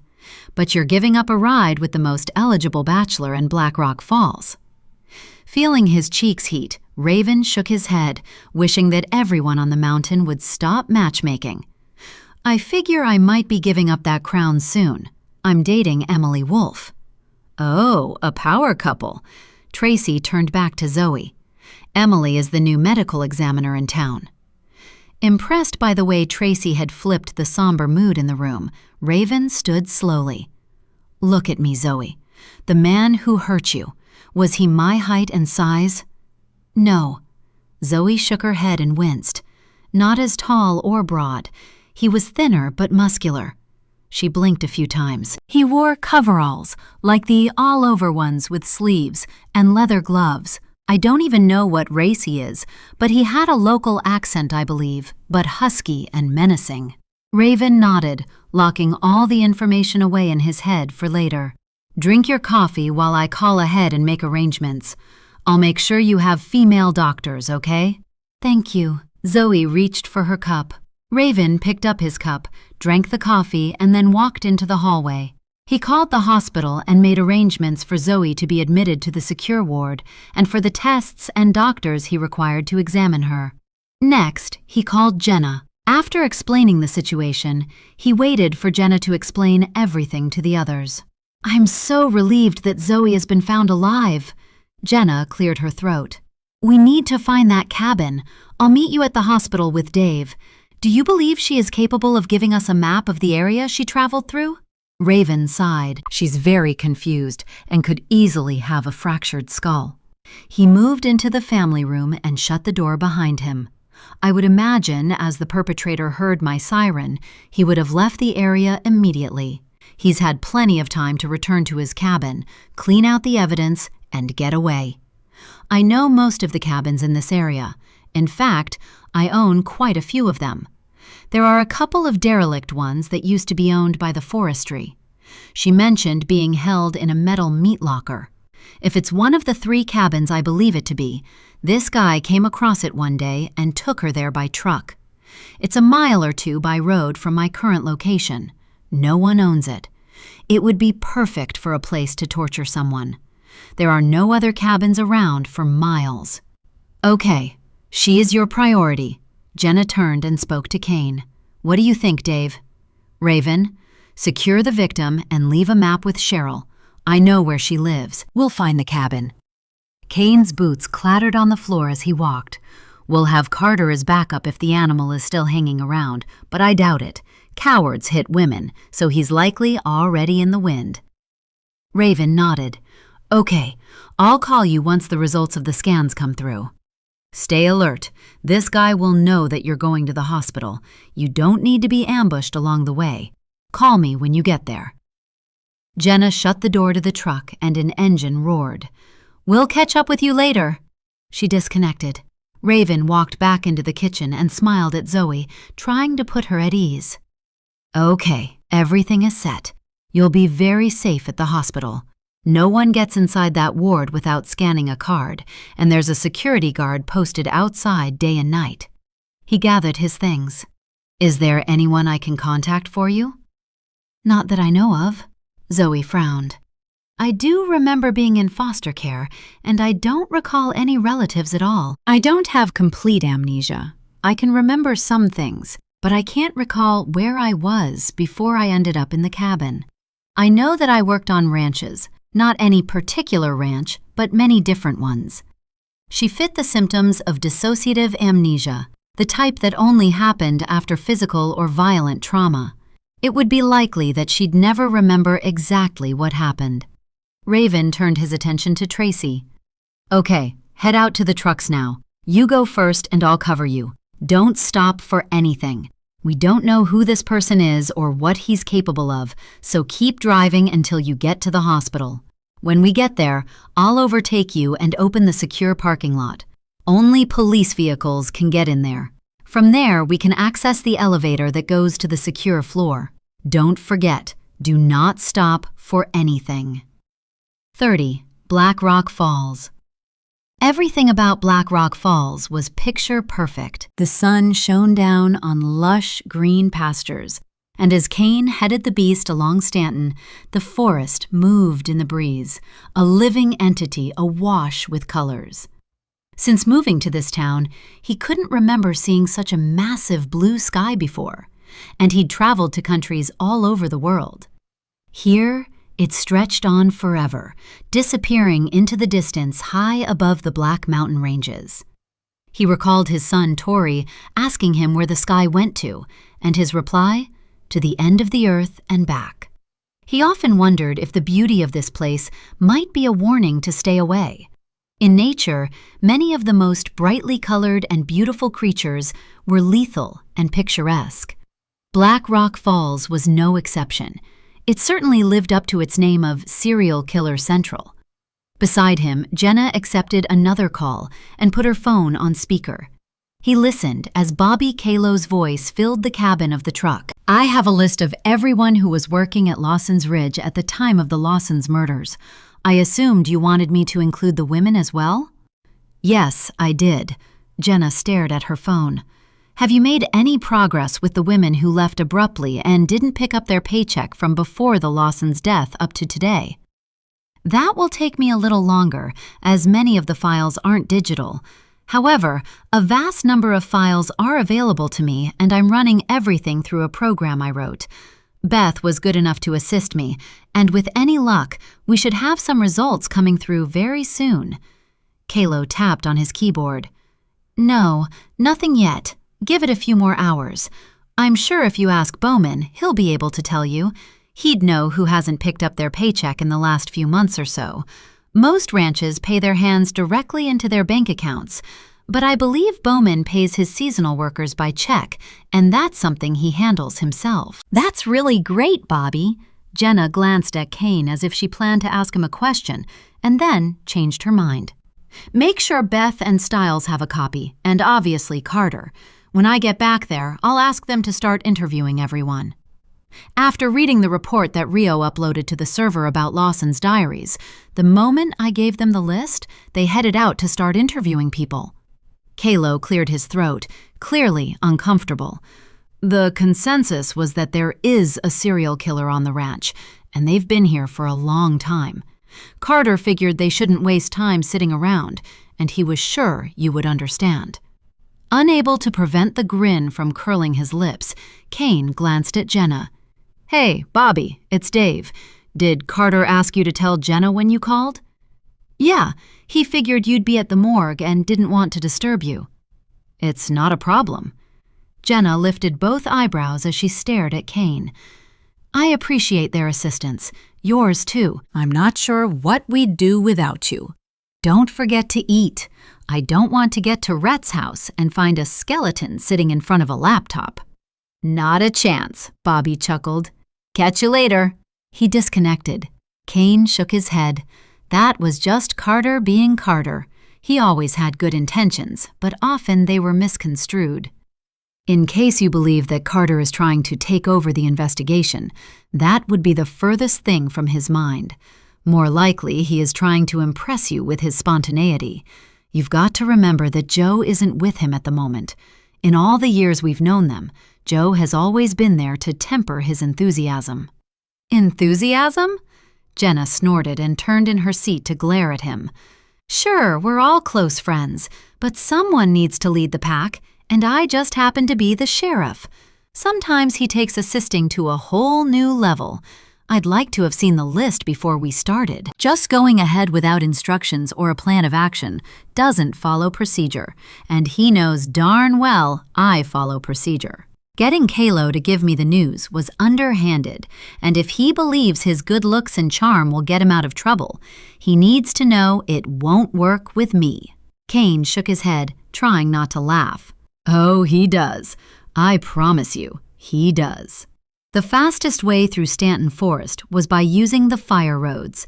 They connected the roads built by the forestry to access hunting cabins and the like in the area. The fire roads in this area were as wide as a highway in places, enough room for 2 fire trucks to pass each other with room to spare. The hard-packed dirt and gravel were constantly maintained, but when they turned off one and onto a small, narrow, winding dirt road through the forest, the truck lurched back and forth as it negotiated the deep ruts. Raven had cleared this old dirt road to give him fast access to Stanton. As they reached the end, if they'd turned right and driven for 10 minutes or so, it would have taken them to Raven's cabin, but he turned left. This long, windy road took them to Cheryl's cabin, and if they continued on, it would join up with Bison Ridge. They could get to town from there, but it would take them almost half an hour longer. He pulled to a halt outside Cheryl's cabin and scanned the area. He took note of the spray of bullet holes across the front of the house. Inside the beast, they were very safe. He laid a hand on Jenna's arm, glad he'd insisted they wear their Kevlar vests. Wait just a minute. I want to make sure no one's going to try and ambush us. I've been watching since we turned onto this road. Jenna turned in her seat and stared out of the window. I haven't seen anything move at all. I honestly don't believe that he'd be stupid enough to be hanging around after shooting up the house. The front door opened a crack, and the muzzle of a shotgun poked out. Kane picked up the microphone from the dash and clicked the button. "Cheryl, it's Dave Kane." "I know who you are." Cheryl's face peeked around the door. "I'm covering you is all. I haven't seen anyone since Raven left, so I figure it's okay for you to come inside." Kane slid out his weapon, scanning the forest as Jenna made her way to the front door. He followed, not taking his eyes off the trees. Once inside, he noticed Cheryl's drawn expression. "Is everything okay?" "Yes, but I'm going to stay over at Tracy's until you've caught this guy." She indicated to the bags beside the front door. "I figured you could see me safely to my vehicle before you head up the mountain." "Not a problem." Jenna squeezed her arm. "I think it's for the best. Now, where's the map Raven gave you?" "Come into the kitchen. I have it there and I'll explain." Cheryl led the way. Inside the kitchen, she took a folded piece of paper from her pocket and spread it out on the table. "This is my cabin. You need to follow this road until you come to a fire road on the left. Take the fire road and travel 200 yards, and you'll see a small road here on the left." She pointed to an X on the map. "Raven said it's just wide enough for a truck. It's overgrown with deep ruts with grass growing between. Raven figures it must have been a stream at one time because cottonwood trees grow along one side. At the end of that road is where he found the derelict cabin with a food locker out front. He planned to take the food locker, but it was a two-man job to lift it onto the back of the truck. That's what made him remember its location." The map looked clear and easy to follow. Raven's military background showed in his sketch. Each part of the journey he'd given the approximate distance. Kane nodded. "We'll find it, don't worry.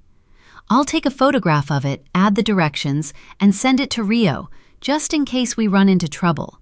Jenna glanced at Kane. "Not that I believe for a second that a man who beats up women is any match for the pair of us, but the first time I don't follow procedure, something will go wrong." Noting how Jenna had played down the fact that the shooter could be the serial killer they'd been searching for, Kane remained silent. Considering the young woman who stumbled into Cheryl's cabin was Zoe Carpenter, the seasonal worker missing from Lawson's Ridge, he had little doubt that the shooter was their man. But who was he? As far as he was aware, Bowman had locked down Lawson's ranch, but in truth, he wouldn't be able to prevent anyone from leaving, neither would the FBI agents on scene. As there were so many hands working at the ranch, anyone could slip away through one of the back gates on the massive property without people noticing. He turned his attention to Cheryl. "Can you give us a description of the shooter?" "Unfortunately, he kept to the shadows." Cheryl shook her head slowly. "I would recognize his voice again. It was deep and gravelly, like a man in need of a long drink of water. I couldn't even tell you how tall he was or the color of his skin. All I saw was the flash from his weapon. From the noise it made, I would say it was a pistol, and as none of bullets came through the house, it wasn't loaded with hollow points or anything similar." "That's good to know." Jenna went to the front door and picked up a suitcase. "Come on, we'll show you to your vehicle. We need to find this cabin before he removes the evidence."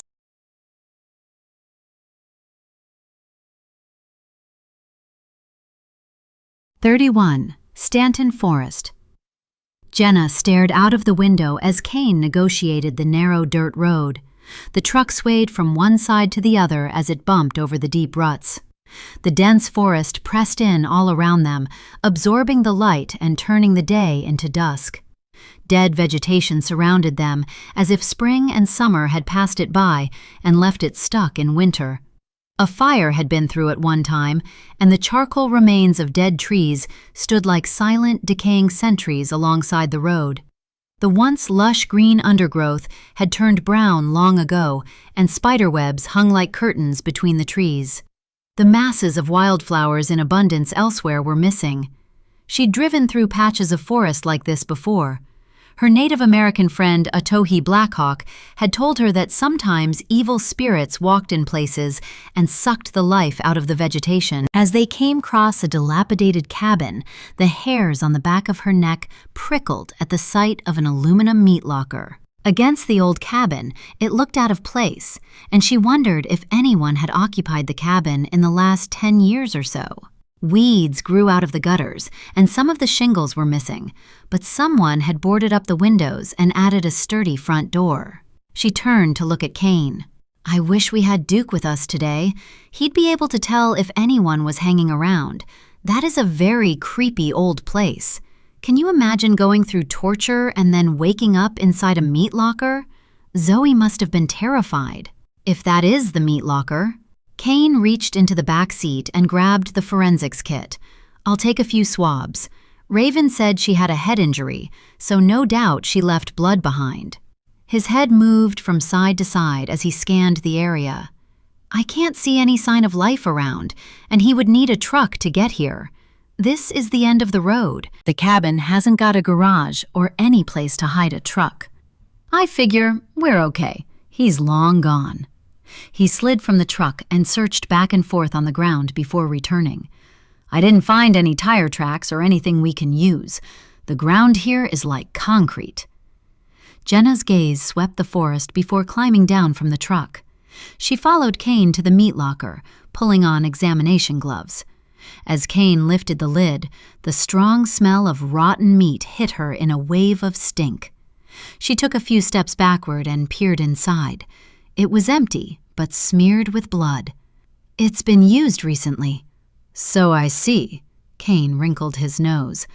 "Zoe did mention that she smelled like death, and this place fits the description. Here." He pulled the fingerprint scanner from out of his pocket and handed it to her. As Kane went to work collecting samples from all different areas of the locker, Jenna used the scanner to collect anything that resembled a fingerprint from the outside and inside. Raven had mentioned that Zoe's description of the man included the fact he wore gloves at all times, so she doubted they'd find the killer's prints. But if they discovered Zoe's, they would know they had found the correct cabin. "I've collected swabs of every drop of blood I could find." Kane straightened and pushed the evidence bag filled with tubes of swabs into the forensics kit. "The cabin doesn't belong to anyone. Raven checked it out when he purchased old cabins around the area. We can break in and look for evidence. I'll grab my maglite from the truck. I figure it's dark in there." The truck was only a few yards away, but the moment Kane walked away from Jenna, a feeling of vulnerability surrounded her. She gave her head a shake to dispel the wave of creepiness that had engulfed her the moment she stepped out of the beast. It was as if death surrounded them, and eyes watched their every move. She scanned the forest and resisted the need to follow him. No one lurked in the shadows, but unease curled around her like a snake. She'd always stubbornly resisted Kane's protection, but she had to admit that having his solid strength beside her was comforting.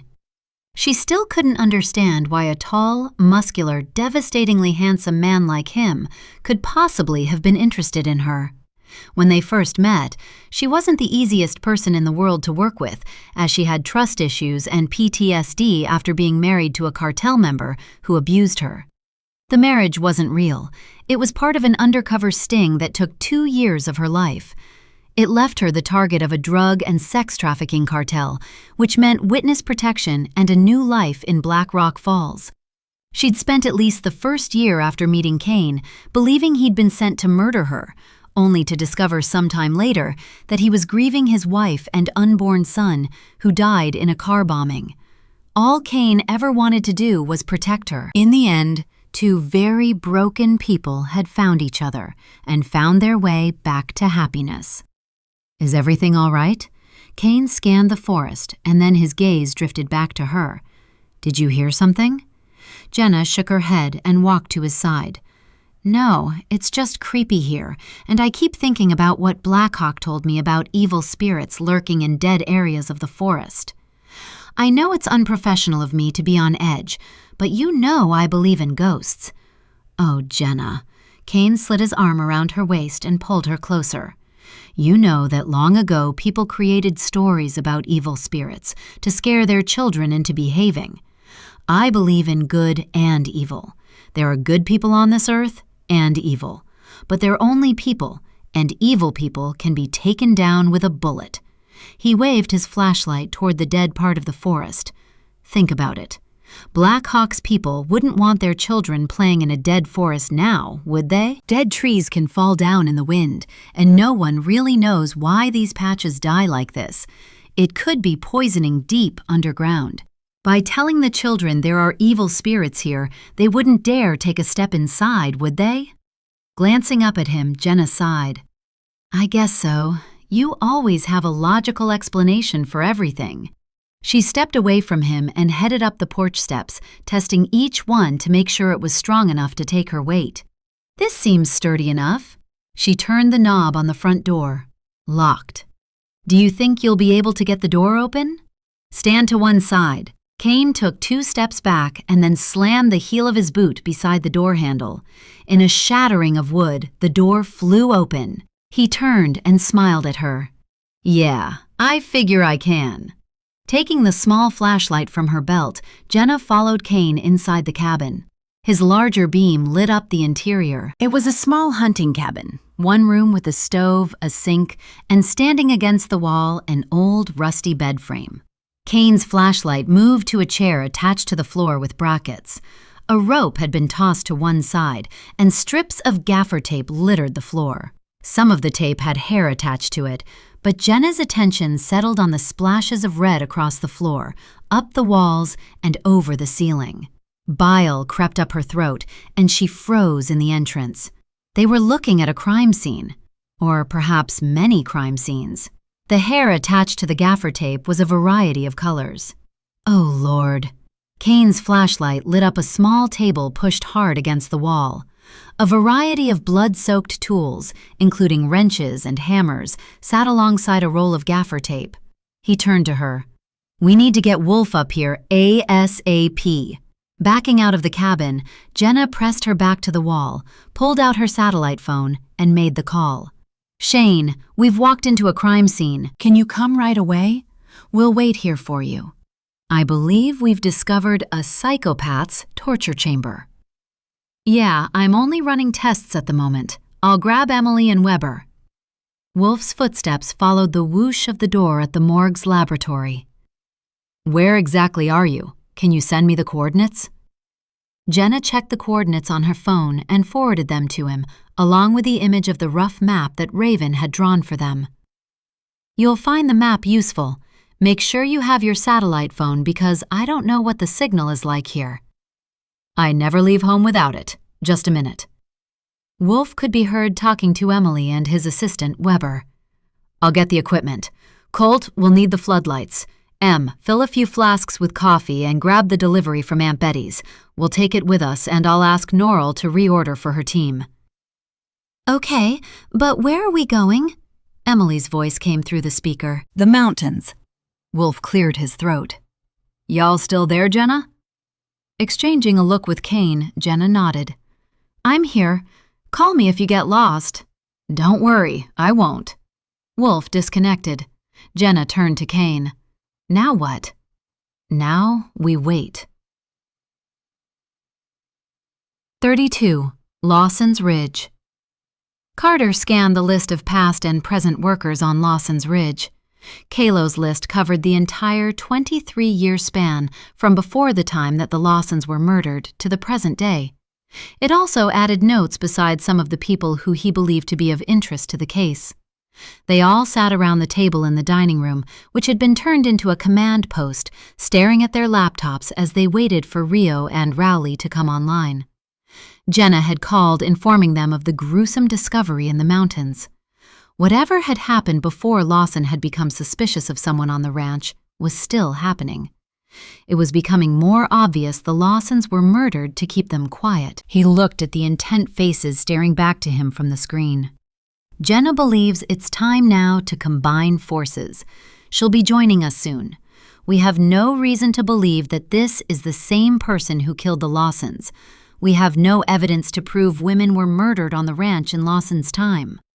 All we have is what he wrote in his diaries. Although we've investigated the places he mentions, most of them are overgrown now, and we have no way of finding the exact spot where he believes bodies were buried. We're talking about thousands of acres. The old well he mentions has dried up, but we will be climbing down there to get samples of the soil in the bottom. If we find any bones, we'll know it was a place to dump bodies. But this goes against the killer's M.O. I figure the smell would be noticed the moment fouled water was drawn from the well. This is something we can ask the people from Lawson's time, but I doubt this was a killer's dumping ground. He looked at Kalo. Over to you, Bobby. The 4 men who stand out as possible suspects are Bowman, Lovell, Greenwood, and Williams. Rio has already looked into their backgrounds and found nothing sinister about them, apart from the usual things that happen to cowboys, the odd bar fights and traffic violations. Kalo stared into his laptop camera. All these men have already been interviewed. Some look suspicious, others look fine, but everyone has decided to keep them on the list. So where do we go from here? Rowley linked his fingers together on the table in front of him. I decided to expand the search after talking to Beth. Kalo indicated to Beth with his chin. I'll let her explain. Hi, everyone. Jenna and Kane popped onto the screen. Sorry we're late. Who was talking? Me. Beth leaned back in her chair, her intent gaze staring into the camera, and gave them a quick update.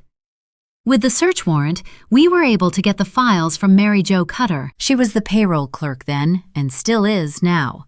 She knows when people were hired and when they left. The first person to vanish was a woman by the name of Bonnie Jacques, a seasonal wrangler. I was able to trace her through her social security number, which was listed in the files.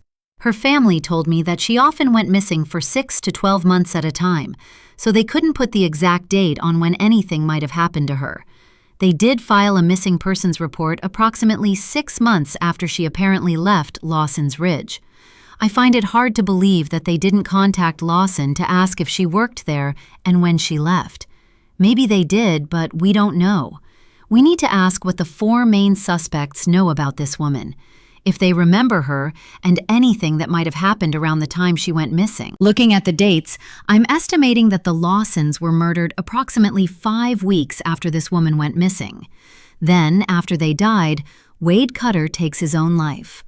All accounts about him say that he was very distressed after discovering the Lawsons' bodies. There is nothing in the Black Rock Falls files that mention anything about his suicide, so we need to discover if anything was mentioned in any of the day-to-day work journals. Carter shot her a glance.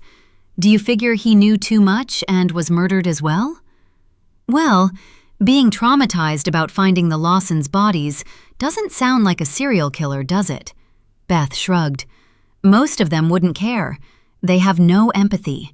This man was working close to Lawson and may have been his confidant. That alone would have made him a target. I'm not so sure. What if he was involved in the Lawsons' deaths and somebody took him out and staged it as a suicide? What if someone here wanted to put a stop to the killing? Think about it. Having his wife as the bookkeeper would be the perfect setup, wouldn't it? She knows which people were hired and when they left. She could easily alter payroll records to cover up disappearances. Some women are attracted to dangerous men, and she could have been supporting Cutter or covering up for him. Carter rubbed his chin. Possible. Look at the tarot killer, a vigilante who removes dangerous people by killing them. Jenna twirled her pen in her fingers. There are many men who would step up to stop a killer. Bowman, for instance, would be a perfect choice, mainly because he'd benefit from becoming the boss, and he wouldn't want women under his watch being murdered. She stared into space, thinking, if he murdered Wade Cutter because he knew he was killing women, it wouldn't have been too difficult. He could have easily lured Cutter into the forest and staged a suicide. Cutter wouldn't have suspected him. Then, Bowman spreads the story of how distraught Cutter was, and he's in the clear. Carter shook his head. That makes sense. I figure we need to keep an eye on his son, just in case he's following in his footsteps. He popped a toothpick into his mouth. And we know that psychopaths can run in families. So we add Branch Cutter and his mother to the list for interviews? Rio made notes. Who else are persons of interest, Bobby? Kane twirled a pen in his fingers. People who interacted with everyone for a long period of time might have information we can use. All these people know each other and would know any dirt on them, if you can pry it out of them. The first one, Dr. Wyatt Hale, is a livestock veterinarian, but in an emergency, he might be called on to help an injured person. He'd be able to treat simple things like suturing wounds. He might have noticed if someone had been injured, for instance, had their faces or necks scratched. Another one is Jonah Pike. He is a machinery mechanic, so he might have noticed when machinery went out and came back covered in mud. Then we have Hank and Bobby Lister. They are brothers who have been here for a long time and are employed as fence riders. They'd know every inch of the ranch and be watchful for trespassers.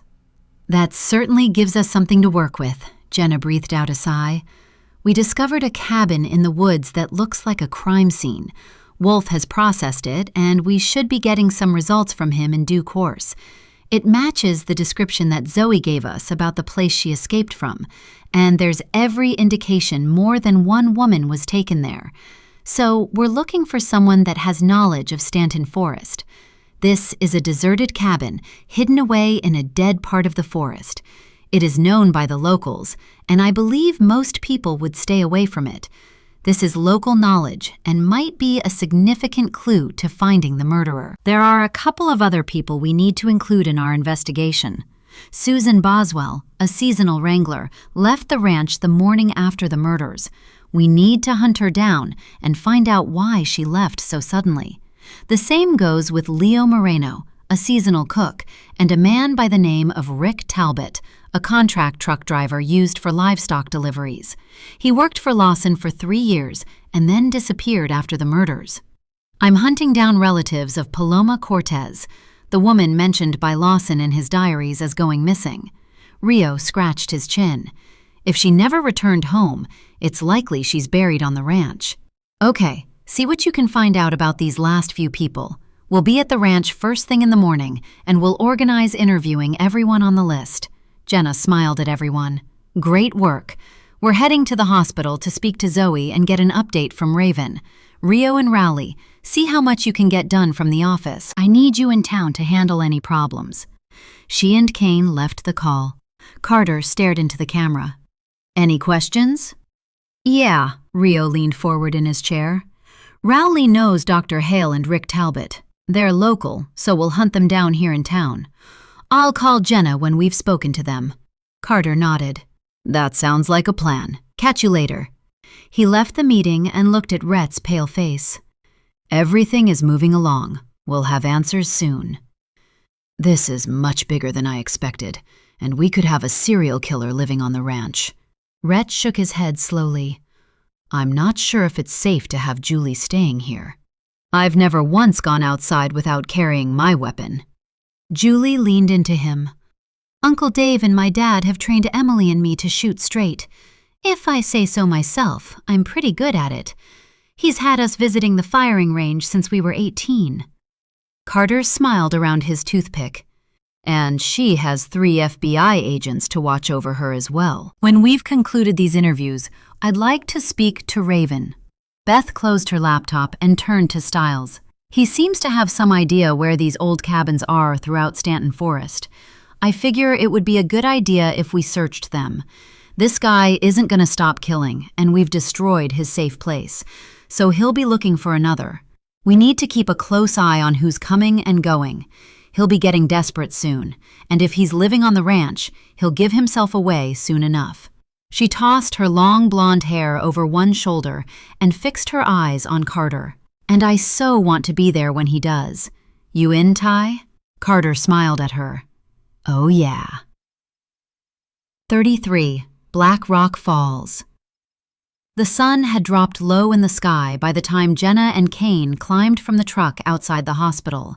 They'd parked in a secure parking lot beside Raven's vehicle. It had been a long day for him, and hearing Kane's stomach complain about the lack of food, she hoped that Raven had found something better than a candy bar to eat at the hospital. They took the elevator to the secure floor, nodded to the security guard on duty, and scanned their cards at the reader beside the door. Inside, they went to the desk, where one nurse was on duty, and were directed to Zoe's room. When Kane pushed open the door and Jenna stepped inside, she found it empty. I wonder where they are. I guess we go and ask at the desk, but the nurse could have told us Zoe wasn't in her room. He raised both eyebrows and headed back out into the hallway. The nurse at the counter informed them that Zoe was still undergoing tests and would be back shortly. She indicated to a waiting room along the hallway. Jenna thanked her and led the way. Inside, they found Raven staring at a hospital-supplied pack of sandwiches. "You must be starving if you are going to eat those." "I'm considering it." Raven dumped the sandwiches on the table and smiled at her. "Zoe is banged up. She has 3 cracked ribs and a hairline fracture of the skull. Unfortunately, there was a delay getting an MRI. She's having one now and should be back soon. She is very traumatized, and I didn't want to leave the building until she returned. I need to discuss the results with her and then turn her care over to one of the specialists here, or maybe more than one of the specialists. I believe her head trauma needs to be monitored for a time, and she has psychological problems that need to be addressed. An eye specialist should take a look at her as well, although the blurred vision she's been suffering today might be caused by the head injury, but after being hit so many times, anything is possible." He sighed. "I called Rhett to explain the situation, and as she was employed by the ranch at the time of her abduction, his employee insurance will cover her medical bills." "That's good to know." Kane frowned. "In your opinion, will she make a full recovery?" "Physically, I'd say yes."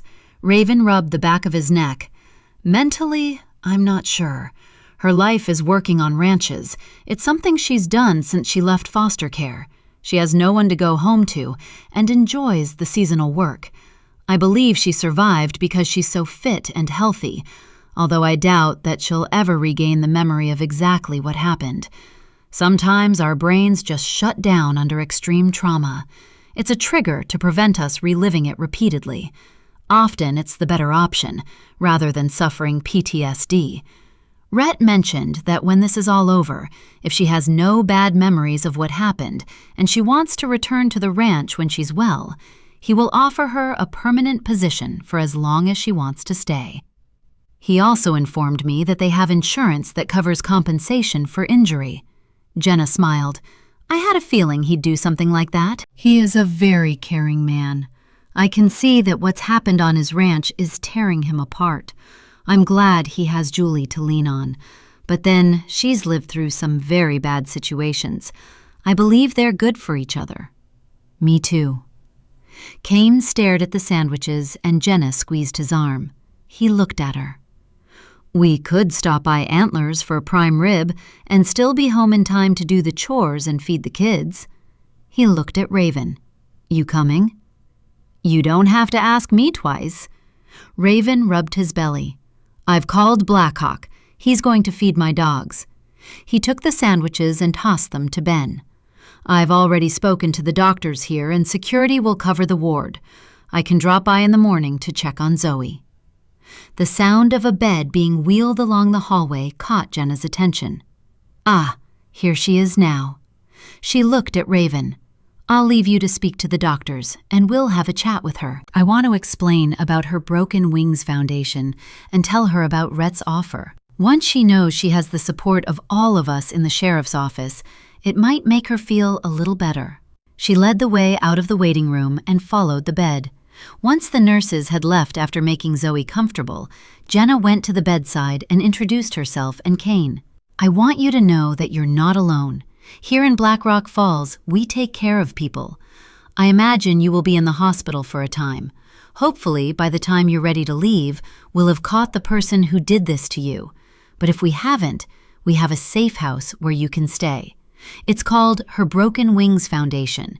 We have self-contained apartments in a secure environment. You will be able to stay there for as long as you wish, and when you feel comfortable to leave and it's safe to do so, Rhett Lawson, who I gather you know owns Lawson's Ridge, has offered you a permanent position for as long as you require. His insurance will pick up your tab for medical expenses, and I believe you may receive compensation for your injuries. I know that Raven has spoken to you about what happened and you can't remember. Kane sat in a chair beside the bed. Some time ago, I was hit by lightning and forgot I was married to Jenna, so I understand how confusing it is for you.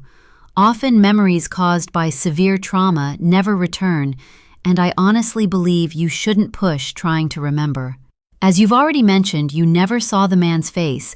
He likely keeps himself covered for all his victims. For now, we just want you to get well. All his victims? Zoe gripped the blanket and pulled it higher. He's done this before? Pushing down the need to reach out and give the poor girl a hug, Jenna nodded. We believe so, yes. Thanks to your description of the cabin, we were able to locate it today. We've discovered evidence inside that points toward more than one victim. I wish I could help you more, but I do remember his voice and what he said to me. He wants to punish women. He is a religious fanatic. He believes he is doing God's work by beating women to death. He won't ever stop. You must find him. Zoe's eyes grew wide, and she looked from one to the other. Do you know who it might be? Not yet. Kane pushed up the brim of his hat. We have the entire sheriff's office and 3 FBI agents working on the case. We'll find him and bring him to justice. Am I safe here? Zoe's bottom lip trembled and, resembling a small child, she twisted her fingers in the sheet. He's already tried to hunt me down. He wants to kill me. If it hadn't been for Cheryl and Tracy, I'd be dead. You should have seen them. They were magnificent. He shot up the house, and they just stood with their guns drawn, ready to fight. She looked at Jenna. Tracy drove me to the hospital and waited with me until the doctors came. She's lovely. Jenna smiled. They're good people. You're very safe here. Kane turned as the door opened, and Raven, followed by 2 doctors, stepped inside. We can't even get into this ward unless we scan our cards. A security guard is outside at all times, day and night. 1 or 2 nurses will be on duty, and you have a panic button. He pointed to the red button beside her bed. Press that, and all hell breaks loose. The ward goes into lockdown. No one will get inside your room until we come and unlock it. Jenna stood and went toward them. Sheriff Alton and Deputy Kane were investigating the attack on Zoe. It's nice to meet you. The doctor looked at Zoe. To discuss your injuries, would you prefer that the sheriff and her deputy wait outside? No, it would be better coming from you. Zoe straightened in bed, her gaze intent on the doctors. Very well. As you know, you have a fractured skull, but we discovered no hematoma inside the brain cavity. The doctor moved closer to the bed. You have a concussion, and we believe the memory loss might be permanent. I would like to keep you here for a few days under observation. I believe it would be beneficial for you to receive pain relief. I'm sure the ribs alone are causing you pain, and also the headache must be considerable. I can only offer you Tylenol. We need to be very careful you don't have a brain bleed. One of the main things to consider after an injury like this is to avoid any overexertion, so returning to work anytime soon is not something you should consider. Jenna turned to Zoe. I don't want you to concern yourself about anything. You have support from an entire network of people whose only concern is your well-being. There is a place for you to stay when you leave and a job waiting for you. So please, just relax and get well. Okay, Zoe's eyes filled with tears. I've always been independent and believed I was strong enough to survive anything. But that man broke me. I've never been so scared. You're not broken, Raven moved closer. You survived when many people would have given up. You fought back. No one can ever take that courage away from you. When you're well, you'll be able to decide about your future. There's no pressure, but Rhett Lawson is a man of his word. If you want a permanent job, he will give you that and a place to call home. So take your time. If you need to talk, you'll have a phone with contacts for everyone here by the end of the day. I don't know how to thank you all, Zoe stared at them. Okay, it's time to allow my patient to rest. The doctor gave them all meaningful stares. She rested her gaze on Jenna. I'll keep you updated on her progress. Jenna stood. Thank you. I'll see you soon, Zoe. Father Derry watches over her Broken Wings Foundation. He'll be dropping by tomorrow to chat with you. I've asked him to bring clothes, toiletries, and a few treats with him. If you need anything at all, call me. She followed Kane and Raven from the room.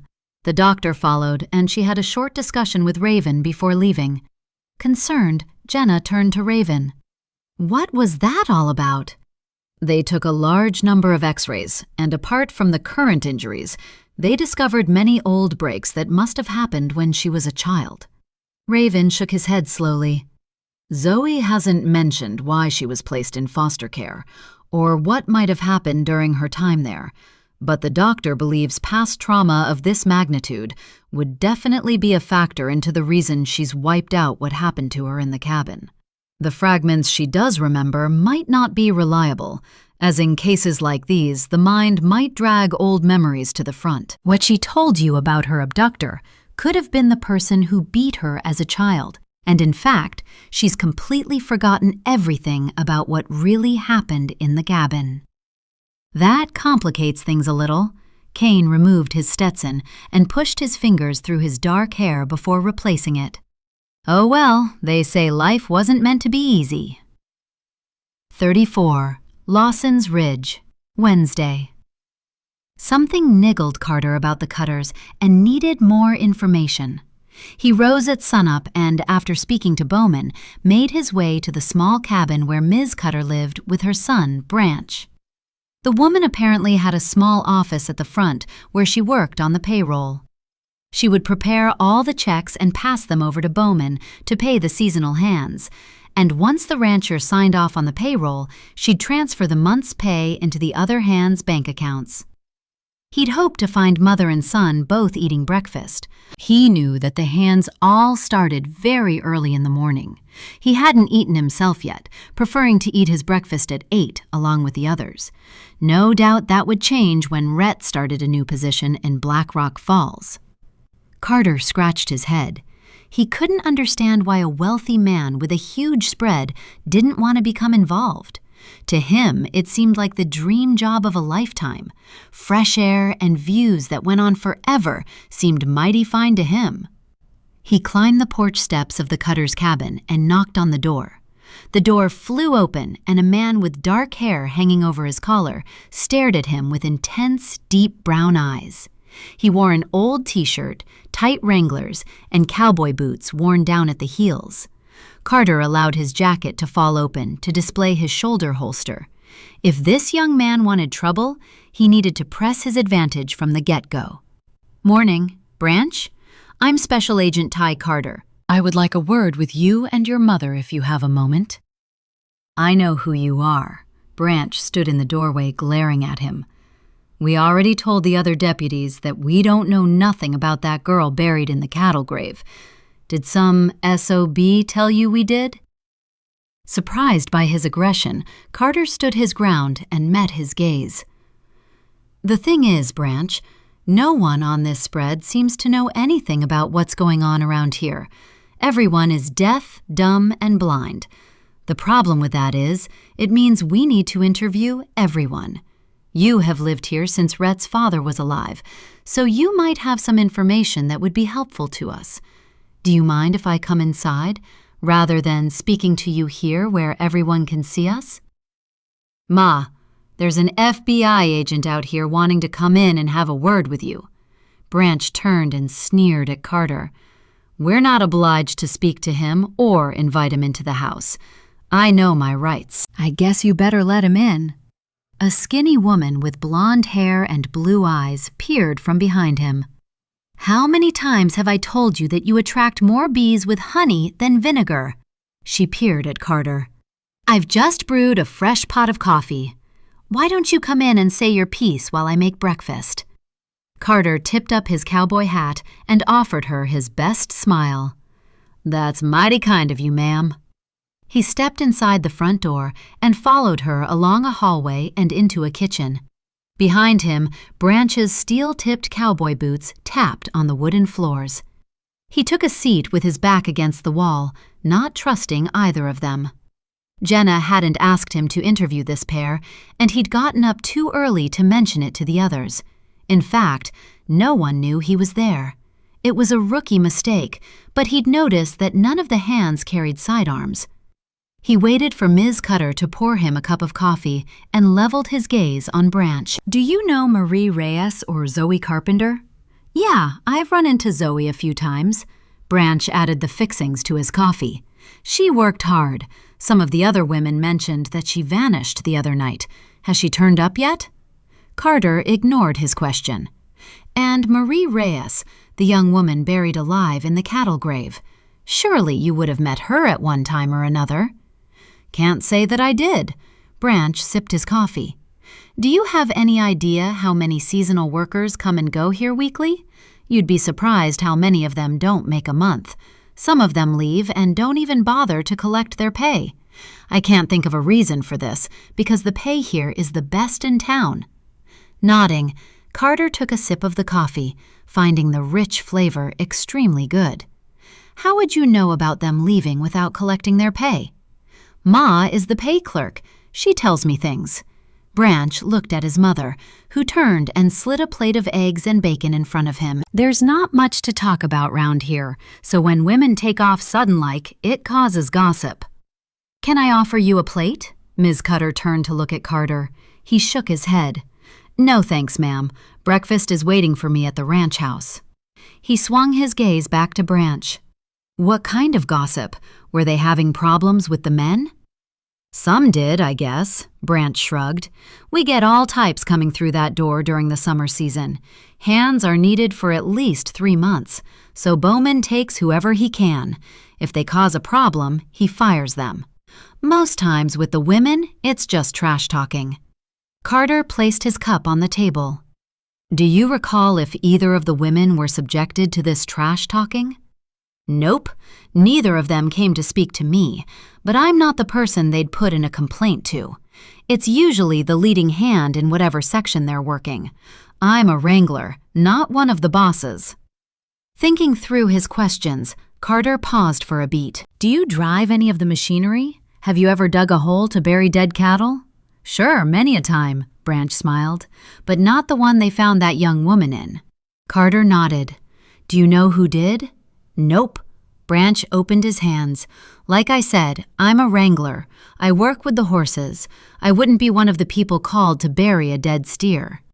Not able to get any further with Branch, Carter turned his attention to his mother. Ms. Cutter sat at the table in silence eating her eggs. "Did your husband ever mention Chris Lawson having concerns about missing women?" "No, can't say that he did." She frowned at him. "It was over 20 years ago. He talked about the ranch, but most times I didn't listen to his complaints. I kind of tuned out, if you know what I mean." She seemed to be telling the truth, and Carter nodded. "How long have you kept the books for Lawson's Ridge?" "Since my husband was the rancher." Ms. Cutter had been pretty once, but her face had now taken on a hard appearance. He'd seen photographs of her with her husband, and they'd made quite a handsome pair. Sipping the remainder of his coffee, Carter nodded. "So you'd know everyone working on the ranch? By name, at least. Do you recall anyone by the name of Paloma Cortez from the early days? Or Bonnie Jacques?" "That was a long time ago." Ms. Cutter scooped up forkfuls of eggs, keeping her eyes down. Her body language told Carter a story. She knew something or had something to hide. "As you know, we've been looking over the payroll records, and these 2 women came up as not collecting their paychecks before they left. They're listed as seasonal workers. Is it unusual for seasonal workers to leave without collecting their paychecks? To me, most of them were just names in a book." Ms. Cutter shrugged and went back to eating. A long pause ensued before she looked back at Carter. "I would write out the checks and give them to Wade for Mr. Lawson to sign. They'd come back to me, and I'd put them into envelopes, add the names to the front, and Wade would give them out. This only happens to the seasonal workers now, as some of them only stay here for between 1 and 3 months. Some of them can't take it for more than a week and just leave without telling anyone. They forfeit their paycheck. The other hands, I pay the money directly into their bank accounts. As Jenna had said, there were many ways a payroll clerk could alter records. On a ranch as busy as this one, it was doubtful that anyone would notice a single seasonal worker not collecting their paycheck, or one deliberately not issued. With her husband overseeing everything, she could cover up missing women very easily. Carter's mind went to the driver's license Lawson had discovered and hidden in the tin box in the safe. As paychecks could be cashed in various places in Black Rock Falls using ID, it made him wonder just when Paloma Cortez had actually gone missing. He noticed how irritated Branch had become over the last few minutes. He turned his attention toward him. I imagine you must have been quite young when your father died. Do you recall much about him at all? I recall him taking off his belt to me. Branch eyed him over the edge of his cup. That's just about all. I hope you finished hassling my mom. I can assure you she doesn't know how to drive machinery and would have no reason to murder one of the seasonal workers. Shaking his head, Carter looked at him. That was the furthest thing from my mind. We're interviewing everyone from around the time that the Lawsons were murdered. When the color drained from both their faces, he knew he'd struck a nerve. Oh, you didn't know they were murdered? Lawson left a letter with his lawyer. It was given to Rhett at the time of reading the will. After reading this letter, we decided to investigate. And when we examined the cabin where they died, we found the key in the lock on the outside. If anybody had bothered to call out a forensics team, or even someone from the fire brigade, to examine the burned-out cabin, this would have come to light. But we can't find any records to support this action. He swung his gaze to Ms. Cutter. Can you give me your recollections for around this time? It must have been a very traumatic time for you, as I gather you would have known the Lawsons really well. And also, it was around the time your husband took his own life. As far as I'm aware, the cabin was struck by lightning. Ms. Cutter leaned back in her chair with her coffee cup in one hand. We could smell the cabin the following morning. Most folks around here believed that one of the steers had been struck. That smell of roasting meat hung around for days. When Wade went out to look for the Lawsons, he took a number of men with him. There would have been no need for them to try and open a door.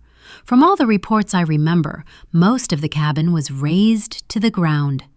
Wade told me the Lawsons were just curled up, all black and smiling at him. He had nightmares and called out in his sleep. He told me he kept seeing them. One night, I found him banging his head on the wall. He just couldn't get them out of his mind. She shook her head slowly. It was only a week or two after that he took his own life. Carter frowned. Did you identify his body?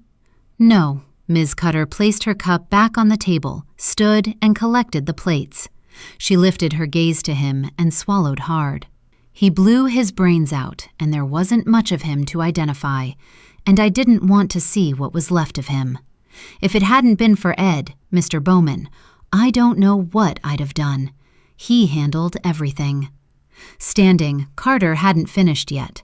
Where is he buried? In the forest. It's what he wanted. She collected his cup and turned back to the sink. Is that all? Talking about Wade brings back bad memories. He could have gotten help, but he left me with a baby. He didn't even say goodbye. She turned to him, and tears glistened on her cheeks. Carter touched his hat. I'm sorry, ma'am. Thanks for your help. I can see myself out. As he walked back to the ranch house, he made a mental note of everything he needed to chase down. It made sense, if Bowman murdered Cutter to stop him from killing, that his so-called suicide wasn't mentioned in any of the day-to-day journals. The death wasn't reported to the sheriff because everyone on the ranch believed Bowman when he told them about the suicide. Carter rubbed his chin. He'd need to keep a close eye on Bowman. Black Rock Falls. Sunshine sparkled over the rooftops as Jenna rode in the Beast toward the office. On Main, the apple pie with a cup of coffee sign on top of Aunt Betty's Cafe glistened, welcoming people inside. As usual, there was a line of people outside the bakery, and the smell of freshly baked bread wafted along the sidewalk, filling the inside of the cab with a delicious aroma. Jenna inhaled. The bread smells absolutely incredible. I wish I had the time to join that line and buy a loaf. It's not that busy all the time. Kane slowed to allow a mother with 3 children to cross the road in front of him. The best time to go there is around 11. That's when the cakes and cookies come out of the oven. They bake pies as well, but they're not as good as Aunt Betty's. Maybe we should pick up a pile of pies and take them out to the ranch. I'm sure everyone would appreciate them. He sighed, as if imagining eating one right now. I'll give them a call when we get to the office and order them fresh out of the oven. What time do you figure we'll be heading out to the ranch? Jenna smiled at him. Let's see if we can leave here by 11, and then we can take some fresh bread with us as well. She turned away to wave at a bunch of school kids waiting at the bus stop. Everyone in town looks so happy today. I wish we weren't hunting down a killer. You mentioned leaving Rio and Rowley in the office today to hunt down the 2 missing women and see if they're alive. So what do you have planned for the suspects that Rowley knows? Kane glanced at her and drove into the parking space outside the sheriff's office. Are we going to check them out before we head out to the ranch? Nodding, Jenna gathered her things and climbed out of the truck. She waited for Kane to lift Dupe down from the back seat, and they headed up the steps into the sheriff's office. Inside, she went to the desk to speak to the receptionist, Maggie. Do you have anything for me today, Maggie? Not today. Things are really quiet around here at the moment. Maggie smiled brightly. Fingers crossed it lasts. That's good to know. Kane headed up the stairs to refill their forensics kit with Duke on his heels. Jenna made her way to the office area downstairs to speak to her deputies. Moments later, Raven walked in the front door and hurried to catch up to her. She turned, looked at him, and bent to scratch his dog Ben behind the ears. Is there any news on Zoe's condition? I was waiting to see you before I called the hospital. Yeah, I went to see her and I've spoken to the doctors during their morning rounds. Raven removed his hat and placed it brim up on the desk. She still doesn't remember anything, and to be honest, we're not expecting her to. But she has recovered considerably overnight. The doctors will be constantly running tests on her throughout her stay. I asked them to extend her time at the hospital for as long as possible. I had 2 reasons for suggesting this. 1, she's in a very vulnerable position at the moment, and we don't know who kidnapped her. 2nd, it's possible for memories to come flooding back in a rush. If this happens, she will be in the best place. She feels safe there and can get medical attention should the need arise. I'm also concerned about the head injury. It's not to be rushed. She needs to rest. Jenna nodded slowly. I agree 100%. I'll ask Maggie to arrange for a care package to be taken to the hospital for her and follow that up with an open order from Aunt Betty's cafe. Oh, I purchased a burner phone for her from the convenience store until she can organize something for herself. Raven sat on the edge of the table and scratched his beard. I've added all our contacts in case she needs to get in touch with anyone. Also, Emily asked me if you could give her a call with an estimate of Zoe's size. She wants to take her some night clothes, a robe, and slippers. Maybe she can chat with Maggie, and they can work out what they need between them. Surprised by his concern, Jenna smiled at him. That is very good of you both, but please, allow the foundation to pick up the tab. It's what it's for, and we have millions from donations. The generosity of Montanans never ceases to amaze me. It gives us the ability to keep expanding. In truth, we'll never turn anyone away. Jenna walked up to Rowley's desk. That's good to know. Okay now, what have you got for me to do today? Raven's brown eyes scanned her face. Rowley here mentioned something about carrying out interviews with people who worked at Rhett's Ranch over 20 years ago. Yeah, and Hale still works with them today. Rowley held up his tablet. Dr. Hale is the veterinarian, and Rick Talbot is a contract truck driver used for livestock deliveries. Talbot worked for Lawson for 3 years and then disappeared after the murders, but I tracked him down and he still lives in town. He scrolled through his notes. What made him interesting is, from Lawson's diaries, he mentions Talbot specifically as owing him money, and his logbooks didn't match his delivery schedule. Lawson assumed he might be smuggling livestock. It would have been easy enough for Talbot to add a couple of extra steers to his load. He lifted his gaze to her. The other thing is he disappeared 48 hours after the Lawsons' murders. This is one of the things that Kalo discovered in the payroll books. He only lives in town and didn't return to the ranch for his paycheck. Pleased by Rowley's attention to detail, she nodded. That's interesting, and something we will look at today. Jenna had a few things she needed to do, and splitting up the interviews in town would give her more time at the ranch. She had no doubt the 3 FBI agents and Rhett would be organizing interviews with any people of interest on the ranch in her absence. Do you know the veterinarian? He's not the same person we take Duke to for his shots. Yeah, I know him. He specializes in horses and cattle. Most of the ranches running livestock call him when they need help. Rowley placed his tablet on his desk and looked at Jenna expectantly. Jenna turned and looked at Rio, who stood and came toward her. Rio, can you put out a media release? Ask if anyone saw anything unusual in the forest on the night that Zoe was kidnapped, or if they've seen anything unusual over the last few days. People that seemed out of place, particularly men moving alone through the forest. Make a point of telling them not to approach anyone and report any unusual sightings to the hotline. Copy that. Rio returned to his desk and started hammering on his keyboard. Turning back to Rowley and Raven, Jenna looked from one to the other. We need information both past and present. When you speak to the veterinarian, get his take on what happened to the Lawsons. Ask him if he's ever been called out to examine any dead cattle. Does Lawson's Ridge have any problem with the health of their livestock? You can inform him he can divulge any information to you, as you have the permission of the owner, or, if he's concerned, he can call Rhett. Follow up your questions to include the timeline around Marie Reyes's death and Zoe Carpenter's abduction. Ask him obvious questions. For instance, is there anyone he would suspect might have been abusing women back then and now? I'll go with Dave to speak to Rick Talbot, and then we're heading to Rhett's ranch. I'm ready to go. Kane came up behind her. She turned and smiled at him. Okay. She looked at her deputies. Upload your files to the server so we can all be kept in the loop. If you discover anything significant, call me. She turned and headed toward the front door, waving at Maggie along the way. Raven is heading out with Rowley to interview the veterinarian, which leaves us Rick Talbot. He used to drive livestock delivery trucks for the Lawsons and then quit 48 hours after they died. His details should be on the server. I'll access them the moment we're inside the truck. If he's a driver, he could be anywhere in the state at the moment. Kane cranked up the AC inside the beast. How old is this guy? Jenna scrolled through her tablet. He is 56, so likely still working. He lives over on Elm. Maybe we'll be lucky and find him at home. Okay, Elm it is. Kane swung the truck around and headed toward Elm. All the houses on Elm were spread apart. Many had horses grazing in corrals with barns or stables alongside.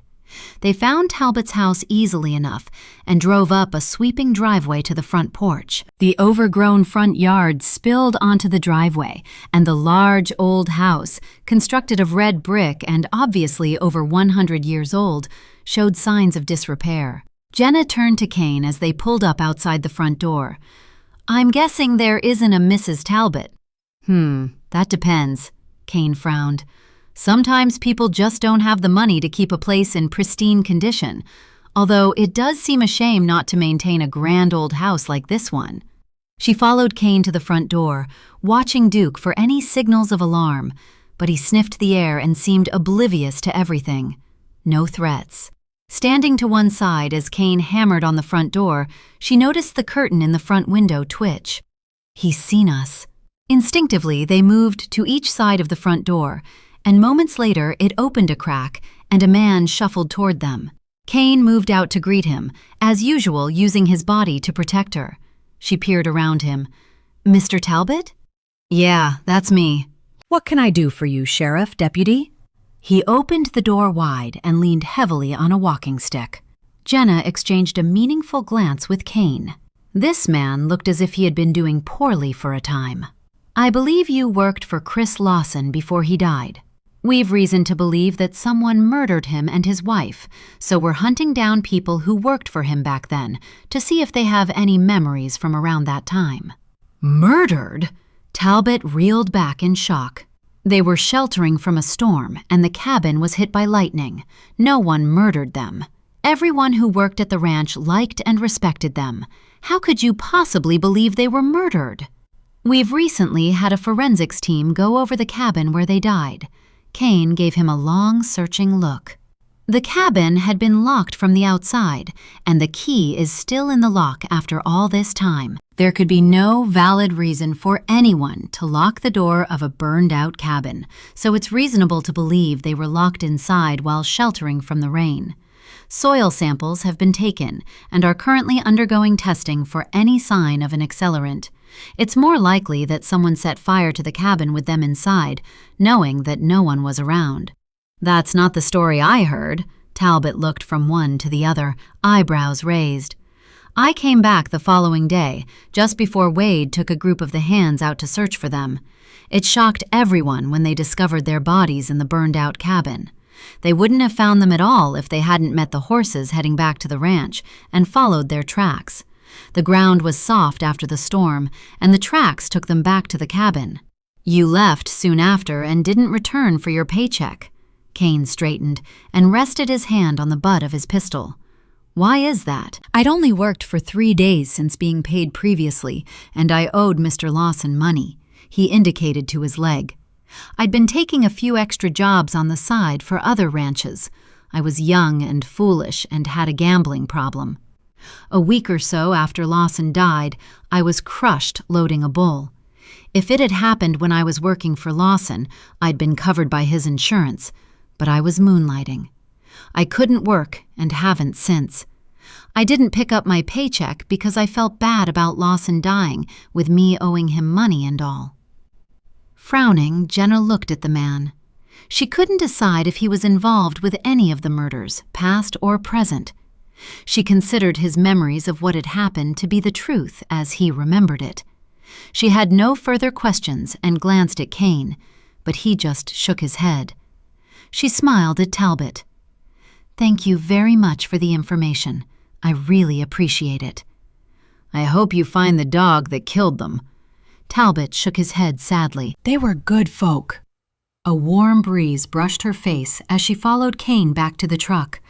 "So, you believe he was injured as he claims. It's a good cover story, almost rehearsed." "I'll do a little digging into his background over the last 20 years or so," Kane smiled at her. "That limp could be phony. If he's on disability, we'll be able to find out. If he isn't, he's the first person found with an actual motive. He owed Lawson a ton of money, and Lawson believed that he was stealing his cattle." Running all the current information through her mind, Jenna nodded. "Yeah, I agree. I believe he was telling the truth about what happened after the fire, but that doesn't say he wasn't involved." She sighed. "But it doesn't take us any closer to the missing women back then and now. I'm concerned we might be looking at this case all wrong." She turned in her seat to look at him. What if the person who was killing women in the past did see Lawson watching him, but dismissed it when he didn't call the cops? She tapped her bottom lip. What if Lawson confronted Talbot about the missing cattle and maybe gave him a pass for now because he knew the local sheriff was crooked? Then, coincidentally, Talbot seizes an opportunity to clear his name and debt by killing Lawson. He might have seen the Lawsons head out alone and followed them. When they took shelter in the cabin, he locked the door and set fire to it. I've seen keys hung outside the doors on nails all throughout this ranch. I know for a fact all the outlying cabins have spare fuel stored close by, and there is a lean-to on the burned-out cabin. Kane scratched his cheek, thinking. Lawson would be concerned about the killer seeing him watching him, enough to write that letter, but he might have believed he could deal with Talbot. So the killer back then walked free. He gave her a long look. If we can find any consistency in the times women went missing over 20 years, we have one killer. If they stop and start up again with years in between, we have two separate killers, or a copycat, a copycat who knew the original killer and may have helped him or seen him bury his victims. 36. Lawson's Ridge. Enjoying the sun on her face, Beth Katz walked through the stockyard with Bear at her heels. Like Zorro and Ben, Bear had ended up in the FBI after working alongside Stiles in the military. When Stiles left the military police to join the FBI, Bear had gone along with him. It had been necessary as he, like many canine dogs, refused to eat and became violent if another handler tried to take over. All the canines were devoted to their handlers, but Bear had a soft spot for Beth. The moment she had started working alongside Stiles, Bear had taken her into his circle of protection. To him, she'd become part of his family. Stiles found this particularly amusing, as his dog had never been attached to anyone else. As she walked past the stables, she noticed the hands staring at her. A couple of wranglers rode past, and one whistled low and turned in his saddle to watch her walk by. She turned to stare at him, and her mouth curled into a small smile. Any of these people could be a killer, and she welcomed them to try and kidnap her. She might look like a small, defenseless blonde, but she had the ability to take down just about anyone. She carried lethal weapons hidden on her person at all times, items hidden in her belt, and sharp metal hat pins in her hair that appeared to be hair clips. One of these plunged into a man's ear, up his nose, or into his brainstem would result in instant death. If not, they would be immobilized long enough for her to finish the job. She'd had intensive hand-to-hand combat training during her time in the FBI, but what most agents didn't have was her ability to survive. She'd learned many tricks since watching her pa butcher her mom, including being able to disguise herself like a chameleon.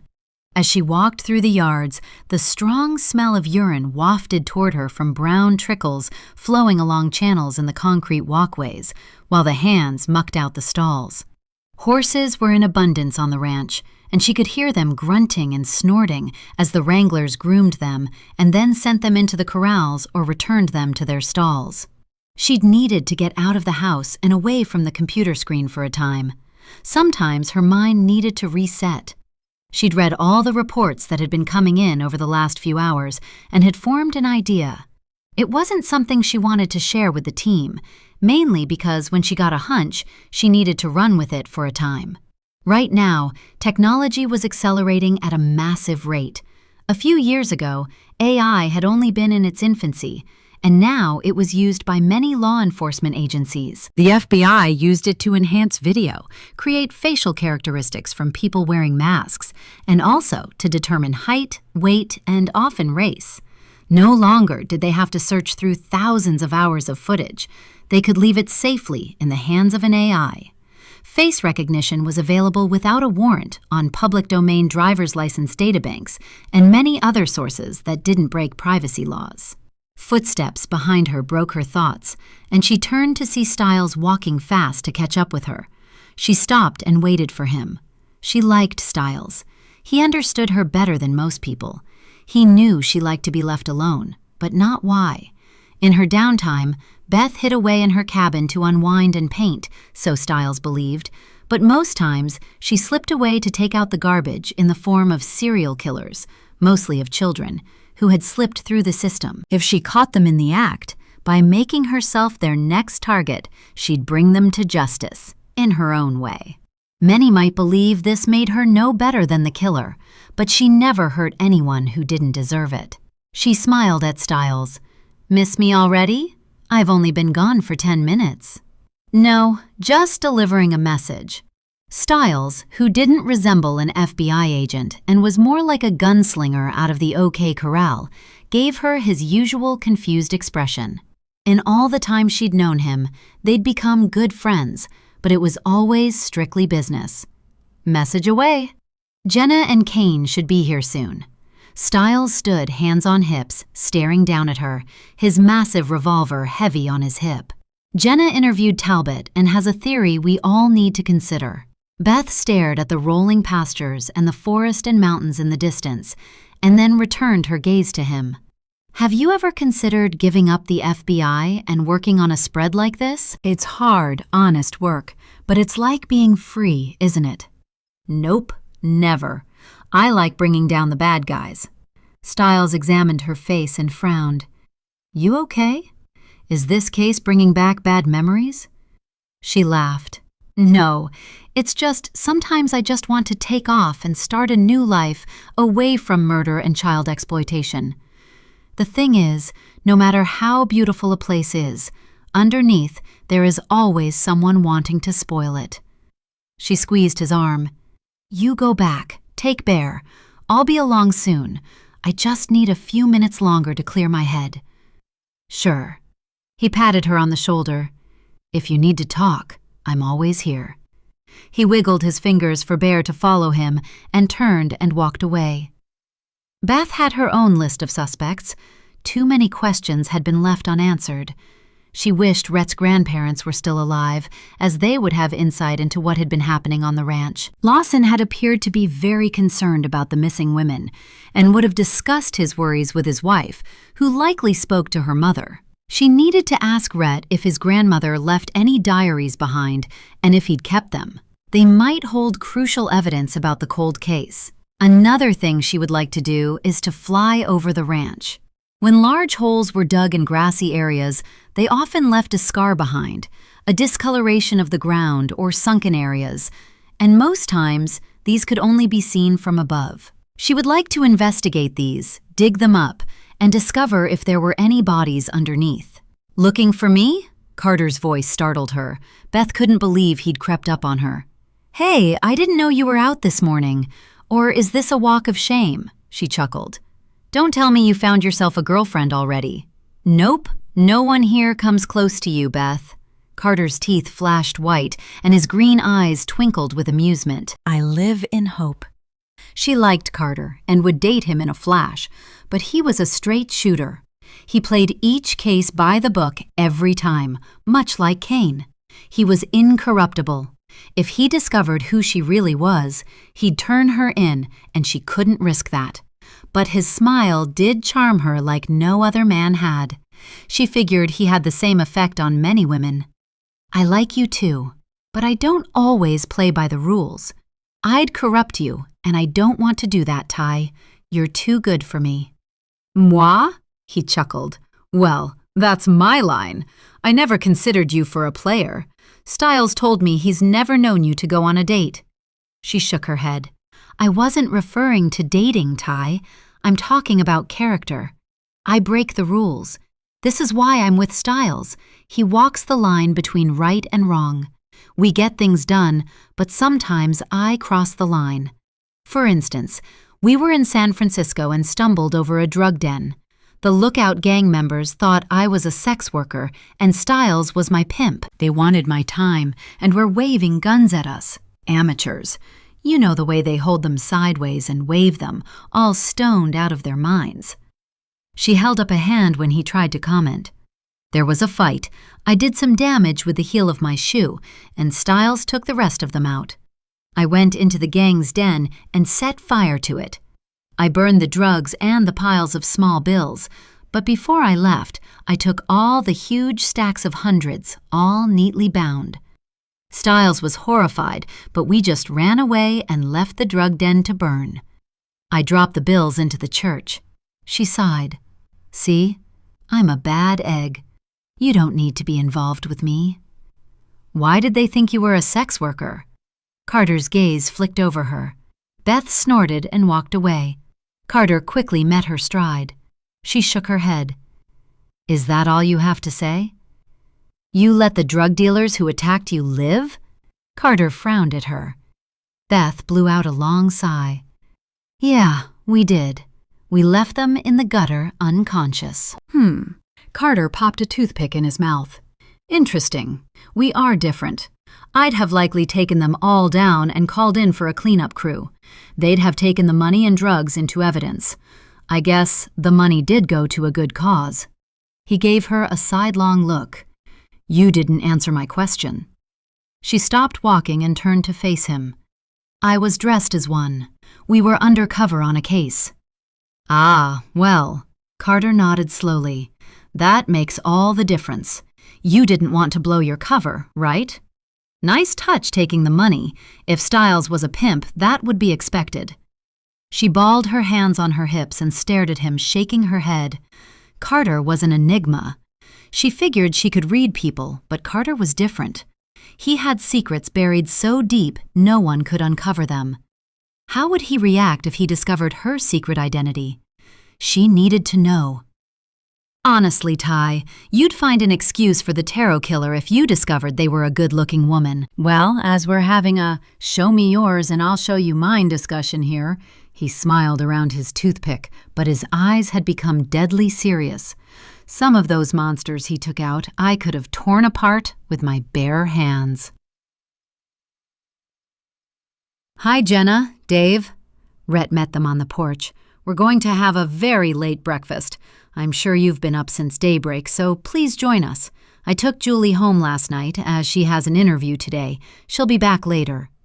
He headed off along the hallway in the direction of the kitchen. Jenna led the way inside. The smell of hotcakes and bacon wafting from the kitchen made her hungry, even though she'd enjoyed a quick breakfast before they'd left this morning. She glanced at Kane and smiled.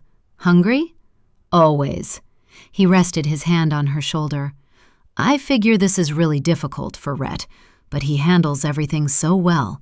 He'd make a great deputy. Jenna looked at him and raised one eyebrow. You know, I believe if I employ another deputy with a name beginning with R, it would be more than a little strange. I say we allow him to work with kids. It will make life easier. They dropped by the bathroom to wash their hands, and then sat down at the table alongside Carter and opposite Beth and Styles. Rhett sat beside Kane, with Kalo next to him. The housekeeper placed piled plates in the middle of the table, along with pots of coffee, and then left, closing the door behind her. Jenna explained her theory. There are so many people involved in this case, or cases. We need to try and narrow it down.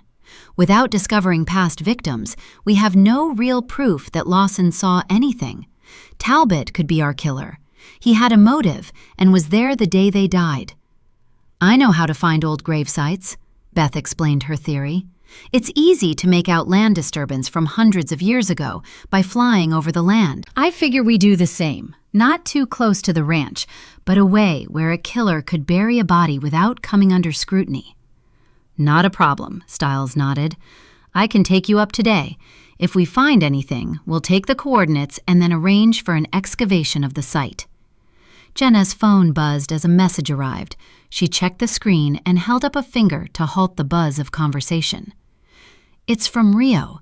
The two women we know who went missing prior to the Lawsons' deaths, Bonnie Jacques and Paloma Cortez, were pronounced dead by the courts 7 and 8 years after their disappearances. Mitochondrial DNA is on file for both women. She glanced around the table. Okay, so we have our victims. We have evidence to link them to Lawson's Ridge.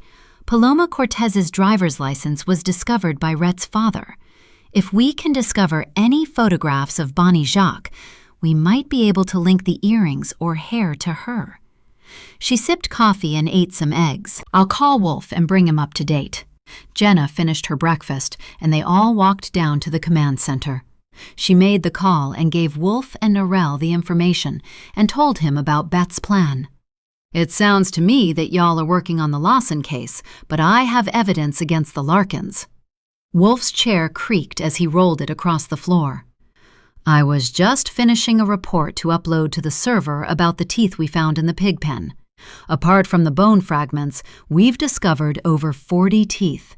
They're all female, apart from one set. The time they've been buried varies considerably, and a time of death estimate is difficult, as pigs typically churn up the bottom of the pen. We believe the time span covers at least 20 years. It seems the Larkins have been very busy. In an effort to identify some of these people, I extracted DNA samples from all of them. So far, I can identify 8 different individuals. 7 of them are female. Over a span of 20 years, and none of them were reported missing? Kane shot a look at Jenna. If these aren't illegal cremations, what if they're seasonal workers? I figure you should get the mitochondrial DNA from the 2 missing seasonal workers over to Wolf ASAP. Carter narrowed his gaze. We need to see if we can connect the Larkins to someone on the Lawsons' ranch. What if Larkin was disposing of the bodies of the serial killer's victims? You certainly need to eliminate that possibility. Wolf cleared his throat. But why would Larkin do that for someone? He could be involved. Beth leaned forward on the desk. He's old enough to be the killer we're looking for, and agile enough to still be murdering. He also has a sympathetic wife. Maybe she lures the victims into her vehicle. I've known of many couples that commit heinous crimes. The problem is, I can't see why he would want to murder my parents. I don't know if he even knew them. Rhett shook his head slowly. If Larkin's name appeared on the payroll, I'd consider it, but he doesn't. He held up his tablet. I just searched for him on Bobby's list. Jenna nodded. This might prove that Talbot murdered your parents. He seemed very shocked when we mentioned murder. He had a motive, but your father didn't suspect him. She checked her notes. Raven and Rio are speaking to Dr. Wyatt Hale, the veterinarian, today. He's been involved with Lawson's Ridge since before Chris Lawson died. From the reports I have of him, he keeps meticulous records. There are 2 more people on the ranch we need to speak to, Hank and Bobby Lister. They are fence riders. They would know every inch of this place and will remember seeing anything unusual around the time Marie Reyes went missing. Okay, I'll take the chopper up and see if we can discover any burial sites. Stiles glanced at Beth. I can have the bird ready in 15. He stood and left the room. Considering her next move, Jenna thought for a beat. Kahlo, could you contact Rio and get him to send everything he has over to Wolf? Then, if you could hunt down any connection with Larkin and this ranch, I'd appreciate it. She turned to Carter and Rhett. We need to find the fence riders. I guess we go and see Bowman and ask him what area they should be in today, saddle up, and head out. We're going to be vulnerable out there. Kane looked from one to the other. I have Kevlar vests in my truck. It's better to be safe than sorry. I'll let y'all go. I'll call as soon as I get a result. Wolf disconnected. Jenna stood. Okay, let's get at it. She looked at Rhett. We'll need water. I'll grab energy bars from the truck. Not a problem. Rhett headed to the kitchen. At last, the case was coming together. Jenna headed to the front door with Kane and Duke close behind. She smiled at him. We have a great team. You can say that again. Kane opened the door and peered outside. Just don't forget, there's a killer out there who knows this place like the back of his hand. 38. Black Rock Falls. Meticulously going through his notes, Raven glanced up at Rowley. Jenna mentioned that you've had dealings with Dr. Hale. What do you know about him? He's a little vague at times, but he looks after the horses really well. Rowley frowned and collected his things from the desk before standing. He comes when we call, does what's necessary, gives us some good advice, and then usually leaves. He doesn't hang around for coffee or to have a long chat about anything. It's strictly business all the time. That's all I really know about him. Raven stood and tucked his tablet under one arm. From the records on the ranch, he's been their veterinarian of choice since before Lawson's time. How old would you say he is? 60, maybe? Rowley led the way out of the office. We'll take my truck. I know where he lives. The veterinarian lived a little way out of town, heading toward Blackwater. He had his practice in an attached building to his home. The front door had an open sign on it, with a shingle giving his name and profession. Raven pushed open the door and a loud buzzer sounded. He waited at the counter, inhaling the typical smell of disinfectant and the meaty odors coming from the bags of dog food for sale. It was a typical veterinarian's office, with posters of worming products, displays of various flyers, and a board with handwritten notices of animals for sale or adoption. A few minutes later, the door opened, and a robust man with salt and pepper hair peered at them over his glasses. Raven introduced himself and indicated to Rowley. I believe you know Deputy Rowley? Yes, I do. Dr. Hale stepped closer to the counter and raised an eyebrow. What brings you by today, deputies? First of all, have you visited Lawson's Ridge Ranch lately? Rowley took out a notebook and pen and rested them on the counter. If so, have you noticed anything unusual over the last few visits that you've been there? I really don't take much notice, Dr. Hale gave a little shrug. I go to do my job and then I leave. I've discovered since I've been a veterinarian that if I get too friendly with clients, they start asking me favors. I'm not a charity, so like I said, I just get in, do my job, and leave. Wondering if interviewing this man was a pointless waste of time, Raven moved on. Okay, I'd like to cast your mind back to the time when the Lawsons died in the fire and what you recall. Do you have any records for around that time? I'm sure you would have kept them for tax purposes.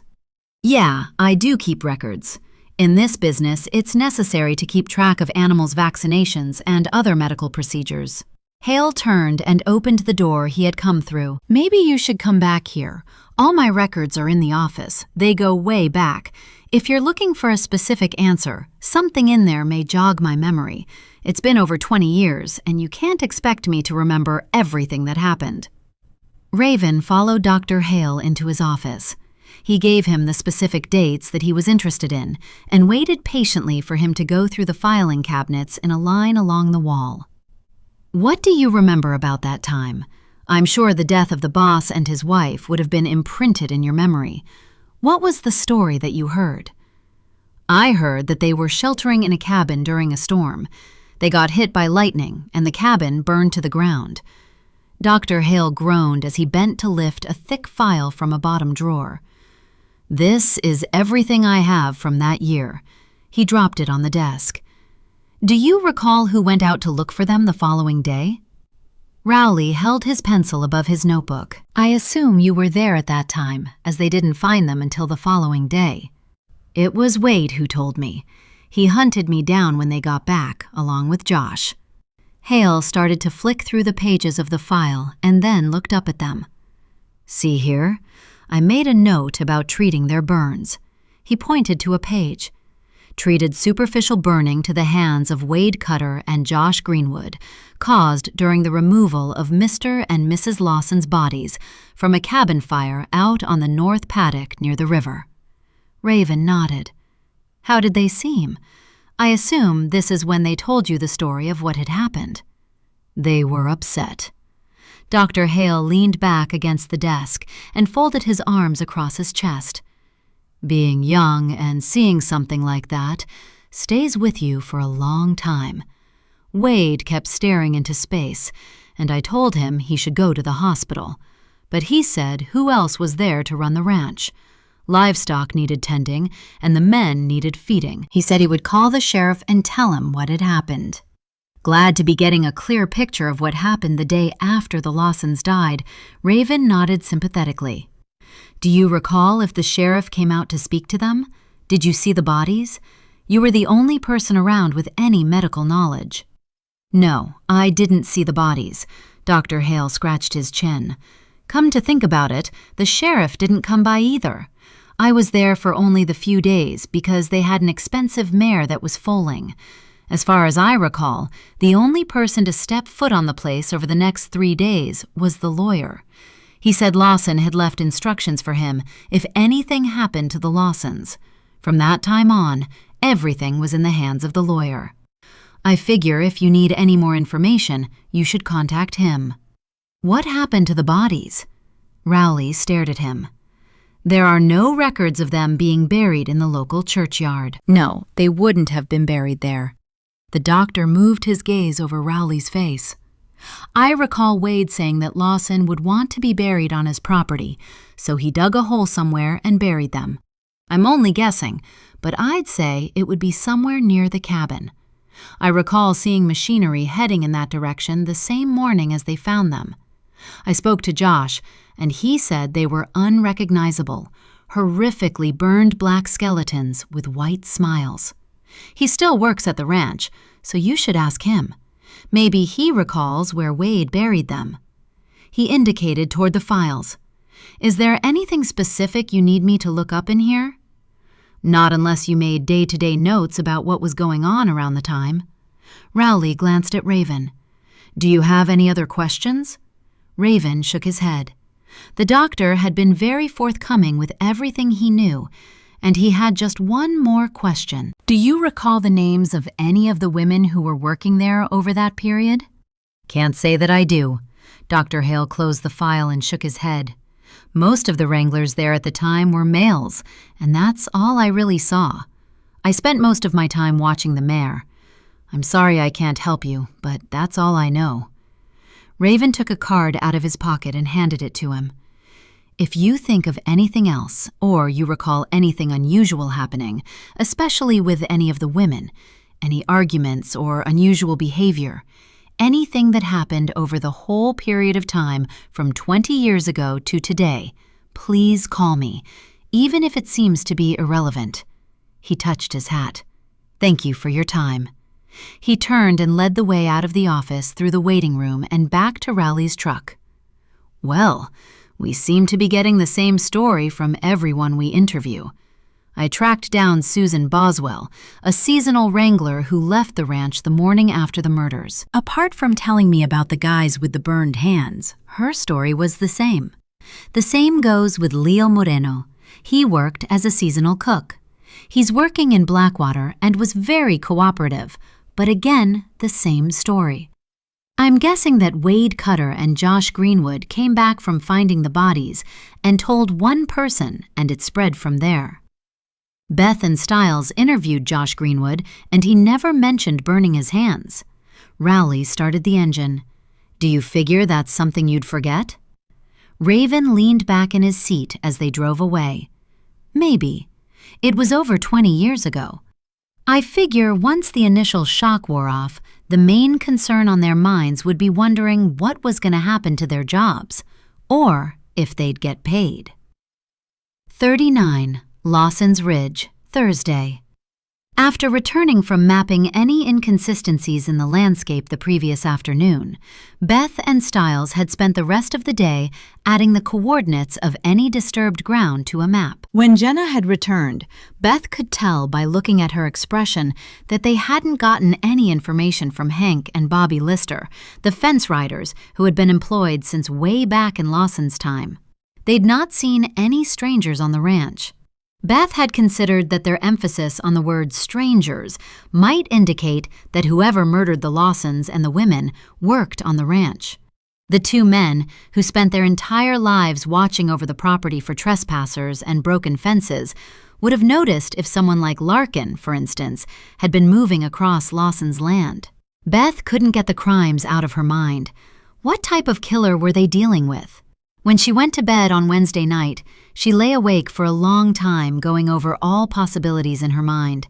With only Rhett and Julie in the house on Thursday morning, she'd spent her time alone in the command center using AI to analyze different possibilities. Although in her opinion, nothing could replace the human brain when it came to detective work. The AI she used compared variables. It was a useful tool for looking at a case or cases from outside the box. One of the suggestions she received from the software was to create images of everyone involved around that time. She had access to recent driver's licenses and could use them to create a younger version of the people working at the ranch now. It's surprising how useful old images could be. When people looked at old photographs, they recalled things that they would have normally forgotten. She'd considered suggesting that Jenna should show some of the older workers the images of people who worked there at the time of the Lawsons' death and of the women who'd gone missing around that time as well. Perhaps it would jog a few memories. She'd collected quite a few but hadn't found a photograph of Wade Cutter. She left her desk to look for Rhett and found him chatting to Julie about her job interview. When they stopped talking and glanced at her, she smiled. Do you know if there are any images of Wade Cutter around anywhere? Yeah, Rhett pushed to his feet. In my father's office is a picture of him and Cutter standing beside a prize bull. It was taken at the county fair. I'll grab it for you. He left the room, returning shortly with a photograph in a frame. Here you go. Wade is on the left. Branch looks just like him, doesn't he? Beth examined the picture and nodded. Mind if I take it out of the frame and take a picture of it? I can upload it into my program. Not a problem. Rhett went to work removing the clasps behind the frame and handing her the photograph. He waited for her to capture the image and then replace the photograph in the frame. The professional, high-resolution photograph would be perfect for her needs. She smiled at Rhett. This is perfect. Just one more thing. Did your grandparents keep diaries? I figured they may shed light on what happened around the time your parents died. No.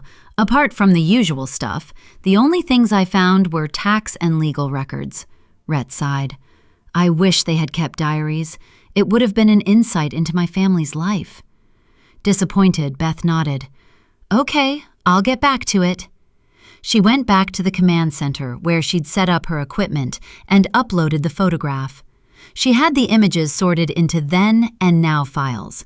Instead of adding the image to the file of everyone's younger image, the software had aged Cutter to what he would look like now, so he had then and now photos as well. The AI had offered 3 separate images, one clean-shaven, one with stubble, and the last one with a beard. She stared at the image. What really happened to Wade Cutter? Did he take his own life, or was he murdered? Did the teeth from the male person found in the pig pen belong to him? If so, was Bowman responsible? Did he take him out like a fox in the henhouse? It was something she'd do in a second. It didn't make Bowman dangerous. He'd just taken out the trash. At that moment, Rhett walked into the room. She glanced up at him. Any news from Jenna? Nope. Jenna said it's a waiting game right now. The DNA tests will determine which way to go. Rhett stood with his hands pushed into the back pockets of his jeans. Some of our hands will be leaving the ranch today. Bowman needs to send the guys out for supplies. He'll keep a list of who they are. He met her gaze. Will you be okay alone for a few hours? I'm taking Julie home. She needs to spend a few days at home before she starts her job on Monday. As you've been stuck here for almost a week, I was wondering if you need anything from town. Smiling, Beth closed her laptop and stood. Carter, Stiles, and Kalo had taken one of the choppers and gone to visit Jenna and Kane to talk about the case, although she suspected they only wanted to see how far he progressed with his rebuilding of another antique motorcycle. I would love to come with you, if that's not too much trouble. If you could drop me in town, I can collect a few things from the store. I might be away for a while. Will that be a problem? Rhett rubbed his chin. I have a few things to attend to myself. She slipped on a jacket to cover her shoulder holster and shook her head. No, take all the time you want. I've wanted to explore some of the antique shops in Black Rock Falls for such a long time. We've been working non-stop on this case, and a couple of hours away from the computer would be wonderful. It's just after 12, and I won't be through until about 4, maybe later, he smiled. I have a job interview. I'm not sure how long it will take, and I have a few other things to do as well. Overjoyed at the chance to be alone, Beth nodded. Perfect. When I'm done, I'll wait for you in Aunt Betty's cafe. Great, Rhett called to Julie to grab her things. Let's go.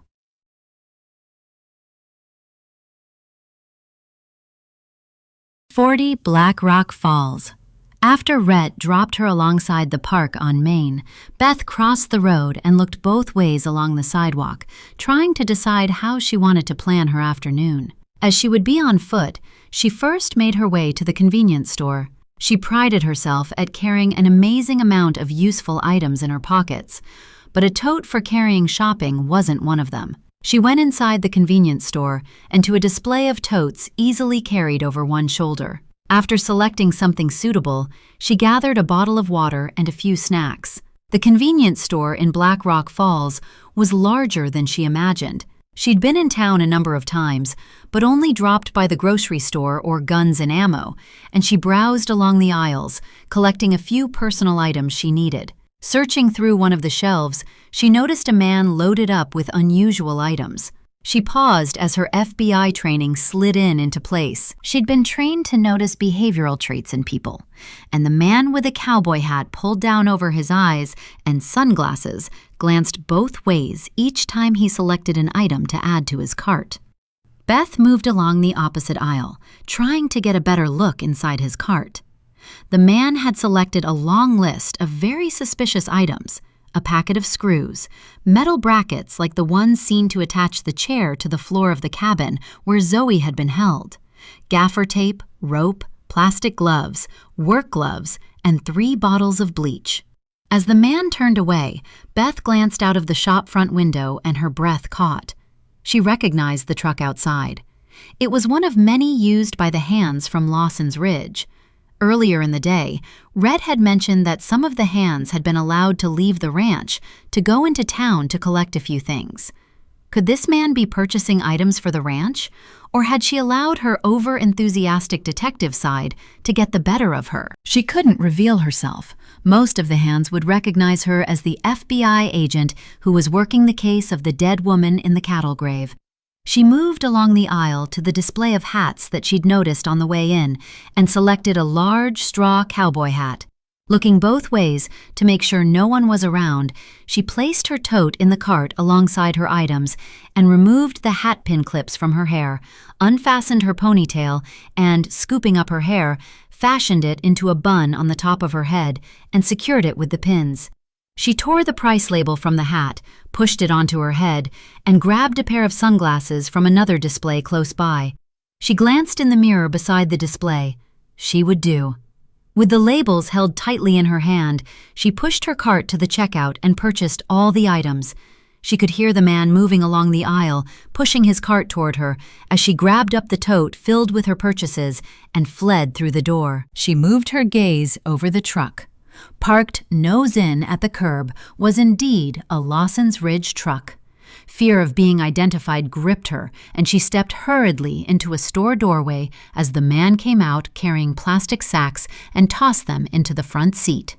He climbed behind the wheel and headed out of town in the opposite direction of the ranch. She needed to follow him, but had no transport. Scanning the road, she noticed an old green pickup idling outside the grocery store.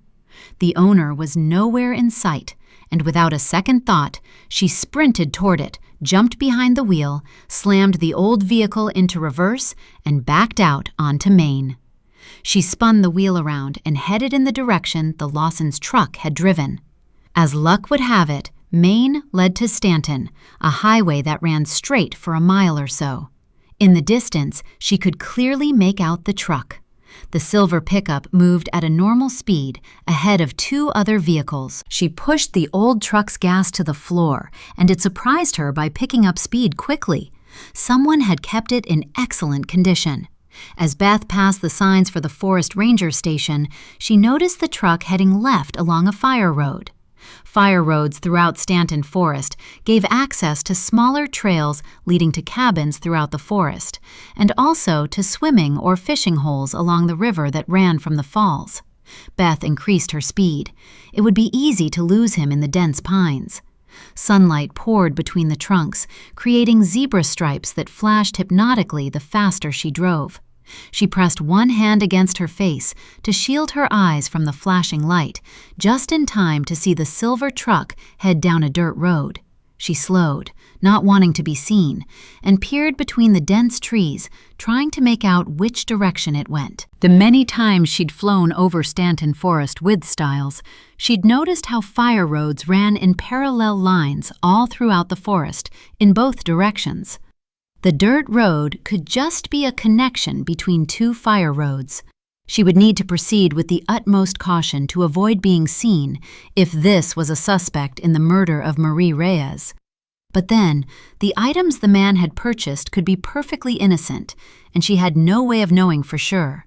She could almost hear Stiles reprimanding her for going it alone, but pushed it away. Surely he wouldn't expect her to call for backup when she'd only acted on a hunch. Beth waited until she could no longer see the silver truck and eased the old pickup along the dirt road, scanning the forest in all directions for any sign of movement. When sunlight reflected from the truck's back window as it turned, she accelerated, catching up just as the truck turned onto another fire road that headed in the direction of the river. Keeping well back, she coaxed the old truck along close to the edge of the trees, glad that it blended into the forest. Finding a green truck idling so close when she needed one had been nothing short of a miracle. It must be her lucky day. When she drove around a curve in the road, the fire road opened up, but the silver truck had vanished. She moved slowly forward and stopped close to another narrow trail. She buzzed down her window, killed the motor, and listened. The sound of an engine running was almost muffled by the bubbling river, but moments later the motor stopped. Beth removed the hat, swung open the door of the pickup, and climbed up on the seat. She peered over the roof and into the forest. Through the trees in the distance, she made out the roof of a cabin. A cool breeze rustled the trees around her as she carefully shut the door to the pickup. Wrapping her jacket around her and zipping it up, Beth crept through the forest. The deep underbrush around caught her legs and made a ripping sound against her jeans. She stopped walking and peered ahead, concerned she might be making too much noise. She caught movement near the cabin and took cover behind a tree. A man climbed from the truck, carrying the plastic sacks containing his purchases. He opened the door and stepped inside. Heart pounding, Beth headed for the trail leading to the cabin and, keeping in the shadows, moved swiftly until she reached the wall of the roughly built cabin. The building was old and dilapidated, but the roof and walls appeared to be in good order, and a brand new padlock was hanging from a lock on the front door. Bending low and creeping slowly, she edged her way around the building, keeping below the bottoms of the two windows out front. At the back, she found a closed door and an outhouse that leaned precariously to one side, with many of the wooden panels missing. Beside the back door, dust and grime covered a small window. Not many situations scared Beth, but she paused to take a long, deep breath before peering through the window. The wide-open front door spilled light into the cabin, giving her a clear view of the interior and the truck outside. She ducked down as the man returned to the truck. He now had a bandana tied around his face, and his hat remained low.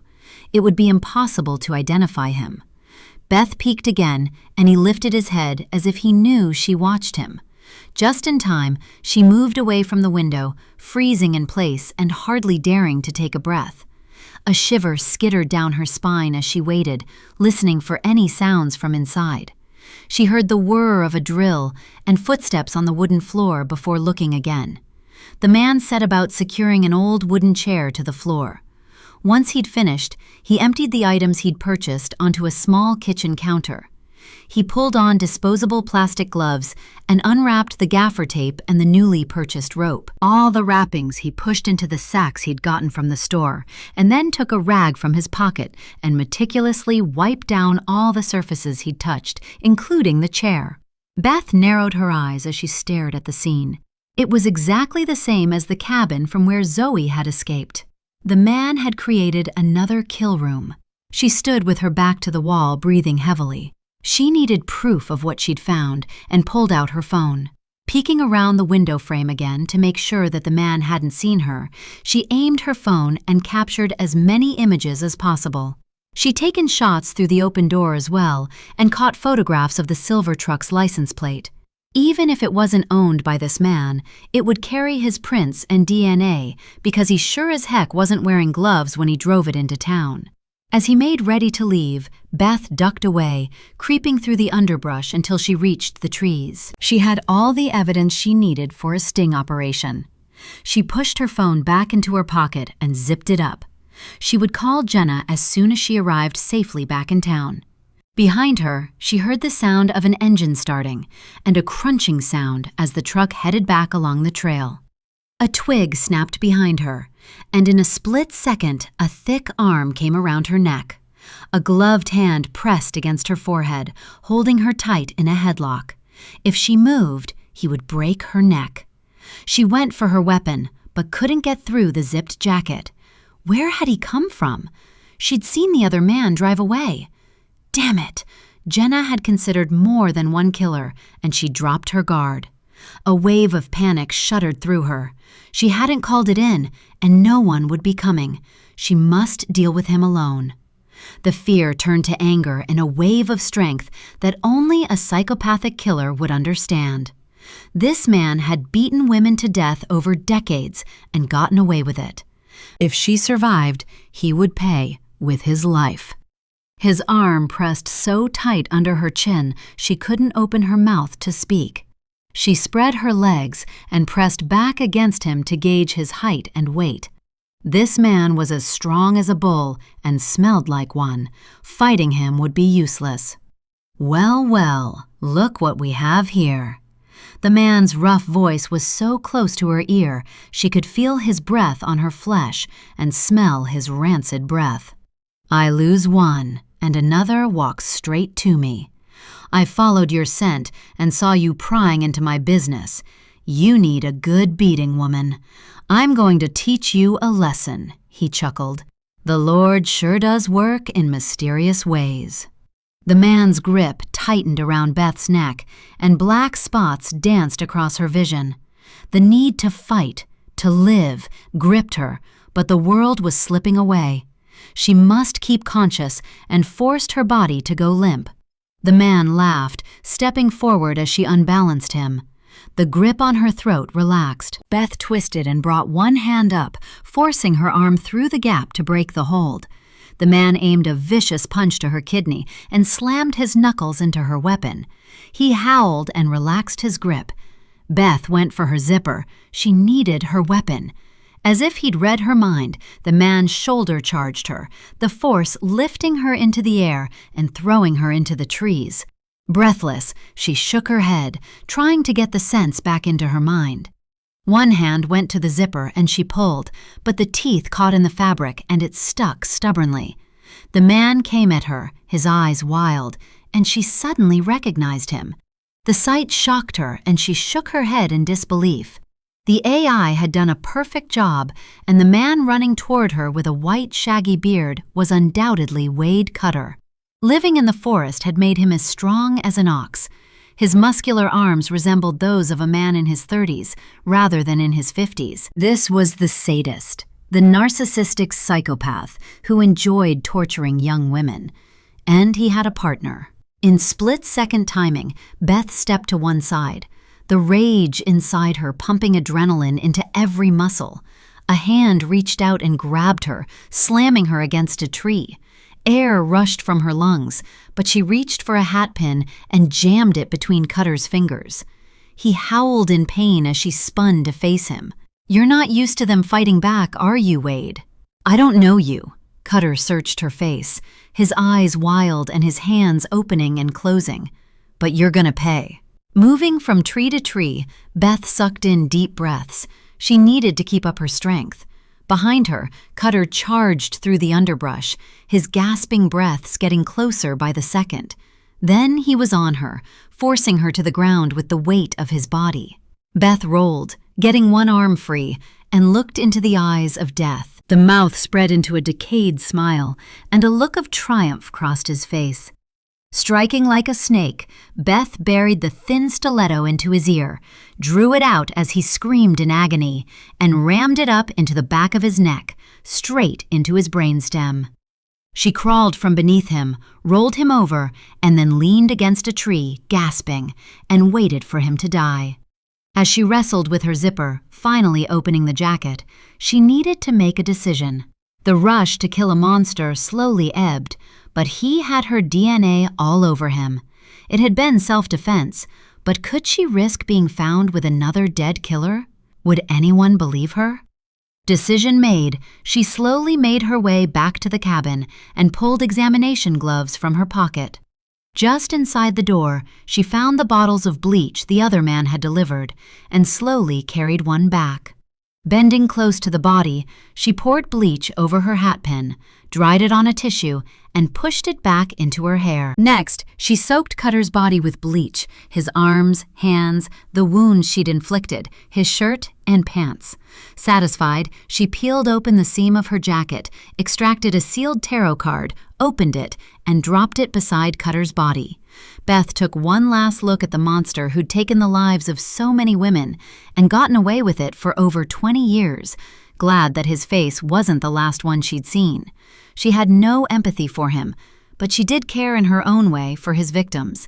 No one should die like that, And a man like Wade Cutter would have kept on evading law enforcement like a ghost.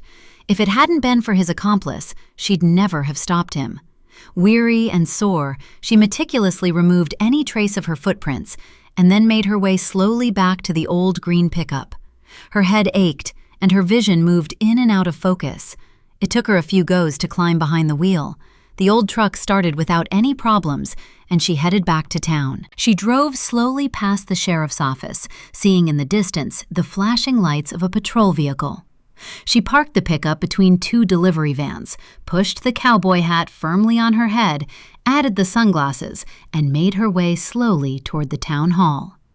Inside, she easily found the restroom and spent a few minutes using the toilet and washing her hands and face. After flushing the bleach-soaked tissue, she combed out her hair, tying it back at the nape of her neck as usual and pushing in the clips on each side. She added some lipstick and checked herself all over for any marks or bruises.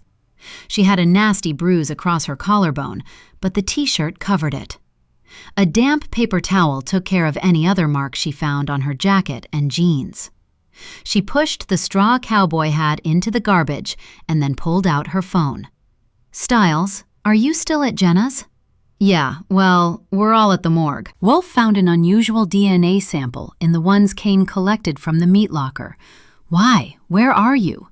Beth leaned against the cool wall in the bathroom and relaxed. She had no idea why Stiles cared for her well-being. He was indeed a good man. "I came into town with Rhett. Jenna says Rio is in town talking to a guy about a stolen vehicle. Ask him to drive you here. Oh, and pick up some takeout.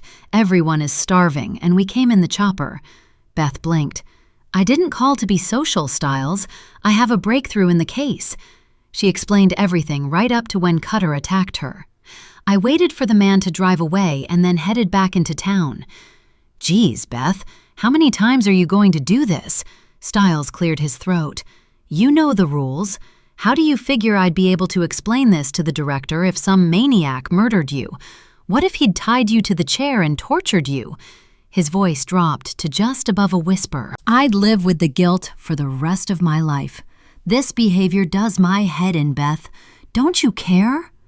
Swallowing hard, Beth fought for the correct answer, the normal answer, because in truth, the only thing she really cared about was killing uncatchable serial killers. She concentrated on the feeling she had for Bear. The dog understood her, wanted nothing, and was loyal. She'd made herself like him, strong and loyal. From a psychopath's view of the world, she figured that was as good as it would get. She liked people since working with Stiles, and that was a start. She got along with Jenna's team and found Carter very interesting, but no one came close to melting her heart. She figured love, whatever that was, could never happen. "Beth, don't you have any excuse? Don't you care?" Stiles had walked into the hallway and she could hear the echo. Beth sighed. She wished she could care and gave him the answer he'd expect. "Of course I care. It was a hunch is all, and it paid off. I was never in any danger. I snuck in and hid. He never heard or saw me. You're making too much out of this, Stiles.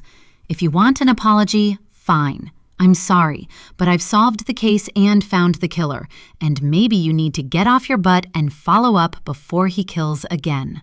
She disconnected and stared at her reflection in the mirror. "No one will ever understand you, Beth. Get used to it." She turned, grabbed her tote, and strolled out the door. 42. Waiting for results was never fun. Jenna sat in Wolf's office, listening to the men in the room discussing guns and motorcycles. Stiles had left to take a call, and she glanced up as he entered the room.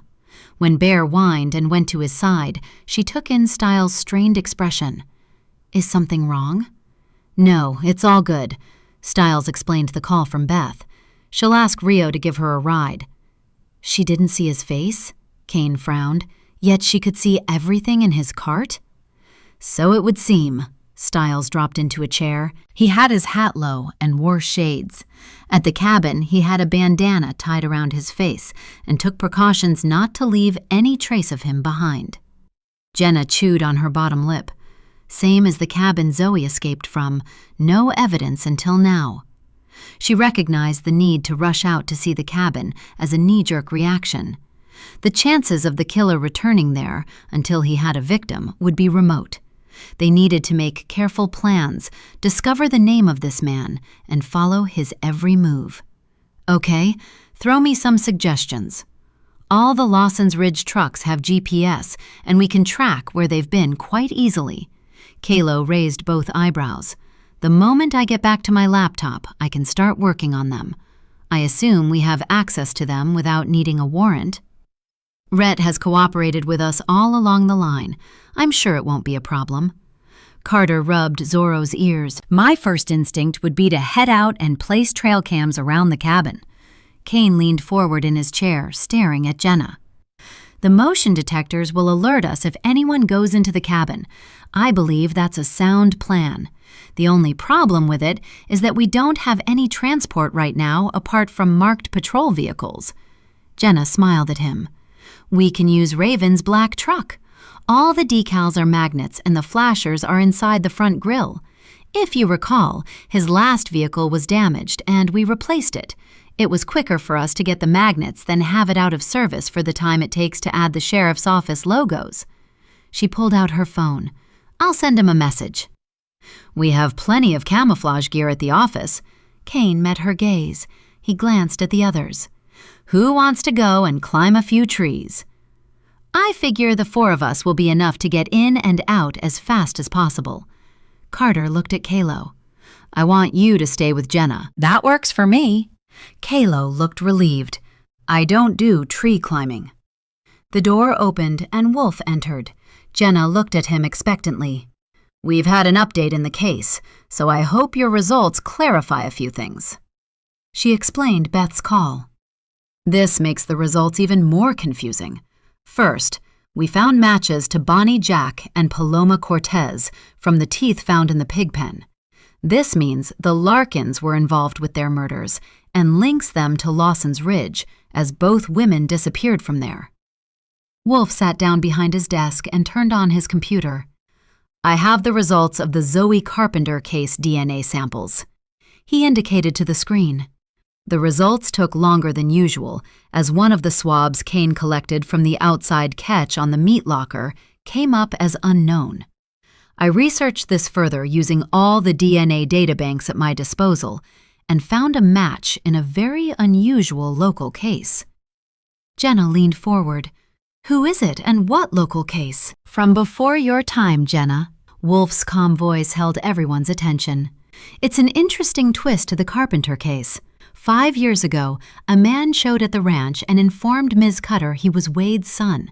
She refused to believe it, but the young man insisted on doing a paternity test. He wanted to find his real family. A sample of Branch's DNA was collected for comparison. The test proved he wasn't Wade Cutter's son, but whoever left the blood trace in the food locker is a paternal match to Branch. He turned to look at them.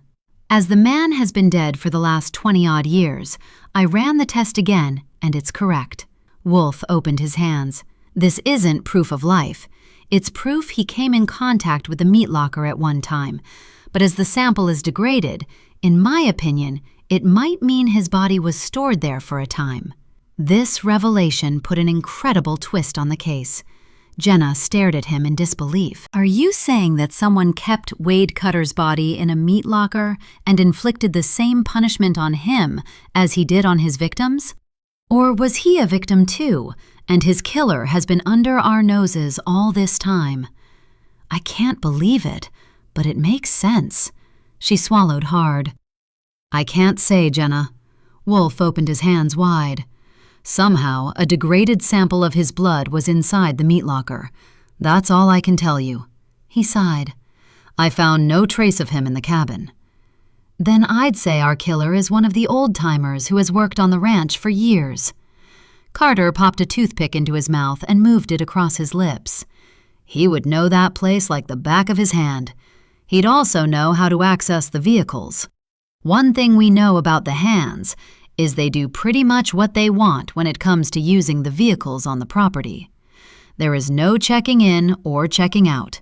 No logbooks. It seems to me no one really takes any notice when a vehicle is removed from the parking lot. I have relevant information on the Cutters. Kalo scrolled through his tablet and then lifted his gaze to Jenna. The Cutters are related by marriage to Larkin. How so? Kane narrowed his gaze. The wives are sisters. Kalo shrugged. At the time, it didn't seem relevant. Jenna allowed the horrible truth to fall into place. So Cutter was killing for years. Rhett's father got too close, so he killed him. Larkin had been helping him for years by disposing of the victims. That couple is as twisted as Cutter. She frowned. So does this point the finger at Branch? Has he taken up his father's hobby? He has relatives to cover for him. The new murders must be him. That makes more sense than you realize. Kane nodded slowly. The moment the Larkins were arrested, the pig body disposal system failed, and the killer, Branch or whoever, needed to bury the next victim in the cattle grave. It all makes sense. He was likely disturbed, and that's why he hurried the burial. Then who took Marie Reyes to the bus station? Beth walked in the open door and dropped a bag of takeout on Wolf's desk and straightened to look at them. We have the footage to show that a Lawson's Ridge truck drove there and returned, so someone was covering their tracks. But when no one came forward to say they noticed her leaving, they kept their mouths shut. Everything made sense to Jenna. The ride to the bus station was a way to get her into his vehicle. He must have disabled her on the way to the bus station, covered her, and then made it look as if he'd dropped her there and then returned. If he'd been seen leaving with her, he knew the CCTV footage would indicate he left moments later without her in the vehicle. Even his GPS would show a round trip with no stops. Yeah, typical serial killer smarts. Beth took out her phone and scrolled through the screen. There, I've uploaded the images I took at the cabin. Check the server. She paused as Wolf opened the files displaying the images. This guy is creating a kill room, similar to the place Zoe escaped. As you can see, the images don't show an old man. Look how smoothly he gets up from the floor. That's a younger man, not a man in his late 50s. So it's not one of the old-timers as you suggested. This man could easily be Branch. Nodding in agreement, Jenna looked at her team. I figure you set up the trail cams to watch the fire road and the trail to the cabin. Yeah, well, that was the idea. Kane rolled his eyes. We have completed similar missions with success. Do you mind if I head off soon? Beth turned to Jenna. I'm getting a ride back to the ranch with Rhett. I'll drop you by the office. Raven smiled. What about you, Jenna? Jenna shook her head. No thanks. I'm staying here with Kalo and the dogs. She turned to Carter. When you get back to the Lawson's ranch, I want you to take a stroll and place trackers on all the Lawson's Ridge trucks. Take Rhett with you, as if he's giving you the tour. The GPS is great, but I want to know when any vehicle moves from the moment the engine starts. That's a good idea. This guy is smart, and if he spotted a trail cam close to the cabin, he'd be off. We'd never catch him. Beth took a sandwich from the paper sack and sat down, sighing. I can set the trackers to alert our phones if the trucks move out of the radius of the ranch, and add something similar to the trail cams. I can adjust them so your phones don't alert you when a bird flies by. He won't see the cameras. Kane shook his head and glanced at Carter's grin with obvious annoyance before returning his attention back to Beth. Have you seen the size of our surveillance cameras now? Trust me, we need a device to locate them to remove them. I can design an app for your phone, Beth smiled. I can be useful as well as annoying, Dave. Jenna smiled. She enjoyed having a tech-smart woman on her team, but she missed Joe. Thinking of her, she looked at Carter. Have you heard anything from Joe? Oh, yeah. Carter smiled and waved his phone at her. Pictures of her and Jamie at Disneyland come through daily. She is having a ball. Jenna smiled. That's good to know. I miss her. Hopefully she'll be here for Jackson's birthday on the 4th of July. She turned to Beth. Great work, Beth, but I wish you'd called it in and asked for backup. I used to work alone all the time. Beth flashed a white smile. It's all good. I told Rio where to find the poor man's truck I commandeered. She looked at Jenna.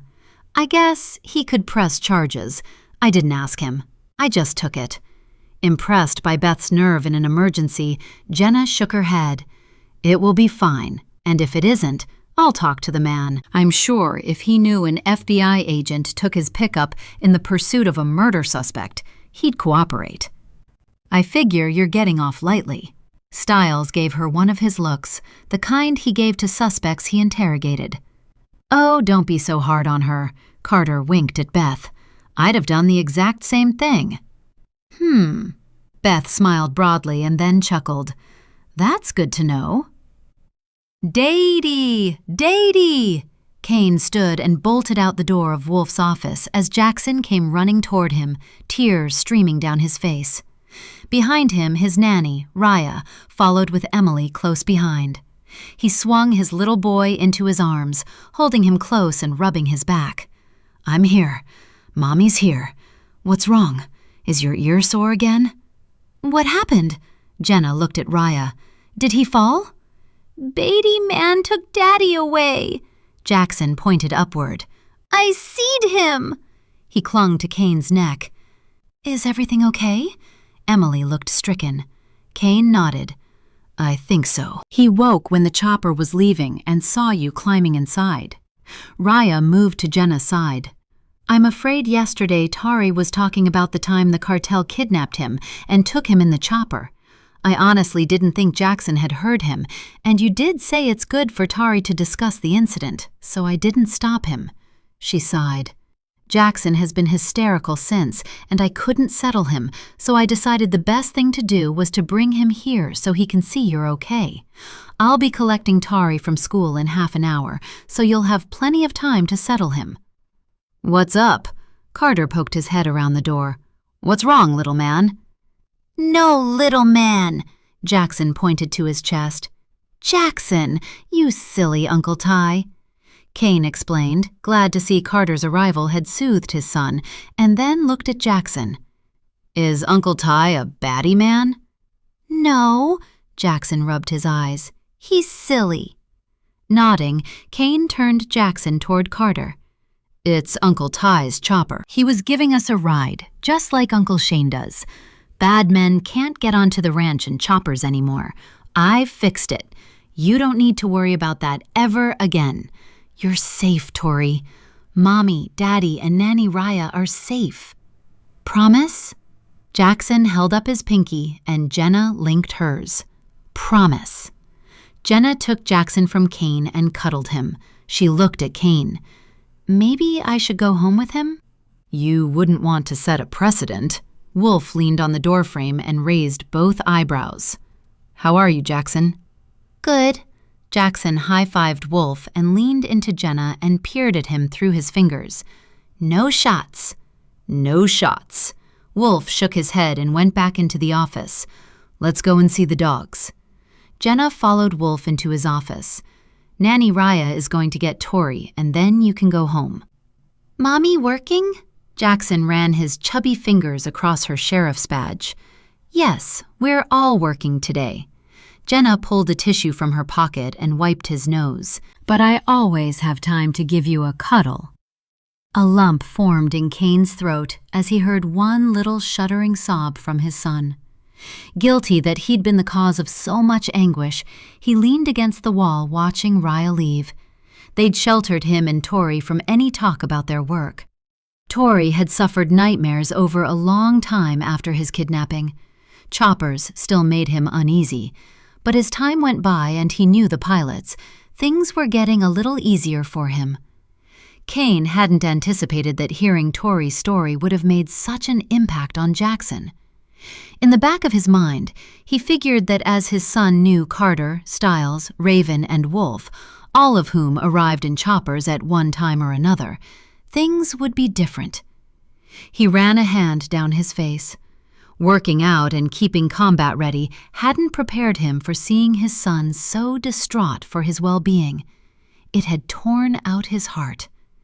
Being a father sure took a different type of strength. He went back into the office and looked at Jackson with his arms wrapped around Duke. He smiled at him. When Nanny Raya comes back with Tori, would you like to take Duke home with you? Mommy and Daddy have a few things to do, and then Uncle Ty is going to fly us back home in his chopper. Is that okay? Okay. Jackson held up his arms to Kane. Resting Jackson on his hip, Kane went to the counter and took out Wolf's cookie jar. I'm sure Uncle Shane won't mind if you have a cookie. Yummy! Jackson took a cookie and buried his head in Kane's shoulder.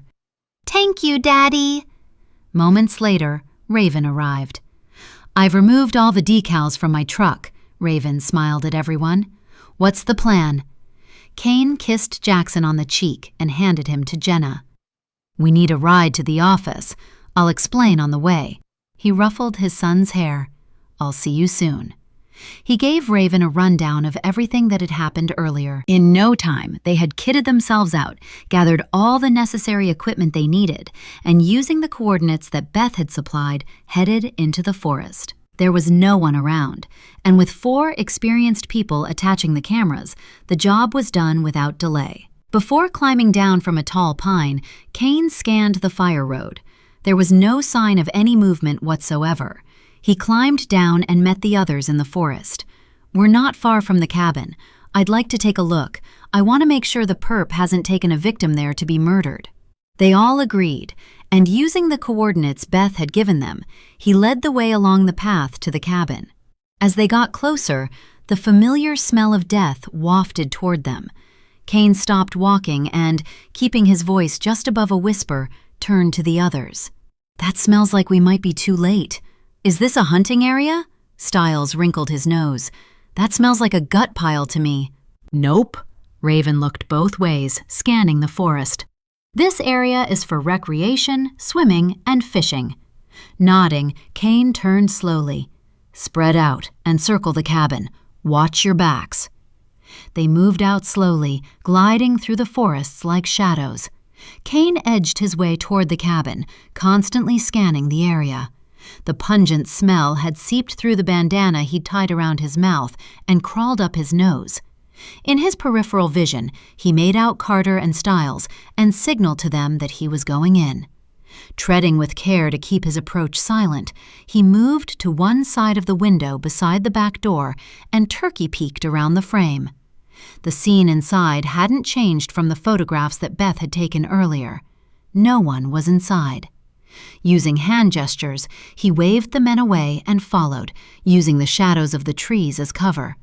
He noticed Raven pointing to something in the forest. They all increased their speed toward him, slowing as what he'd discovered became evident. Death was always nasty, but nothing prepared Kane for carnage. He stared at the body spread out on the ground. Wildlife had eaten most of the soft parts, leaving a gaping red hole where the man's stomach should have been. Flesh and intestines spilled onto the forest floor, and flies rose in a black cloud as they drew closer. The face was untouched. It was difficult to see if this was a murder or an animal attack. He looked at Raven. Bear? I doubt it. From the look of the body, he wasn't attacked by an animal. Raven bent closer. There are no defensive wounds, and this man is carrying a knife. He'd have drawn it if something had attacked him. Cats usually go for the neck, but I figure whatever did this made a meal out of him once he was down. I'm not seeing advanced decomposition, and surely Beth would have mentioned it if she'd smelled anything while she was here. Whatever happened to this man happened after she left. It's a homicide. Carter pulled a pair of examination gloves from his jacket pocket and pulled them on. I figure you need to take a few images of this. He pointed to something close by. If I'm not mistaken, that's a tarot card. Rubbing his chin, Kane stared at the card. How did he know when we didn't know? This isn't the guy from the cabin. This one is older. Stiles scrolled through his phone, searching the images. He's wearing different clothes and boots. I don't see a cowboy hat anywhere around. I figure this is Wade Cutter. He held out his phone. See, in the AI pictures Beth created from the ones she discovered from 20 years ago, he looks just the same. How did the tarot killer find him? And how did he get here before us? How does he know anything?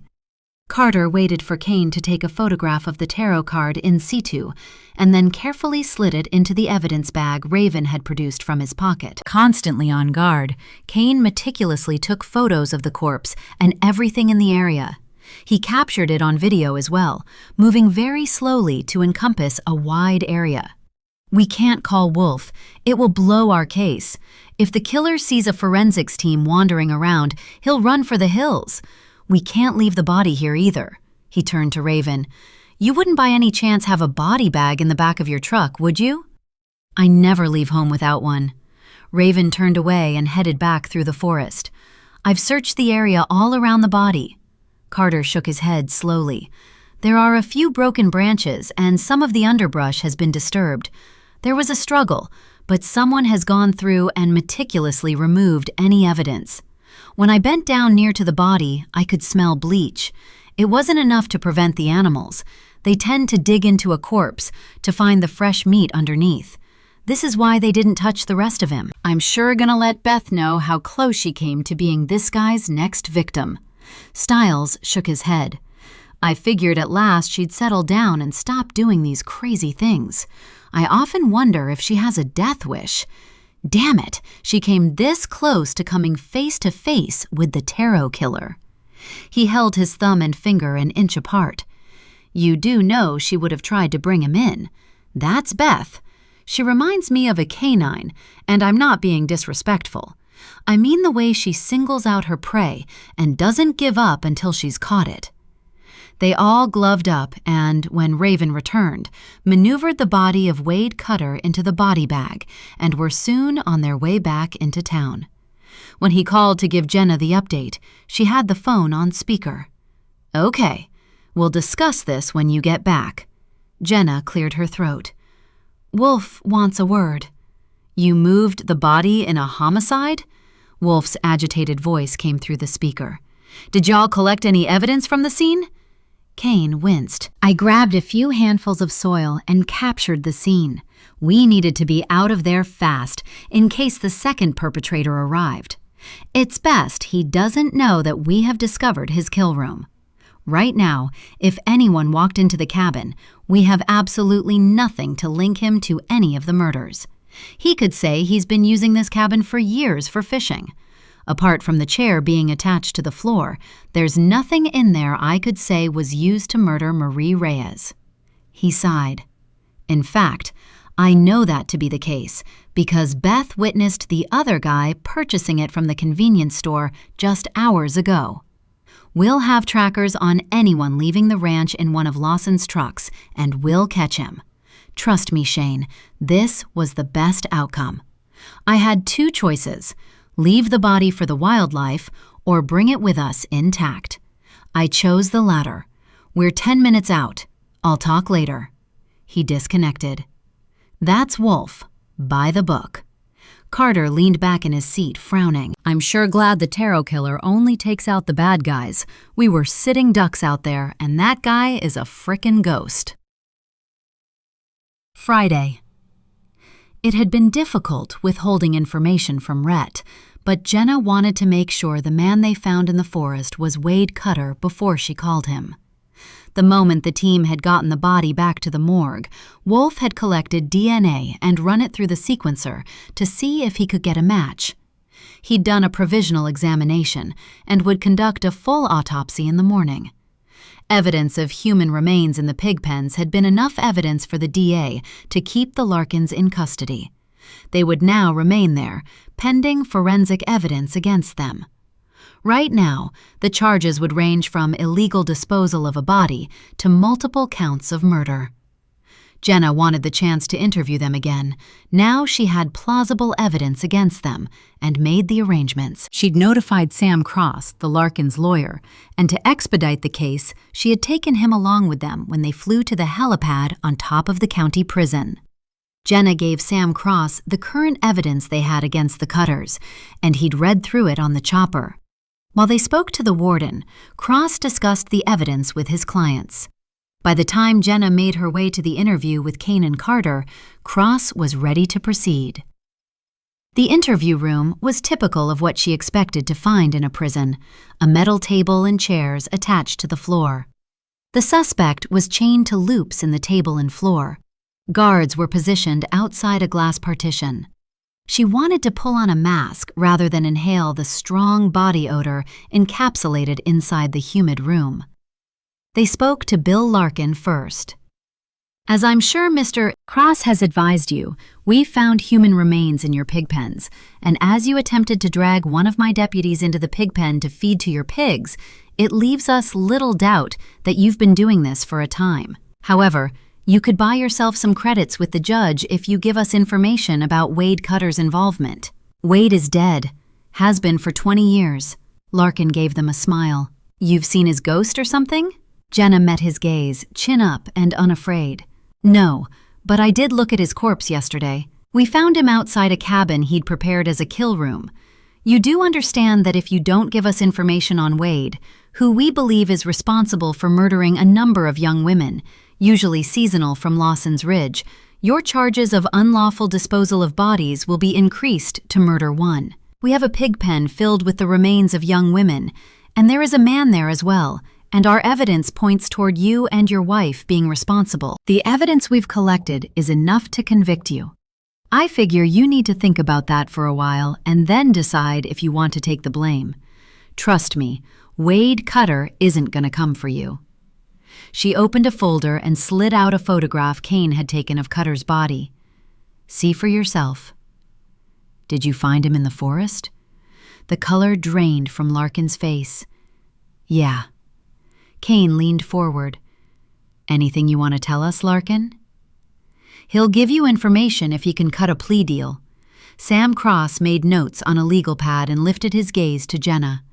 Amazed that Cross would bring up a plea deal when he knew that it would be up to the DA to make any deals, all she could do was to present him with evidence. I can listen to what he has to say. If he's telling the truth, I'll give the information to the district attorney. It will be up to him how he proceeds. She turned her attention to Larkin. So you better make it good. We didn't kill no one. Larkin's hands trembled, making the chains on the table rattle. We were afraid, so we did what we were told. The pigs don't care what we feed them, but you know it takes a sick mind to stand there and watch them chew up a body. We never knew when it would be the two of us. I'll speak to my wife if I'm allowed, and will plead guilty to the disposal of bodies and the assault of Deputy Raven. May I have a moment with my client, please? Cross waited for Jenna, Kane, and Carter to walk outside.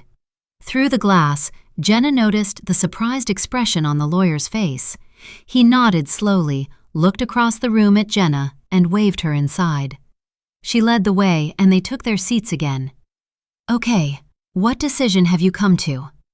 I will prepare a statement for my clients, agreeing to plead guilty to what we discussed. Cross stood. I'll give you a copy and send one to the DA. I hope he'll be lenient with my clients for their cooperation. With no further need to interview Mrs. Larkin, Jenna led the way outside the interview room. She turned to Cross. I honestly can't believe that went so easily. It's as if he wanted to go to jail. Yeah, my thoughts exactly, Cross shrugged. I can't figure out why, as he knows that Wade Cutter is deceased. He acted as if you had a knife to his throat. In truth, you have nothing apart from the unwarranted attack on your deputy. There is no proof that they fed bodies to their pigs. Someone could have done that while they were sleeping. The evidence is circumstantial at best. Can you get everything done in the next half hour? Carter tipped back his cowboy hat and looked at Cross. I need to refuel the bird before we head back to Black Rock Falls. Not a problem, Cross smiled. Thank you for your cooperation. Any time. Carter smiled and looked at Jenna. Are you good to go? Jenna nodded and followed the guard back to the warden's office. We'll be waiting in the warden's office. I'll use the time to upload some files to the server. As Cross and Carter followed other guards to different areas of the prison, she turned to Kane. I know why Larkin wants to spend time in prison. He's frightened. Anyone can see that. Kane walked beside her. It's as if he knows who murdered Cutter. An icy chill slithered down Jenna's spine. Yeah, and now he's in fear of his life. The man we figured was an accomplice must be a bigger threat than Wade Cutter. After stopping at a store to buy throat lozenges, Beth ambled slowly along Main, stopping to look in storefront windows. Every muscle in her body ached, but she kept her back straight and took her time on the way to Aunt Betty's cafe to meet Rhett. She browsed in a small antique store in one of the alleyways and purchased a small bronze figurine of a dog. Tucking it inside her tote, she stepped outside just as her phone chimed. "Hi, Rhett. Are you at Aunt Betty's already?" "Nope, I'm afraid not." "Just a second. I need to speak to someone." Rhett turned away to issue instructions to someone about horse supplements. "Unfortunately, my lawyer needed to go to county to represent a client. He's on his way back now, but it will hold me up for at least another hour. Will you be okay? I would take you back to the ranch myself, but I don't think I'll get back here in time for the lawyer's appointment. I need to sign some important documents, so I can't delay it until Monday." The thought of having another hour to herself in peace and quiet, doing whatever she wanted, would be like taking a vacation. "No problem at all. I'm enjoying myself in town. I haven't had this much time to myself for ages. I'm heading to Aunt Betty's now to enjoy a cup of their delightful coffee and maybe a slice of cherry pie." "Okay," Rhett chuckled. "Well, you rest up in Aunt Betty's cafe, and I'll be by as soon as I'm done. Catch you later." He disconnected. Beth had the ability to sit in an eatery and think about absolutely nothing. She liked to observe people, surreptitiously of course, and it gave her an insight into human behavior. She noticed how women leaned slightly toward their male companions as they chatted. She smiled. Usually, she did the complete opposite. Another thing she noticed was how women always complimented the other one's children and wanted to know how they were doing at school and if their babies had any more teeth. None of these questions ever entered Beth's mind because she didn't really care, and it wasn't for lack of trying. She had reason to believe that Stiles was attracted to her. He understood her better than most, but she figured he kept his distance because he wasn't sure how she would react to him. He'd seen something in her that no one else had.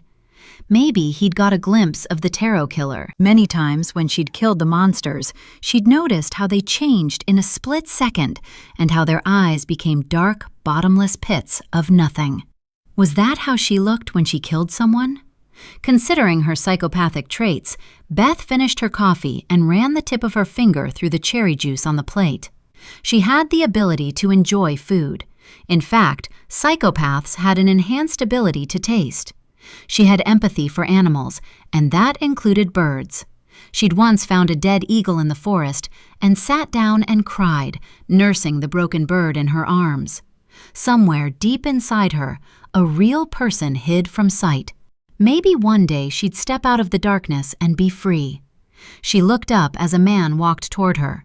He was strangely familiar, but she couldn't remember where she'd seen him. "Are you Beth?" Beth nodded, scanning her memory for the name of this man. He must be someone from the ranch. "Yeah, that's me. What can I do for you?" "Mr. Lawson asked me to give you a ride back to the ranch. He's been held up with his lawyer. My truck is just outside." She frowned. "I just spoke to him a few moments ago. He told me to wait here. I'll call him." "He would have called you back, but he got a call about his new job." The man shrugged nonchalantly. "He needed to go right away. He asked me to come get you, but if you want to wait, that's fine. Maybe call him in an hour or so. He should be through by then." Not wanting to disturb Rhett if he was speaking to his new employer, Beth gathered her things. "Okay, sure, I'll take the ride. It beats sitting here for hours. I'll eat myself into a coma." "Yeah, this place does that to you." He indicated toward the door. "It's the Lawson's Ridge truck parked in the alleyway." Beth immediately noticed the way he pulled his hat way down over his eyes, the plaid shirt, and the cowboy boots worn down at the heels. Was this the guy from the cabin? "Lead the way. I don't know my way around town." Carefully watching the easy, confident way he walked, she figured he would be around 35 to 40. She'd noticed the hands on the ranch often wore work gloves, but found it a little strange for him to be wearing black leather gloves in the middle of summer. Had she walked into the clutches of a serial killer? No, the serial killer and accomplice of Wade Cutter? She couldn't contemplate the odds of her running into him twice in one day, or that he probably considered her to be his next victim. Good luck with that. Had he seen her in the forest? Was he planning to take her out before she had time to tell the others? Could she be mistaken? What if this man was just giving her a ride? She chewed on the inside of her cheek and somewhat reluctantly climbed into the truck and dumped her tote between her front legs. She unzipped her jacket but prevented it from falling open to display her shoulder holster. She ran the meeting between them through her mind again. He'd never mentioned his name. Could he be concerned about someone overhearing him? So many questions. Beth hardly noticed when he swung onto Main, heading in the wrong direction. She glanced around her, trying to get her bearings. Isn't the ranch in the other direction? Yeah, Red asked me to drop by the cabin. He gave her a smooth smile. I have a few things in the back he needs for repairs. Rhett's cabin? Rhett never mentioned having a cabin. She leaned toward him conspiratorially. Is it a secret? Yeah. He gave her a slow smile. It can be our little secret. He turned onto a fire road, and they bounced along for a time before turning onto a narrow trail. Beth forced a smile and kept her eyes down. She didn't want him to see any change in her. He'd recognize the signs for sure. She could act coy. I don't even know your name. That makes it so much more exciting. The man chuckled. Not far now. Apprehension crawled up Beth's spine. She recognized every inch of this road. It was like déjà vu. Her mind rushed ahead, offering scenarios of what might happen. If he attacked her, she'd kill him. It was in her DNA. Somehow, she needed to control her basic instinct and allow the situation to play out, but she needed a witness just in case things got out of hand. She wore a tracker ring. Since joining Jenna's family, they'd insisted on everyone carrying one. It meant that in Serial Killer Central, they all had each other's backs. It made sense, for them, not her, but this time she had no choice but to call for assistance. She pressed it once, counted to 10, and pressed it again. 1 press alerted the team. 2 sent out an SOS to every member. The main problem for her would be acting normal. Most women would be terrified at being abducted. Her only problem would be if he tried to remove her clothes. That triggered flashbacks of her time in foster care, and she couldn't control the bouts of uncontrollable rage. She didn't scare easily, not now, but as a kid hiding in the forest after witnessing her father, cutthroat Jack, murder her mother, she'd been terrified. But that night, something snapped. A coldness had crept over her, taking with it all emotion, fear being one of them. She didn't fear death, and had suffered enough pain to ignore most of it too, unless it incapacitated her. The main problem she faced would be not to fight back and hope he didn't kill her before Jenna came to her rescue. Jenna and Kane had just stepped into the hallway and headed toward Wolf's office when everyone's phones sent out a warning. 10 seconds later, the "Officer in immediate danger" alarm sounded all through the building. She pulled her phone out of her jacket pocket and stared at the screen. It's Beth! Jenna opened the GPS screen on the tracker. She's in the forest, and by the speed she's going, she's in a vehicle heading toward the cabin where you found Cutter's body. Listen, I hear her. Kane put his phone on speaker. So how long ago did Rhett buy this cabin? It was Beth's voice, but a faint tapping came as she paused and sent a message in Morse code. She's with the serial killer. Kane looked up as the others came running toward them. We've got to move, now. Jenna looked around at Carter, Stiles, and Raven. We'll need to go by chopper and rappel down. If he hears us, too bad. It might prevent him from killing her. Raven, you follow in the truck. If he gets away, you'll need to follow him. Rio and Rowley will be moving now and heading toward the forest. Go, go, go! Yes, ma'am. Raven took off at a run. My chopper is ready to go. Wolf walked toward them. I have all the gear you'll need. I'll take you and you'll have 3 on the ground. My chopper doesn't have FBI written all over it either. As they rushed back up to the helipad, Jenna kept the phone pressed to her ear. Beth was trying to give a running commentary. They had reached the cabin. "Oh, so a fishing cabin," she coughed. "It stinks around here. I'll just stay in the truck. You won't be long, will you?" A thumping sound and a sharp intake of breath raced Jenna's heart. She climbed into the chopper and threw herself into a seat. "That was easy." A man's confident voice came through the speaker. "You ain't so tough now, are you? Nice weapon. Don't you know women should never be in law enforcement? They need to keep their place in society. They're the cause of evil." "Stop raving on and just shoot me. I don't need preaching to." Beth's voice came out in a wheeze. "Men like you are cowards. They need weapons to fight a defenseless woman. You're a coward. Fight me like a man. You don't have a say, and I can do whatever I want." A thump and a groan came through the speaker. "I own you." The chopper's engine blocked out the conversation. Beside her, Kane leaned over to fasten her seatbelt. He pushed a headset over her ears just as Wolf took the chopper into the air. She looked at him and pressed the mic on the headset. "He's attacking her." "She's as tough as nails." Stiles turned to look at her. "She can handle herself and knows we're coming." "The only chance she has that I can see is from what Zoe recalled. She said that he likes to make it last."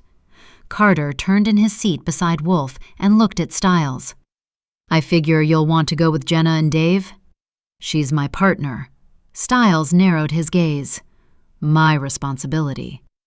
Jenna looked from one to the other. "Carter, you work the winch. Kane and Stiles with me." She hated rappelling from a chopper, and Kane and Stiles would be on the ground in seconds. She'd need to suck it up and drop like a stone along with them. The image of Beth being tortured flashed across her mind, and she gritted her teeth. "I can do this. I must do this." If Beth died, she'd never forgive herself. As the chopper came to the first fire road, they stood and climbed into harnesses. Jenna pulled on gloves. A minute later, they were above the second fire road, and she could make out the cabin. Carter jumped from his seat and clipped them all to the winch. He slid open the door, and a rush of wind almost knocked her off her feet. She glanced at Kane as he took her hand and led her to the door. She didn't need to say a word. He moved closer, and his eyes held a promise to keep her safe. "Free fall and watch me. I'll tell you when to brake." He cupped her cheek and rubbed it gently with his thumb. "We'll be on the ground in seconds. Are you ready?" Nodding, she sat beside him, her hands on the rope, and below her feet, the wind swirled the tops of the trees. They'd drop safely onto the fire road, but Jenna's heart raced and her knees trembled. Beside her, Kane gave her an encouraging smile as Carter gave them a countdown on his fingers, and holding her breath, Jenna jumped from the chopper. They dropped at high speed, and Jenna's stomach threatened to leap from her mouth. The rope slipped through her hands as the fire road came up far too quickly. Fear gripped her, and she stared at Kane. Even with the noise of the chopper and the wind rushing past her ears, she heard his voice. "Now!" Kane stopped above her, one hand reaching to slow her descent. "Now, Jenna!" Still falling, Jenna pulled on the rope. The sudden jolt pulled on her harness, and beside her, Kane nodded and dropped slowly to the ground. Beside him, Stiles had matched his pace, and they both turned to look at her as she landed on jelly legs. Her fingers didn't seem to work as she tried to undo the clasps on her harness, but Kane had her out in seconds, and the ropes flew up in the air as the chopper moved out of sight.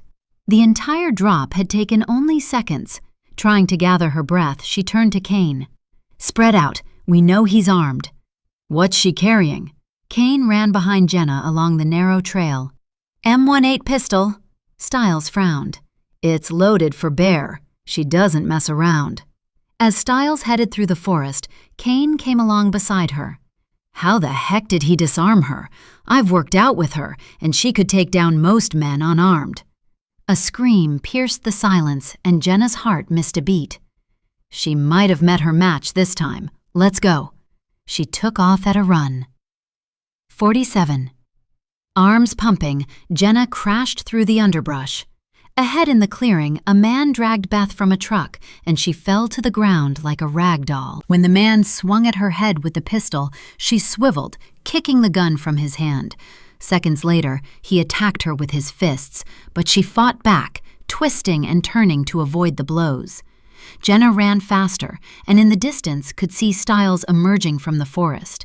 Kane would be on her right and coming in hot.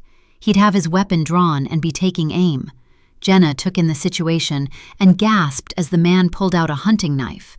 Throwing caution to the wind, she charged at the fighting couple, throwing herself at the man's legs in a shoulder charge.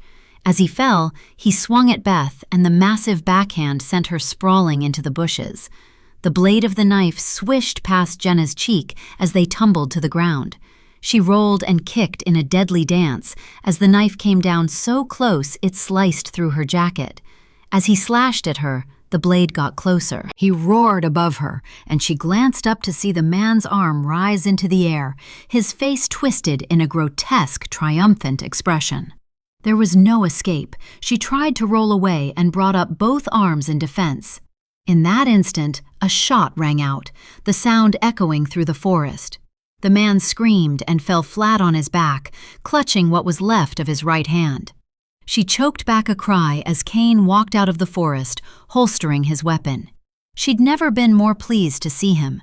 Behind him, Stiles thundered past and fell on his knees beside Beth. In the distance, sirens blasted as Jenna took Kane's outstretched hand and he pulled her to her feet. "You okay?" Kane's gaze moved over her. "That was gutsy." Nodding, Jenna noticed Kane had slipped into combat mode. Shaken to the core, she looked up at him. "Thank God I had you for backup." She squeezed his arm. "That guy is dangerous." "So I see." Kane ran a finger down the split in her jacket. "The liquid Kevlar vest can only do so much, Jenna. If he'd cut your face—" Shaking her head, she indicated toward Beth. "He would have killed her." "I'd have taken him down before that, and so would Stiles." Kane stared into her eyes. "You distracted him enough for me to wound him. I'm proud of you." Jenna smiled. "I'm glad you never miss." She indicated toward the screaming man. "He's not going anywhere. I need to check on Beth." She went to her side and gasped at the mass of bruising on her face. "Thanks, Jenna." Beth blinked through swollen eyes. "You risked your life for me. I'll never forget that." Swallowing the lump in her throat, Jenna nodded. "Just doing my job." She walked toward the man, cursing them, and Jenna stared at him. In the struggle, his face had been so contorted with rage, she hadn't recognized him. Could this be the same easygoing cowboy she'd interviewed in the hayyard? Tex Williams? His laid-back attitude had been one of the reasons he'd remained a suspect. "I need medical attention." Williams rocked back and forth, his bleeding hand clutched to his chest, staining his plaid shirt. He looked at Kane and his eyes narrowed. "Why did you shoot me? I had 2 crazy women attacking me. I had a right to defend myself. That's the law in Montana, don't you know?" "Good luck with that." Kane bent and patted him down, but didn't cuff him. "Don't try and run, or I'll cuff you. I figure that might hurt some." "You're gonna pay big time for this," Williams glared at him. "I'm sure the trail cam footage will tell another story." Stiles walked toward him, one hand firmly on Beth's elbow.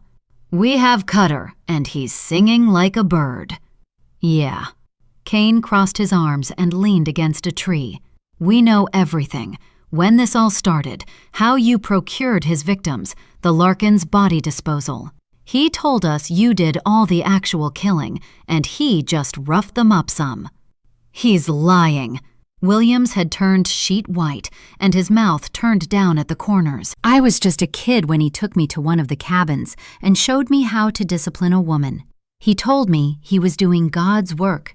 He said that since the Garden of Eden, women have been evil, using their bodies to lure men into depravity. He needed to make an example out of some of them so that the others would toe the line."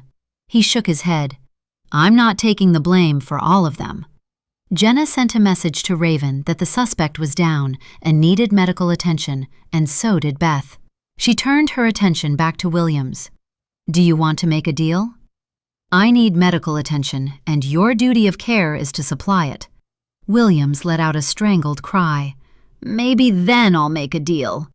Jenna took out her phone and waved it at him. I have a doctor on the way now. I record a confession now, or you take your chances in court. We have footage of you attacking a federal officer and attempted murder of a sheriff with a deadly weapon. That will tie you up in court for a while. Why not talk to us before you pass out? That's the deal. Take it or leave it. I'm bleeding to death here. Williams cradled his arm. You'll be fine. Kane moved closer to examine his hand. It cost you a couple of fingers, but if you'd stabbed my wife, we wouldn't be offering you a deal. His mouth turned down. Dead men can't make deals. Okay, what do you want me to say? Williams lifted his chin to stare at Jenna. Jenna glanced at Kane. His combat face was set in place. All we want is the truth, nothing else. Deputy Kane will read you your rights, and then I suggest you start with what you told us about Wade Cutter, taking you under his wing when you were a kid, and telling you about the sins of women and how you need to deal with them. Then I want you to explain in detail exactly your involvement. If it matches what he told us, we will take the recording to the district attorney. You will need to plead guilty and throw yourself on the mercy of the court. The fact that you were groomed since being a child might go in your favor. It all depends how much of the evidence you give can be proven. So, if you need some time to think about it before we start recording, don't take too long. We will not be able to take a confession from you while you are under the influence of drugs, and I'm sure the doctor, when he arrives, will give you something for the pain. Jenna looked at her watch. I figure you've got 5 minutes. I know what I'm going to say. Williams looked at Kane. Start the recording. I'm ready. Jenna started the recording on her phone, and they all moved closer to Williams as Kane read him his rights. Once he was done, Jenna nodded. State your name, and then in your own words, your involvement with Wade Cutter, the murders, and disposal of bodies, including the Larkins' involvement, which you recounted to us previously. Williams told the story of how he'd arrived at Lawson's Ridge when he was 15 and participated in an internship. Wade Cutter took him under his wing, and they became close, as they had so much in common. By the time he'd left high school and Lawson had employed him, he'd already beaten 3 women to death. He'd moved into Cutter's house with his wife, and later, son. I was scared at first, but Wade kept telling me I was doing good, and soon I enjoyed it. Williams rocked back and forth, staring into the distance, as if recalling every moment. I enjoyed hearing them scream, and by the time the bruises on my knuckles had healed, I wanted to feel that pain again. It made me feel alive. Bile rushed up the back of Jenna's throat as he recounted in enthusiastic detail many of the brutal murders they'd both been involved in. She cleared her throat to get his attention. So how did the Larkins become involved? Did that happen from the get-go? Nah, we buried some of them with the dead cattle, but then I caught Lawson snooping around. He'd seen Wade carrying a body and putting it in the back of his truck. He started asking awkward questions and talking to Wade's missus. He kept asking her about the women who seemed to be going missing all the time. She'd cover them up by saying that they'd signed off and she'd paid them cash. Then he'd ask me about them, and I'd say I'd driven them to the bus station. It was all planned well ahead of time, but Lawson wouldn't let it go. I was out in the north paddock when I saw them down by the river. They were discussing Wade, and Lawson was saying how he thought he was responsible for the women going missing. Then a storm blew over, and they dashed to the fishing cabin to shelter. I locked the door, let the horses go, and then took a can of gas from the storage shed out back. I poured it all around the front of the cabin and set fire to it. There were bars on the window to stop the wildlife getting inside. Once that door was locked, there was no way out. We all knew where the key was kept. They're always hanging outside on a hook. I was going to take the key out of the lock, but the cabin caught fire so fast it was an inferno in seconds. Even the storm water wouldn't put it out. By the time the gas stored in the lean-to exploded, I was almost back to the ranch. So why did Wade leave? Kane straightened, resting one hand on the grip of his M18 pistol. He found the bodies and figured the cops would be involved. Williams grimaced. He didn't know if Lawson had already spoken to the sheriff, and he didn't know what evidence he had against him, but he knew he had something. So he took off into the forest, acting like a madman, as if he'd lost his mind with grief at losing his best friend. The Larkins made up the story about the suicide, and they told Bowman they'd found him and buried him in the forest. His wife knew all about it, and when everything quieted down, would go and meet him. I figure she's the only woman he tolerated, but he'd beaten her regular since the day they were married, and Branch, too. So I supplied the women we needed, and he went to his sister's husband and asked him to dispose of the bodies. Larkin was cool with this as long as he could watch us. He'd sit there in the corner, drooling, but most times Wade would capture everything on video for him. He has all the footage at his home. Sometimes I'd go and get Wade, and we'd drop by his place to watch them and relive the best ones. The women never knew there were two of us. We wore coveralls and balaclavas, and by the time we both showed, they were too far gone to notice. Tell us more about the body disposal. Kane leaned closer. We'd drop the body in the back of Larkin's truck, and that would be the end of it, until Bill stupidly tried to take on one of your deputies. Williams rolled his eyes. Then I got the job of burying the bodies again, but the last girl got away. Wade must have been getting careless. I'm sure the one I buried was still breathing, and the next one he dumped into the meat locker for me to collect took off like a zombie, and I chased her down, but she ran into a cabin, and then you guys arrived. I only just escaped. I ran back to the cabin to tell Wade. We needed to move fast and find ourselves another cabin. He indicated behind him with his chin. That one, and that's all I can tell you. He sighed and looked past Jenna. I hope that's the doctor. Jenna turned to see Raven, Rio, and Rowley running toward them. Raven went to check Beth, but she waved him away, although she'd have 2 black eyes by morning. Jenna turned off the recorder and nodded to Williams. Just one more thing. Was anyone else involved? Anyone from the ranch? I'd like to know if your story and what we know about Cutter is the same. No, it was our secret. Williams smiled. No one else would understand. They'd laugh at us if they knew we were doing God's work. We found Wade Cutter dead earlier today. Kane stood to one side as Raven examined William's hand. Wade is dead? You lied to me? William's eyes widened. How did he die? He moaned as Raven dressed his wounds. Who killed him? A person who seeks revenge against serial killers took him out. Beth pressed a hand to the bruised lump on her brow and swayed slightly. You'll need to watch your back, even in prison. We can't protect you. This guy is a ghost and never leaves a trace. If they found Cutter, you're next. Epilogue. Black Rock Falls. 1 week later. Jenna and Kane woke on the 4th of July to blue skies, sunshine, and a little boy excited to be celebrating his birthday. How time had flown.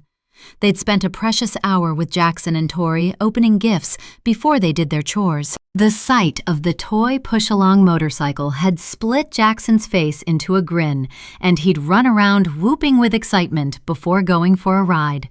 Jenna watched her little boy and smiled. By looking at him, she'd never been involved in his gene pool. He was Kane's clone, right down to his love of motorcycles. She slid an arm around Tori and pulled him close. He was her gift, and she treasured him. Her 3 men filled her heart with joy. She glanced up as Kane walked into the house wearing an apron. He'd spent days preparing food for today. Carter, Beth, and Stiles were still staying with Rhett. After helping break the cases during their week vacation, their director had extended their leave. Beth had been banged up and needed to recover. Nothing broken, but she'd suffered bruised ribs and her face looked a mess. Stiles refused to leave her. Carter had gone back to Snakeskin Gully and collected Joe and Jamie. They had moved into Jenna's cottage to relax after an exhausting week in Disneyland. When Joe and Jamie followed Kane into the house, her boys scampered off with Jamie to play. Kane and Joe went to the kitchen to prepare the side dishes. Jenna would offer to help, but she usually kept out of the way and concentrated on the cleanup afterward. She stood as the front gate alarm sounded and viewed the screen. Vehicles lined up with Wolf in the lead. Above, a chopper hovered before dropping into the yard. The house rang with the sounds of laughter as everyone crammed inside. Rowley's kids hurried off to find the others, and all the women, apart from Beth and Norelle, carried dishes of covered food to the kitchen. Finally, Jenna was alone with her team, plus Rhett. She smiled. "It's good to see you. Happy 4th of July." "We have a few developments." Norelle sat on the arm of the sofa beside Wolf. "It concerns Wade Cutter's autopsy, and Rhett, well, Lawson's Ridge." This was the information Jenna had been waiting for. "Did you find anything to identify the tarot killer?" Wade Cutter died from sharp force trauma to his brainstem and brain through his ear. Wolf kept his voice low. "It's typical tarot killer bloodless injuries, but this time bleach was poured over the victim. I've taken an entire week searching for trace evidence, but the tarot killer knows how to destroy evidence. We are no closer now than we were 2 years ago." He looked at Beth. "I've handed everything I have over to the FBI as requested.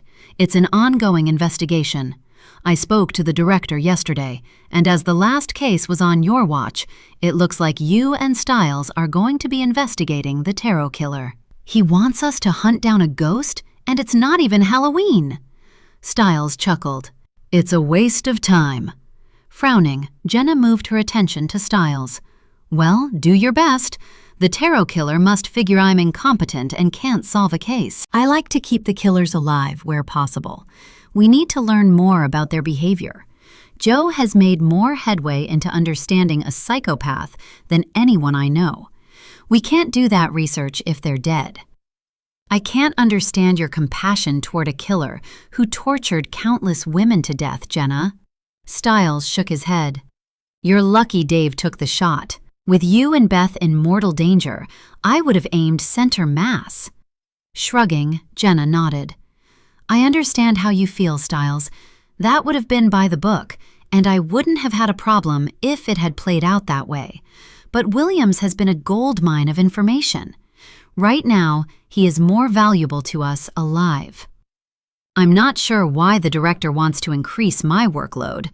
Beth peered at Wolf from between swollen black eyelids tinged with yellow. "He insisted I go through a ton of Wade Cutter's video footage to identify the victims with known cases, and Stiles will be matching the others to missing persons reports from all over.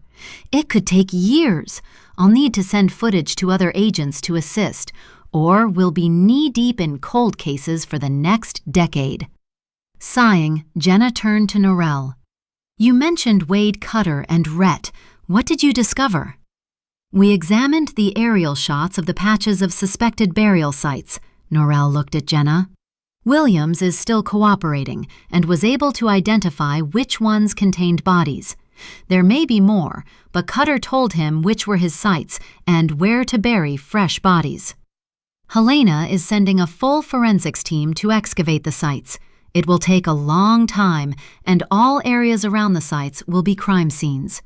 This means reorganizing the cattle grazing to different areas." She looked at Rhett. "Can that be arranged?" "Yeah, of course. Anything you need." "I'll speak to Bowman."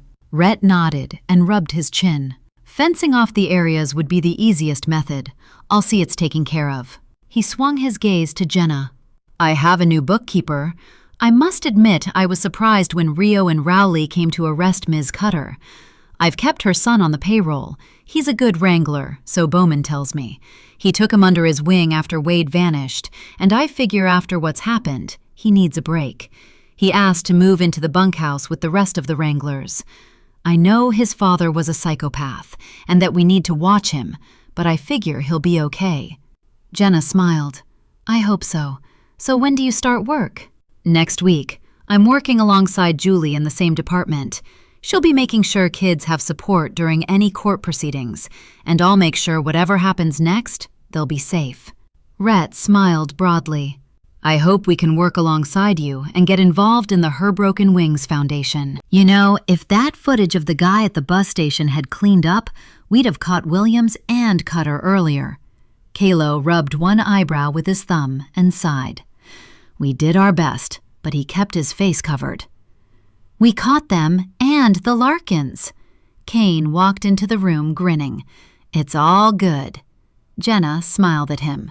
And Zoe is going to be fine. She's staying at the foundation for a time, but will be returning to Lawson's Ridge soon. After Rhett's kind offer of a job for as long as she wants one, she can't wait to get back there. She never wanted to leave, and it was Williams who harassed her. Okay, grab the kids and head outside. Kane chuckled. I hope you're all famished. I have enough food to feed an army. As if on cue, all of Jenna's friends poured out of the kitchen and handed out trays of food for everyone to carry outside, and then returned for more. She turned to Kane as her boys wrapped around her legs, chatting with excitement. They wanted to eat. Now. It made her happy to see Kane in his domestic element.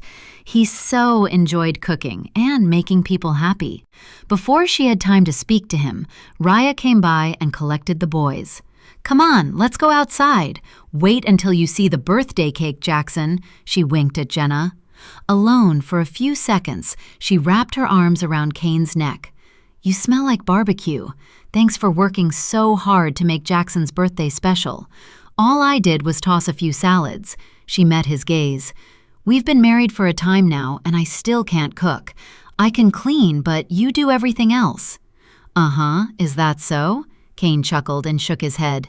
Don't change a thing, Jenna. I love you just the way you are. He kissed the tip of her nose.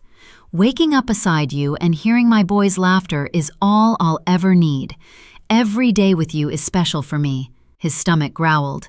Now let's eat. I'm starving. The end.